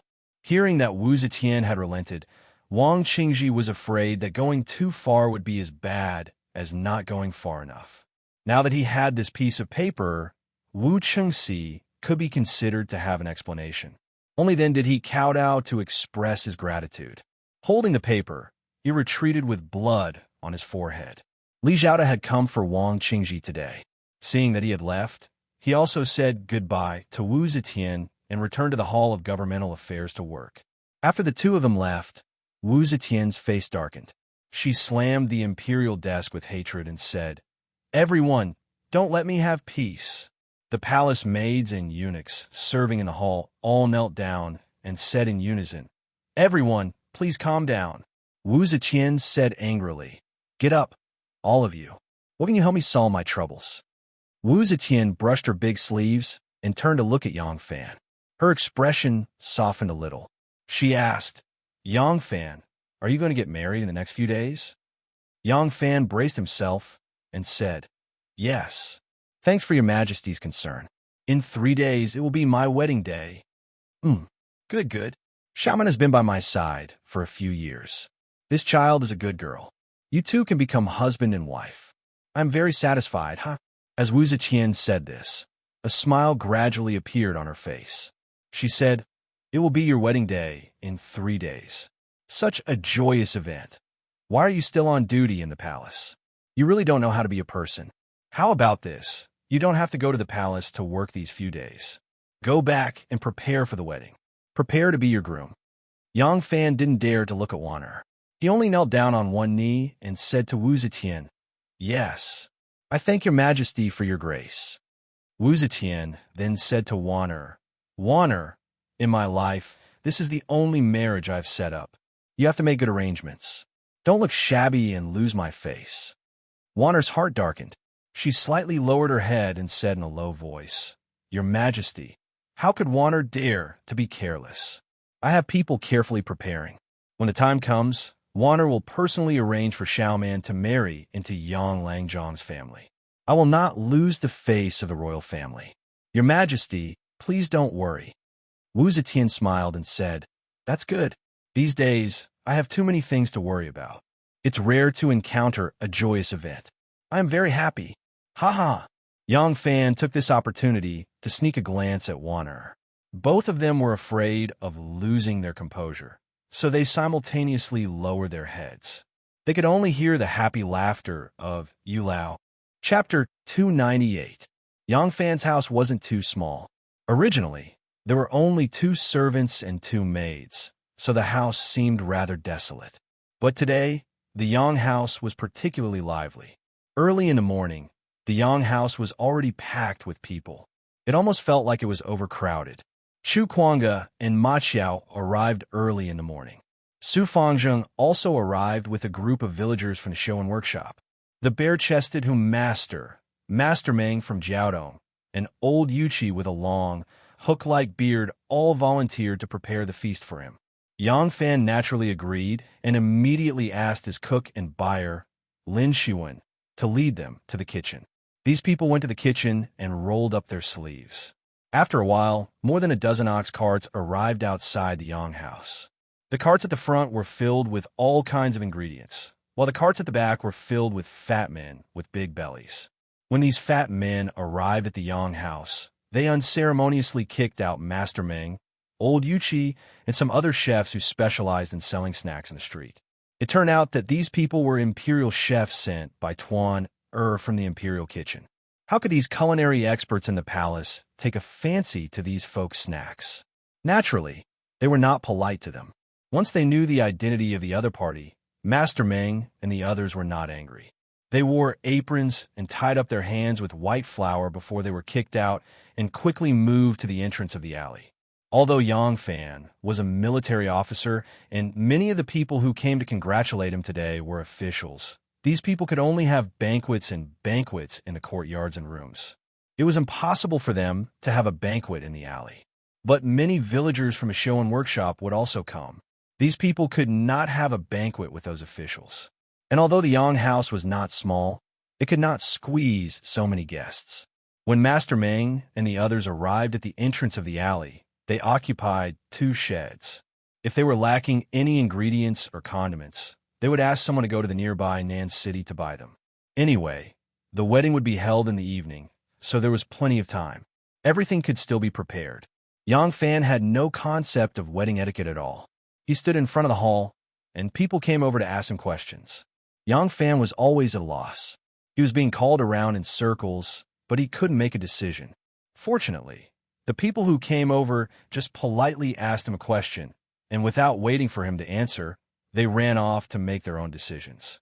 At noon, Yang Fan had a simple meal and had just filled his stomach when Annie Ma and Annie Hua arrived with a group of female soldiers from the Shuan workshop. Under their command, the Yang family was in a state of chaos and bustling with activity. At this time, the Yang family had completely changed. Lanterns and streamers were hung everywhere, and the atmosphere was joyous. Yang Fan was still standing in front of the hall. Although he couldn't do anything and didn't know what to do, he was still confused by the complicated wedding etiquette.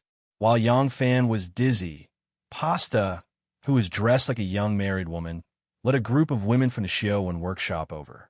Seeing Yang Fan standing there in a daze, Pasta laughed and said, "You idiot! What are you still standing here for? In a while, important guests will come one after another, and you're still wearing this dress." Yang Fan asked in a daze, "Sister Ning, what should I do now?" Pasta asked, "Where's your gown? Has it been prepared?" Yang Fan slapped his forehead and said, "No, I don't know what to prepare. The palace seems to have prepared something, right? Chin Shou, Chin Shou." Yang Fan shouted twice, and the doorman, Chin Shou, came out of nowhere. Sweating profusely, he said, "Alang, did you call me?" Yang Fan said, "Do I have a gown?" The corner of Chun Shou's mouth twitched, and he said, "Alang is getting married today. How can you not have a gown? Yesterday, when the palace sent the dowry, didn't they also send Alang's gown? It's in Alang's bedroom now." Yang Fan said happily, "That's good, that's good." He turned around and said to Pasta happily, "Sister Ning, there's a gown, huh?" Pasta and a group of young women from the show when workshop looked at him strangely. The smile on Yang Fan's face froze, and he asked cautiously, "Is there something wrong?" Pasta rolled his eyes and said angrily, "Since there's a gown, then hurry up and put it on." Yang Fan stammered, "Oh, now, do I have to put it on?" Pasta pulled him up and walked away, shaking his head and sighing as he walked. "Alas, I'm really worried about you. Look at your muddled face. You're actually going to be the head of the family." Yang Fan laughed dryly and said, "I've never come into contact with these things before, so how would I know what to do?" Ma Xiao, who was stepping on a ladder, was hanging red silk flowers on the beam. When he heard this, he leaned over and laughed. "Brother, you're the groom today, so you don't have to do anything now. You just need to save your strength, and when you're in the bridal room tonight, you'll go all out." Ha ha! On the other side, Chu Kwanga, who was pulling the silk flowers, also laughed, causing the ladder to shake. The person holding the ladder nervously said, be careful, don't fall." Pasta raised his head and glared at Ma Xiao, and said angrily, "A filthy mouth can't spit ivory. What nonsense are you talking about? You're the uncle, so don't be serious." Ma Xiao winked and said, "Hey, isn't this Xiao Fan's wedding day? Today doesn't matter if it's big or small." Yang Fan was escorted to the bedroom by a group of women. The unmarried girls were waiting outside, but the married sisters-in-law did not have many scruples. They directly took off his coat and helped him change into a formal dress. After he was dressed neatly, the sisters-in-law pressed him down on the stool and smeared his face for a while. Yang Fan was at their mercy like a puppet. When he was dressed, Pasta brought in a bronze mirror. Yang Fan looked at himself in the mirror and saw that his lips were red, his teeth were white, and his eyebrows were clear. He was even more handsome than usual. His skin was originally darker, but now it looked very white. It seemed that the sisters-in-law had applied powder on his face. It was just that the powder was applied very evenly, and there was not the slightest bit of unnaturalness. His eyebrows were also trimmed, and the edges were slightly drawn, making his sword-like eyebrows look even more heroic.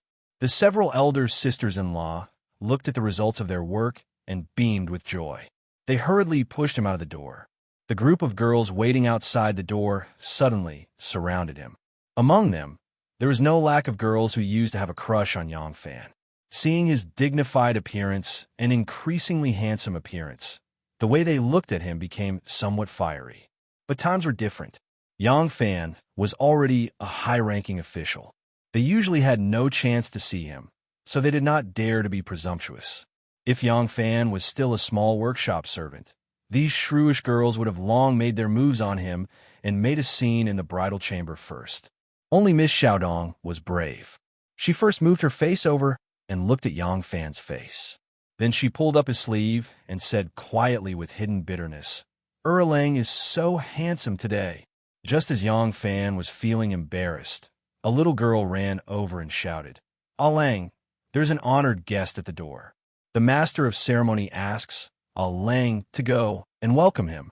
This little girl was one of the two little servant girls that Shun Mu gave to Yang Fan.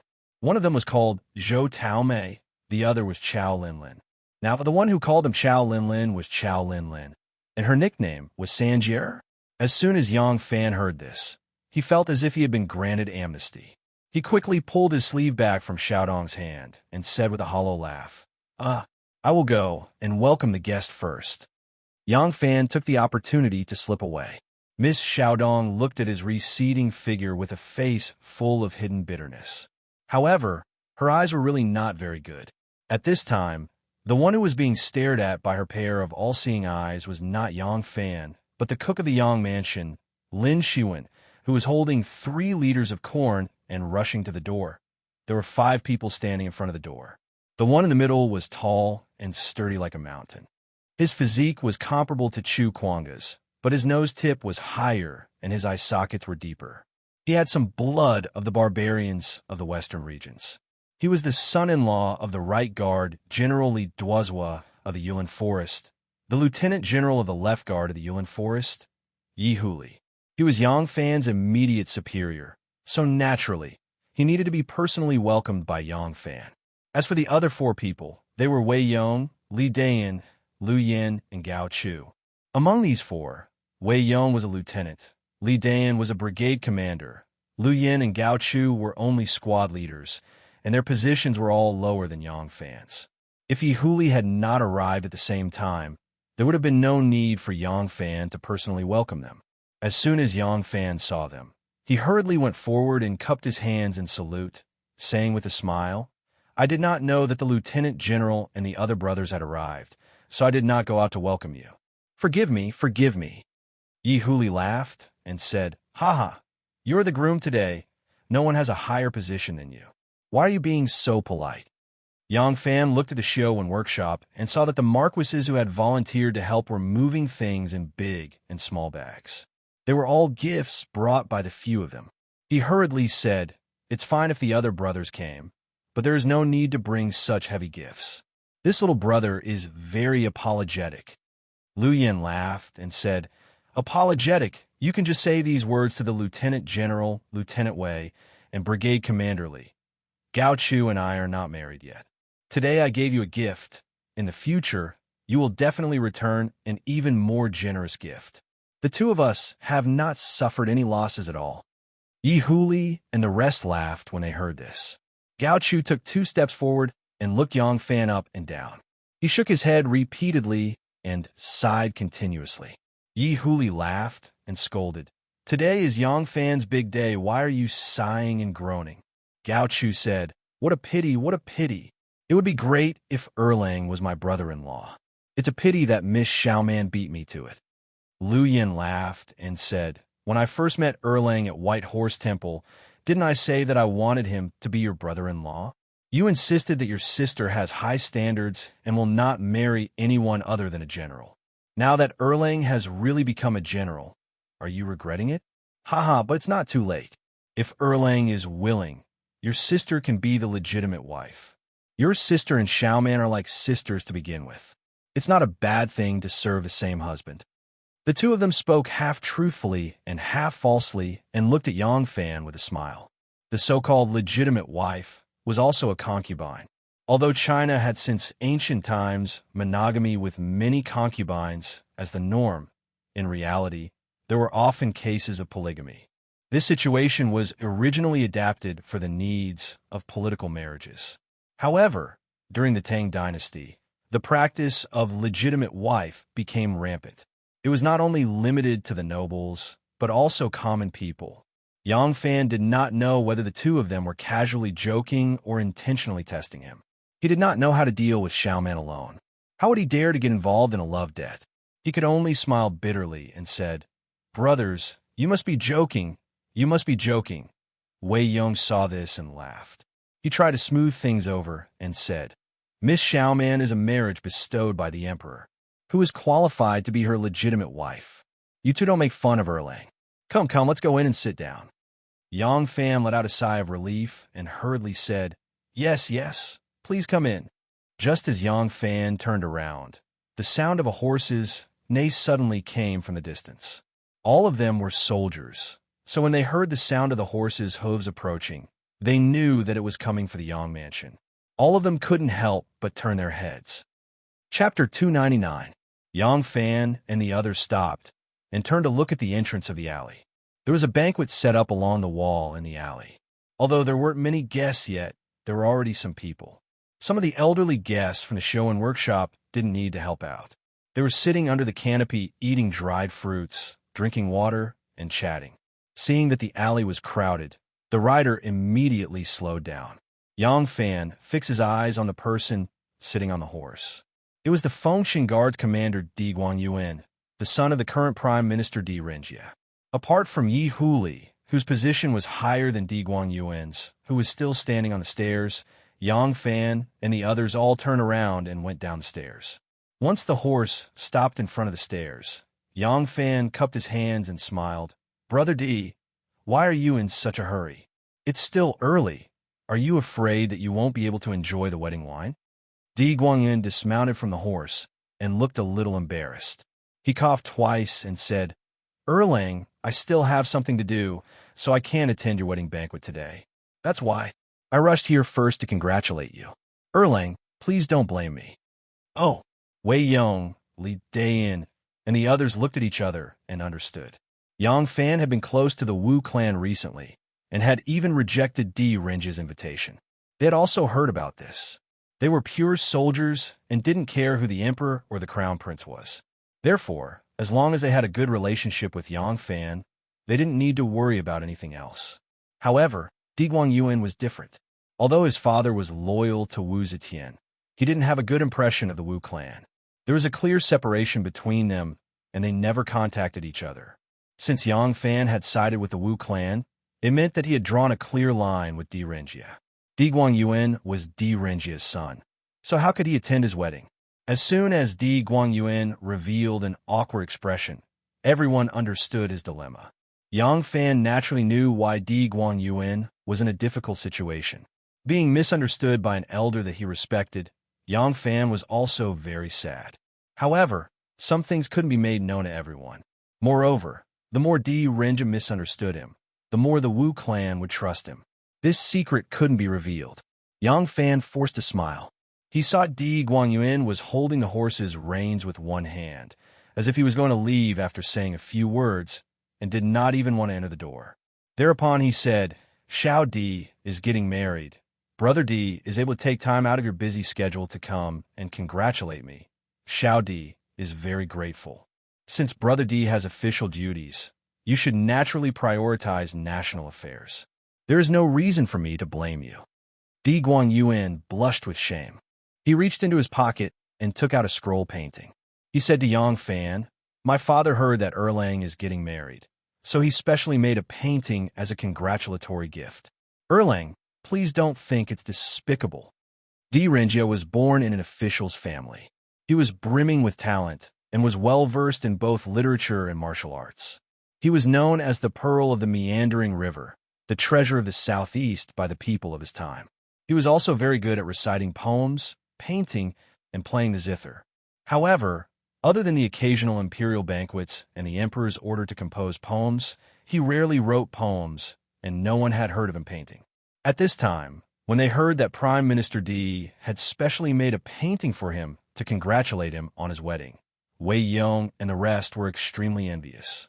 This was a present from the current Prime Minister Di, and it was a painting personally made by Prime Minister Di. No amount of money could buy this kind of sincerity. From this, it seemed that the rumors were not true. Prime Minister Di did not seem to dislike Yang Fan. Lu Yin and Gao Chu hurried forward and helped Yang Fan to open the scroll painting. The scroll painting slowly unfolded. Everyone looked at it and saw that it was a 5-feet-long horizontal scroll. On it was the 3 friends of winter. There was a pine tree, a bamboo cluster, and a plum tree. The brush strokes were smooth and experienced, and the density of the strokes was very appropriate. Di Guangyuan smiled and said, Erlang, do you know the meaning of this painting that my father gave you? Yang Fan's eyes flickered slightly, and he said, The evergreen pine and cypress means longevity. The bamboo gives birth to bamboo shoots, grandchildren, and the red plum bears seeds, sons. It means having many children and many grandchildren. This is the meaning of having many blessings and longevity and having many children and grandchildren. I, Yang, cannot thank Prime Minister enough for your kindness. I, Yang, will definitely treasure this painting well. Di Guangyuan saw that he was intentionally avoiding his father's intention of giving him the painting and could only laugh bitterly, and said, Erlang's wedding, I, your brother, do not have any presentable gift. I, your brother, like to shoot and hunt and have several fine horses at home. Erlang, you have ridden this horse before. Do you still remember it? I rode it before. Yang Fan only frowned and thought for a moment, and immediately remembered. It was not that he still remembered this horse, but because he had only ridden the Di family's horse once. At that time, the Di family's 3rd son, Di Guangzhou, was blinded by greed and wanted to follow Fu Yuyi to the palace to persuade him to enter. Yang Fan had ridden the Di family's fast horse, and together with Di Guangyuan, they rushed to the Meridian Gate and tied him up. Yang Fan said in surprise. I remember, could it be that this horse is... Di Guangyuan said with deep meaning. That's right, it is this horse. At that time, thanks to Erlang riding this horse, my third brother did not fall into the mud, unable to extricate himself. As the saying goes, a fine horse for a warrior, a treasured sword for a hero. Now, I, your brother, will give this fine horse to my second brother as a wedding gift. I, D, still have important matters to attend to and cannot stay for long. I will take my leave now. Di Guangyuan cupped his hands towards Yang Fan and several other military colleagues, and then turned around and walked toward the alley. Yang Fan slowly took 2 steps forward and gently stroked the horse's mane. Looking at Di Guangyuan's back, he let out a deep sigh. This brother Di has really put in a lot of effort. In the afternoon, the number of guests in the Yang mansion gradually increased. Tao Mei and Sanjier, the 2 little maids, ran inside and out. They ran until their hair was in a mess and they were sweating profusely. However, the 2 of them were beaming with joy. Their own families Alang had so much face, and so many guests of high status came to visit, so naturally they felt honored. After another 2 hours, Xuerengui's son, Xuena, the right guard Zhonglong general, and Li Zhan, the former Prime Minister Li Yifu's son, the Northgate Imperial Guard Zhonglong general, also came one after another. At this time, among the Imperial Guard who competed with him at the White Horse Temple, other than Huzeluo, who was still in Chang, and had not gone to the capital, and Di Guangyuan, who came from afar, only left guard with Yi, Wang Tongjiao, did not come. Wang Tongjiao was a direct descendant of the Wang family of Taiyuan, one of the 5 families and 7 Wangs. Since Yang Fan was very close to the Wu family, he would definitely not come again. Yang Fan was already mentally prepared for this. The bride had not arrived, so the banquet had not begun. There were only preserved fruits, cheese, and drinking water on the table. Everyone sat and chatted, laughing, so it was quite lively. Seeing the sun setting in the west, Ma Xiao and Chu Kuanga led a few people with some preserved fruits and sealed red envelopes to bribe the servants who guarded the gate. The people who went to the Yamen to apply for the night pass also came back. Yang Fan then apologized to the guests who had already arrived and asked Chu Kuanga to receive these guests on his behalf. Then he went with Ma Xiao and the others from the show and workshop to escort the bride. Lu Yin and Gao Chu liked the liveliness, so they insisted on going together. Yi Huli, Xuena, Li Zhan, and the others were already in their 30s, so their temperaments were much calmer than the 2 of them. Seeing that the 2 of them were in high spirits, they did not stop them, and only smiled as they watched them go out the door. Xiaoman's maiden home was temporarily set up in Wan Er's mother's house. Xiaoman had several properties in the capital, but she didn't have a house of her own. The imperial palace couldn't be her maiden home, so she needed to find a place outside to receive the bridegroom. Shangguan arranged this place in her mother's house. Her mother was Madame Zheng. After Wan was favored by Wu Zetian and promoted to an important position, Madame Zheng no longer worked as a maid in the palace. Wan bought a mansion for her in Jishan Workshop, and Madame Zheng now lived in this mansion. She usually lived in seclusion and kept a low profile. Wan arranged Xiao Man's wedding place in her own house, which was also her painstaking effort. The man she loved was about to get married, but the bride was not her. Not only was it not her, but she also had to arrange the wedding for the bride. How could she endure this? Now, she arranged for Xiao Man to stay in her own house and watched her wedding carriage leave with her own eyes. She had the right to pretend that it was her own and comfort herself. At this moment, the usually quiet Zheng mansion was also abnormally lively. Gao Ying, Lan Yiqing, and a group of unmarried girls who were good friends with Xiao Man all asked for leave today and rushed to the Zheng mansion to see Xiao Man off. With so many girls gathered together, one could imagine how lively the Zheng mansion was. Xiao Man was dressing up in her temporary boudoir. The people in charge of dressing her were 2 very old palace maids. It was said that the maids in charge of dressing up the emperor, the crown prince, and the crown princess on important occasions were the disciples taught by the 2 of them. In front of these 2 highly respected old maids, What else could Xiao Man do but be at their mercy? Xiao Man had been dressing up since early in the morning. She didn't eat much for breakfast. Not long after, the two old women directed 7 or 8 palace maids to strip her naked and throw her into a steaming bathtub. She bathed from morning to noon. The hot water was changed more than 10 times, and all kinds of secret bath medicines used in the palace were changed more than 10 times. When she was finally allowed to climb out of the tub, her body was as clean as a freshly peeled egg. Her body was as red as a cooked prawn. Even though Xiao Man had always been strong, at this time, she was also weak when the maids helped her up. Poor Xiao Man was tortured until she didn't even have the strength to eat. At noon, she only had half a bowl of porridge before another round of torture began. She sat on the brocade stool and did not leave for the entire afternoon. Under the instructions of the two old women, her hair was coiled up again, and then untied again and again, until the hairstyle made the two old female officials reveal a trace of a satisfied smile. Xiao Man's scalp was very tight. She felt that her eyebrows were slightly hanging up because of the tightness of her scalp. Her skin was too tight, and it was difficult for her to smile. Then, her delicate little face suffered again. Xiao Man was born beautiful, and she usually dressed as a man, so she rarely wore makeup. At this time, there was a dazzling lineup of all kinds of cosmetics on the dressing table. Many of them were things she had never seen before and didn't know what they were used for. When the two very picky old maids finally nodded and let go of the torture on her face, the 4 palace maids changed her hairpins and ceremonial clothes under the command of the old maids. She was wearing an indigo-colored wide-sleeve dress with flower hairpins, which had 12 layers. If it weren't for the help of the 4 palace maids, Xiao Man really wouldn't be able to wear it alone.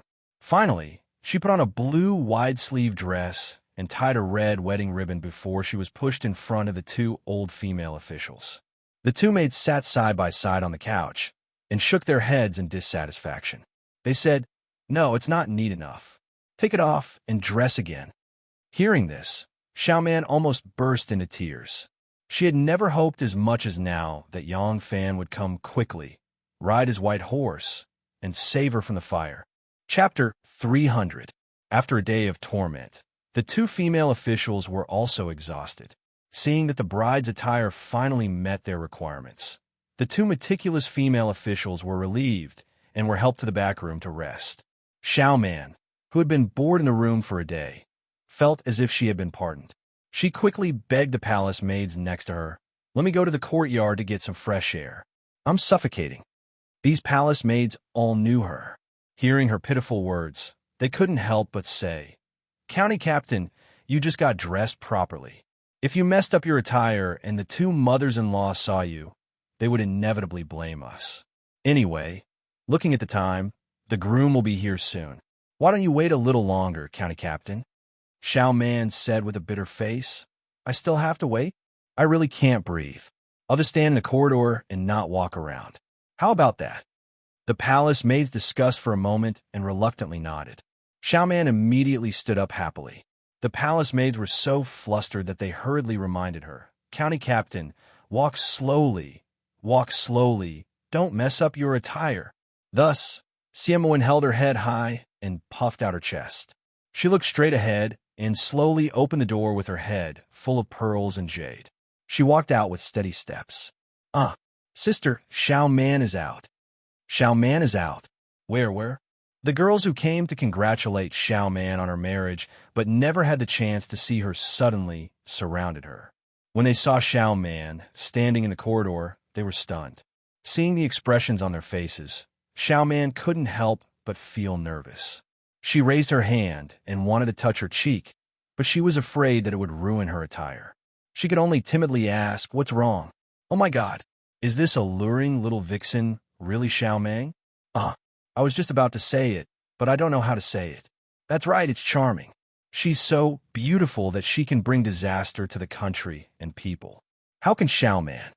How can she be so beautiful?" Lan Yiqing's eyes were red. He tightly grabbed Gao Ying's hand. His little face was flushed with excitement. He repeatedly said, "The bride is so beautiful, really beautiful. Sister Ing, I want to get married. I want to be a bride." Gowing glared at her and rubbed her nose with the back of her palm. She snorted and said, "Save it. We'll talk about it after I get married." "Is it really that beautiful?" Xiao Man showed a relieved smile, raised her hand and wanted to touch her face again, but still put it down with some scruples. She turned around and saw that Gao Ying and others were holding a stick that was as tall as a person, wrapped in red silk. She couldn't help but wonder, "What are you holding the stick for?" Gao Ying rolled her eyes and interrupted, "You don't even know this? This is a necessary ceremony for newlyweds. It's called lower son-in-law or wrecking cart. When the bridegroom arrives, we'll beat him up until his nose is bruised and his face swollen. That'll teach him a lesson so he won't bully you in the future." Although Xiao Mang still had some contradictions in her heart and was unwilling to marry, she had never thought of disobeying the order of the emperor. And Yang Fan was the only man she truly liked after her elder brother. She couldn't think of any reason not to marry him. That kind of complicated feelings was really difficult to express. At this time, hearing what Gowing said, Xiao Man was shocked, but she really cared about Yang Fan. She cried out involuntarily, "What? How can this be? You? How can you do this?" She knew the abilities of these female guards. Yang Fan might be skilled in martial arts, but since this was a necessary ceremony for newlyweds, he definitely couldn't resist. Even if he could resist, in front of such a group of skilled female tigers, he would be lucky if he could keep his life, not to mention a bruised nose and a swollen face. Nunya was really a little anxious. When the female guards saw her anxious look, they couldn't help but laugh. "Haha, look, our Xiao Man hasn't even gotten married yet, but she already dotes on her man." Xiao Man's face turned red and she stamped her feet. "No, I won't allow you to treat Erlang like this. If you do this, I'm going to be angry and ignore you guys in the future." The female guards laughed even more heartily. Someone said, "See, girls are extroverted. We've been good sisters for life, but for her good husband, she doesn't want it anymore." Xiao Man was extremely embarrassed by their teasing, but when she thought of the many female heroes in the inner guards, each with a stick, beating Erlang's miserable appearance, she really couldn't bear it. When Xiao Man stomped her feet, her head, full of pearls, jade, and phoenix hairpins, swayed.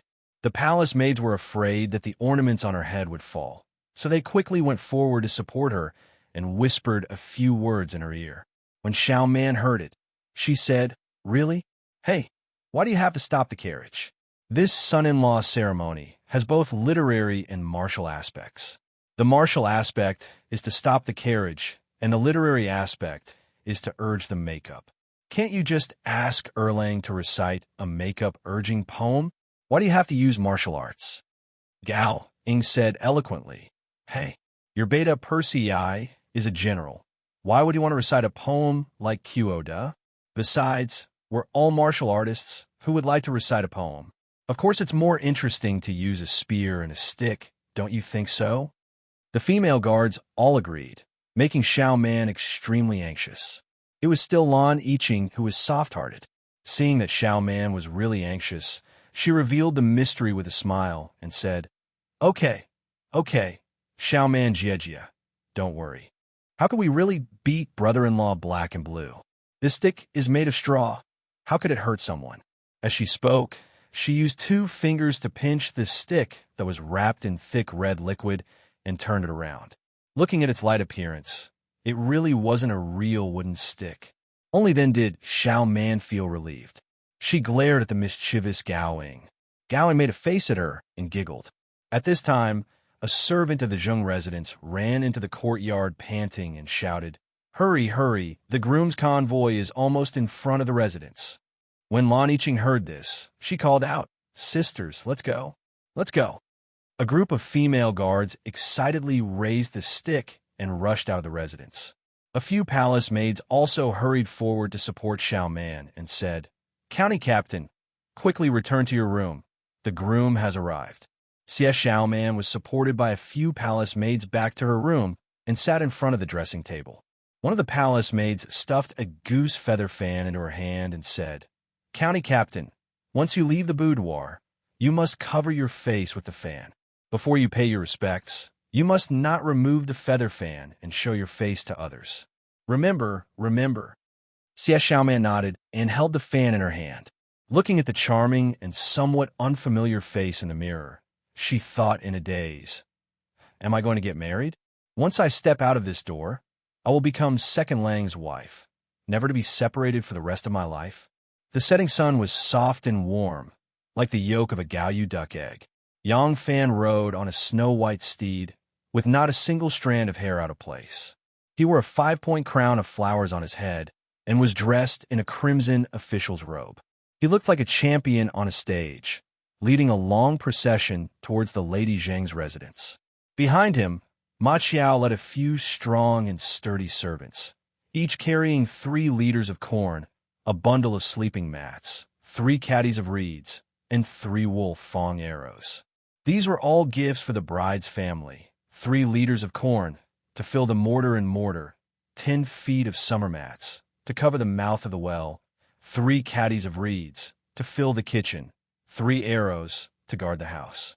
From afar, Yang Fan could already see the words Zheng's mansion on the lintel. This is Wan Er's home. At this moment, she is in the mansion. I don't know how sad she will feel when she comes to get married, but the bride is not her.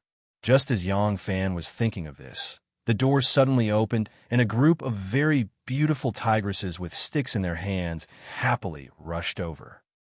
What's going on?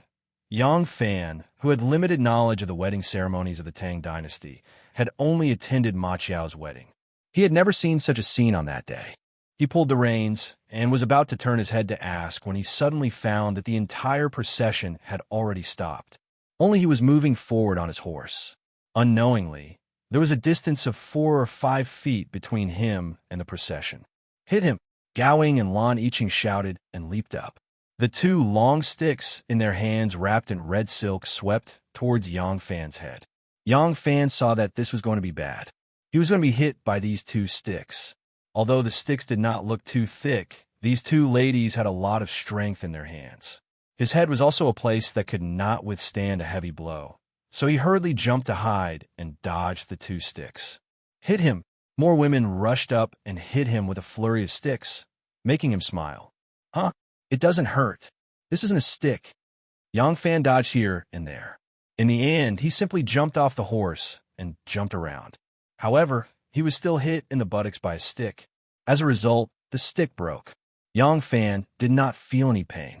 Just as he was feeling puzzled, more sticks came down on his head. Yang Fan continued to cover his head and run like a rat. Su Fong was watching with a smile. She didn't stop them until she saw Yang Fan's crown was crooked and his hairpin had fallen off. Only when she saw Yang Fan running away in such a sorry state did she pick up a dustpan of copper coins and throw them on the ground, loudly begging for mercy on Yang Fan's behalf. Only then did the women reluctantly stop, giggling and laughing as they picked up the coins. Yang Fan stood still with a lingering fear. He asked Ma Qiao, who had caught up, "What are they doing?" Ma Qiao said slowly, "They're showing off their power." Yang Fan said, "Why didn't you do this when you got married?" Ma Qiao said proudly, "How virtuous and gentle is my family's Xiaoning." Fortunately, the difficulties and fright that Yang Fan received were limited to this son-in-law ceremony in front of the Fu. After all, the bride's home was borrowed from Zheng Shiforin's place. The female bodyguards did not want to be too casual in someone else's home. Therefore, the bride was very smoothly received by him. When Yang Fan received the bride, he did not see Wan Er.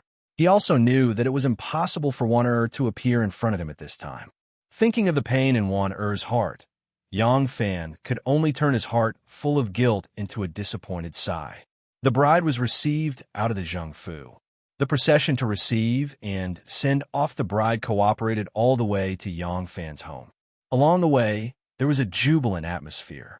No one noticed that on the embroidered building in the corner of the Zheng Fu's garden, a small crack opened. A beautiful woman wearing a moon-white gown foolishly looked at the procession in the distance. 2 lines of clear tears gently slid down her cheeks. In a sedan chair, Xiao Man, dressed in splendid attire, tightly grasped the feather fan. Her heart was incomparably hesitant. She knew that from the moment she stepped onto this sedan chair, whether she was willing or not, whether she liked it or not, she would be Yang Fan's wife for the rest of her life. But she still did not have the awareness of being a wife. More importantly, she knew very well who the woman Yang Fan liked was. How could she be happy? Yang Fan, who forced himself to be cheerful, rode on the horse. He looked back every 3 steps until the Zheng Fu completely disappeared from his sight. Today, the happiest people for Yang Fan's wedding were not the groom and bride, but the female bodyguards of the imperial household and the common people of the Xiao Wen workshop who cheered along the way. The sun set, leaving only a smear of dusky yellow on the horizon. As dusk approached, the heart wavered in the knot of hair. Between crying and laughing, a marriage was formed. Chapter 301. In the Yang Manor, a green hut had been set up in front of the central room. It was made of bamboo and wood and covered with green cloth. Xiaoman slowly got off the carriage. With the help of 2 palace maids in splendid attire, she covered her face with a feather fan and stepped onto the red carpet with her embroidered shoes. Stepping on the brazier, straddling the saddle, and straddling the sacks of rice, the pair of golden boy and jade girl gently scattered the grains on the 2 of them. The rice drops bounced along their robes and gently splashed on the red carpet. The 2 of them stood still in the green hut. The guests all rushed in and filled the green hut to the brim. They looked at the couple and bowed. Yang Fan looked at Xiaoman, who was covering her pretty face with a feather fan. He slowly recited the poem he had asked someone to write in advance. Chang, he flies with the colorful clouds and descends. She cannot sleep alone in the Toad Palace. If the Tao is reunited like the bright moon, the feather fan moves gently and the osmanthus blossoms. After reciting the poem, the snow-white feather fan in front of Xiaoman was gently moved away. The water is the eyes, the mountain is the eyebrows, the eyes are like lacquer, the skin is whiter than snow, bright and beautiful. Even though Yang Fan was already familiar with her appearance, he was stunned, not to mention the guests in the hall. Being stared at by Yang Fan's burning gaze, Xiaoman couldn't help blushing shyly. She gently lowered her head. The master of ceremonies said, "Bow to each other." 2 red prayer mats were placed in front of them. The 2 knelt facing each other. Xiaoman's eyes were very complicated. There seemed to be some confusion and some contradiction. But when she met Yang Fan's eyes, she subconsciously lowered her eyes. First bow. Under the command of the master of ceremony, under the signal of the 2 palace maids, Xiaoman folded her hands on the blanket in front of her and bent her waist deeply. Her fair and clear forehead gently touched her fingertips. When she slowly and elegantly straightened her waist, she saw that Yang Fan had already bowed down. She saw the 5-beam crown that had been bowed down and the fresh flowers that had been pinned on the 5-beam crown. For some reason, her heart suddenly palpitated. An indescribable feeling suddenly rose in her heart. Second bow. Yang Fan straightened his back to accept the bow, and Xiaoman bowed deeply once more. Unknowingly, Yang Fan had thrown away all the distracting thoughts in his heart, and he solemnly sensed everything before his eyes. The 3rd bow, the 4th bow, the ceremony was complete. A pair of scissors tied with red silk was sent to the groom, Yang Fan. Yang Fan cut a strand of hair and placed the cut hair and the scissors on the red silk tray. The tray was then sent to Xiaoman. With another crisp cut, a lock of Xiaoman's black hair fell. Xiaoman stared at the strand of hair on the plate, as if a very important part of her life had also been cut off. People often say that for a woman, marriage is equivalent to a new life. Then, this hair ceremony was probably the feeling of cutting the umbilical cord of a newborn. Xiaoman's heart suddenly felt empty. She watched as the palace maid skillfully tied her and Yang Fan's hair together with a red thread and put into a brocade pouch embroidered with the words "Blissful Union" for 100 years. Suddenly, a very familiar and strange feeling welled up in her heart. That feeling was like after her mother's death, when her elder brother used his hand, which had been ground into a bloody mess by the sand, to gently hold her small hand. It was as if the blood of the 2 of them had suddenly been connected. The sacred ceremony passed down by the ancients suddenly gave her an indescribable feeling. She wanted to cry. Hold the hand of the sun. The master of ceremonies' voice was still loud and high-spirited. Yang Fan's hand held her small hand that was hanging by her side. Xiao Man's delicate body suddenly trembled. She was just thinking about how her elder brother would hold her hand and take her to wander the world. The moment Yang Fan's hand held hers, she suddenly looked at Yang Fan. In a trance, she felt as if the figure of her elder brother and Yang Fan were overlapping. The elder brother in her childhood memories, as she grew older, also grew in her imagination. That image was always vague and abstract. She had never been able to clearly see the image of her elder brother in her dreams. His face always seemed to be hidden in a layer of fog. But now, that image suddenly became incomparably clear. He was standing by her side. In the darkness, it seemed that her elder brother's mature and childish voice came. "Nuno, you've grown up. In the future, the one holding your hand and taking care of you for the rest of your life will no longer be me, but your husband. Nuno, elder brother is leaving." The image of Yang Fan in her heart became more and more clear, as if it wanted to expel the image of her elder brother from her mind. Xiao Man inexplicably became afraid. She was afraid of this feeling. She wanted to pull her hand out of Yang Fan's hand. Yang Fan felt her action and couldn't help but frown slightly. He increased the strength of his hand. The little stubbornness of the two, in the eyes of the guests, seemed to be the bride's shyness. So, laughter immediately filled the green hut. "Hold your hand. Eat with your chopsticks. Hold your hand. Eat with your food. Hold your hand. Die with your child. Hold your hand. Sleep with your child. Hold your hand. Be happy with your child. Hold your hand. Grow old with your child. Hold your hand. What more can I ask for? Thank the heavens. What more can I ask for in this life?" Under the guidance of the MC, the two of them recited the poem that they had long memorized when preparing for the wedding. In the beginning, Xiao Man's voice seemed to be half a beat slower than Yang Fan's, and Yang Fan's voice was not firm and dignified enough. But as they recited, their voices actually had a strange resonance. Xiao Man's voice was still half a beat slower than his, but it sounded harmonious and beautiful, like a husband singing and a wife following. The two of them were unknowingly affected by this solemn and sacred ceremony and became solemn and dignified. "From now on, he is my husband. From now on, she is my wife." The two of them looked at each other at the same time. This time, neither of them avoided the other's gaze. Their gazes were fixed, and there was a kind of infatuation. In the midst of the eulogy of "Hold Your Hand," no one noticed Xiaodong's back as he quickly walked out of the green hut and the 2 drops of tears that fell sadly. Gao Ying's lips carried a bitter and joyful smile. She gently wiped the corners of her eyes and took the lead in cheering. In the green hut, there was a thunderous applause. "Bride, this way, please." The MC guided Yang Fan and Xie Xiaoman out of the green hut. Accompanied by many guests, they came to the left side of the courtyard. Yang Fan was surprised to find that the MC had led them to the pigsty in the left side of the courtyard. Of course, Yang Fan could not raise a pig, but there was clearly a pig in the pigsty, and it was a white and clean sow. The white and clean sow's head was tied with a red silk scarf, and it was humming comfortably in the sun. The MC said with a smile, "Bride, bow and pray in silence." Xiao Man was taken aback and looked around timidly. Finally, she decided to ask Yang Fan. Xiao Man quietly asked, "Why do we have to pray to a pig?" Yang Fan thought for a moment and shook his head. When the MC heard the bride question, he laughed and said, "Sow has a lot of offspring and can give birth to 8 or 10 in one litter.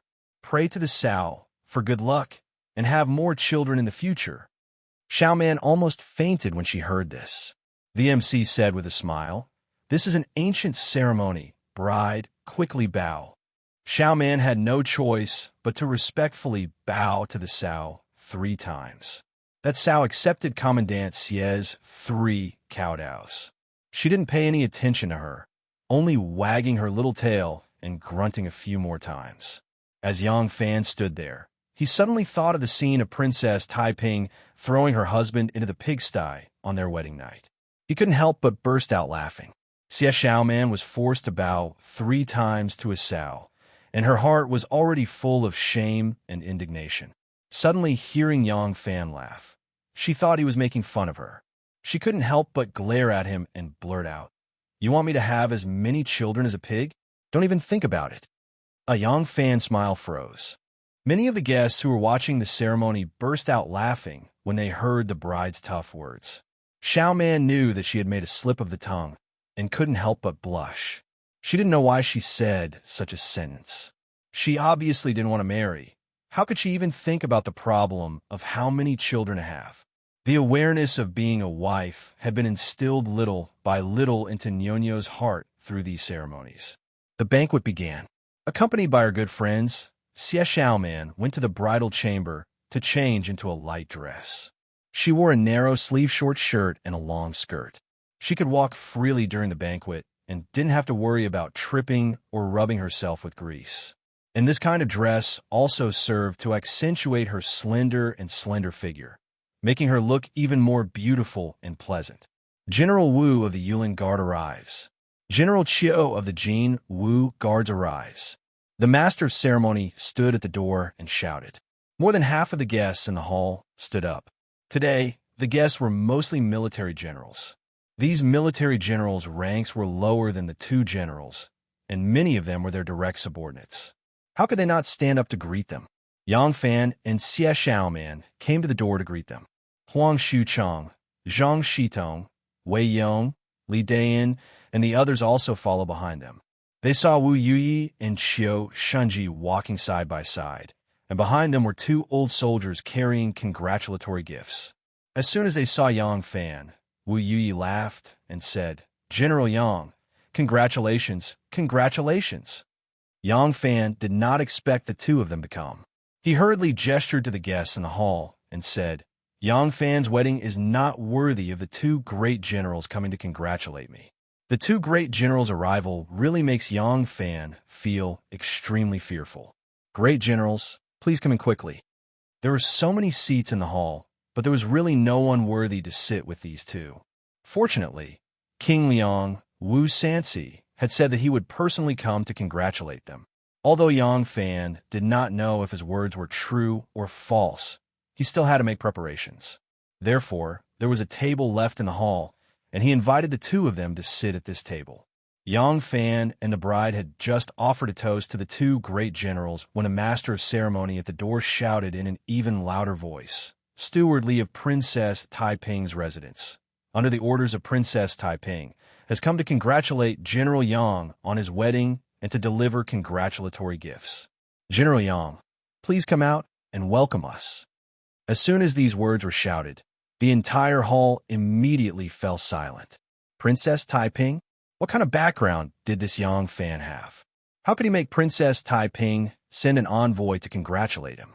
Everyone was astonished, including Qiu Shinji. Only Wu Yuyi remained calm and was not surprised at all. This great general had a strong first impression. He had long recognized Yang Fan as his cheap uncle. Wasn't his cheap uncle Princess Taiping's cheap father? Recently, Princess Taiping had been in contact with the court officials more and more frequently. It seemed that she intended to intervene in the political arena. It was reasonable that she wanted to make friends with Yang Fan, who could still speak in front of the Empress. Qiu Shinji was surprised for a moment, but his expression also calmed down. The reason he thought of was that Yang Fan and Princess Taiping had competed together and defeated the Tubo team. In his opinion, Princess Taiping might have treated Yang Fan differently because of this. When Yang Fan heard the master of ceremonies shout, his heart immediately tightened. Princess Taiping? Would she be kind enough to congratulate him? Today's marriage was originally a trick of her out of jealousy. What kind of trick was she playing now?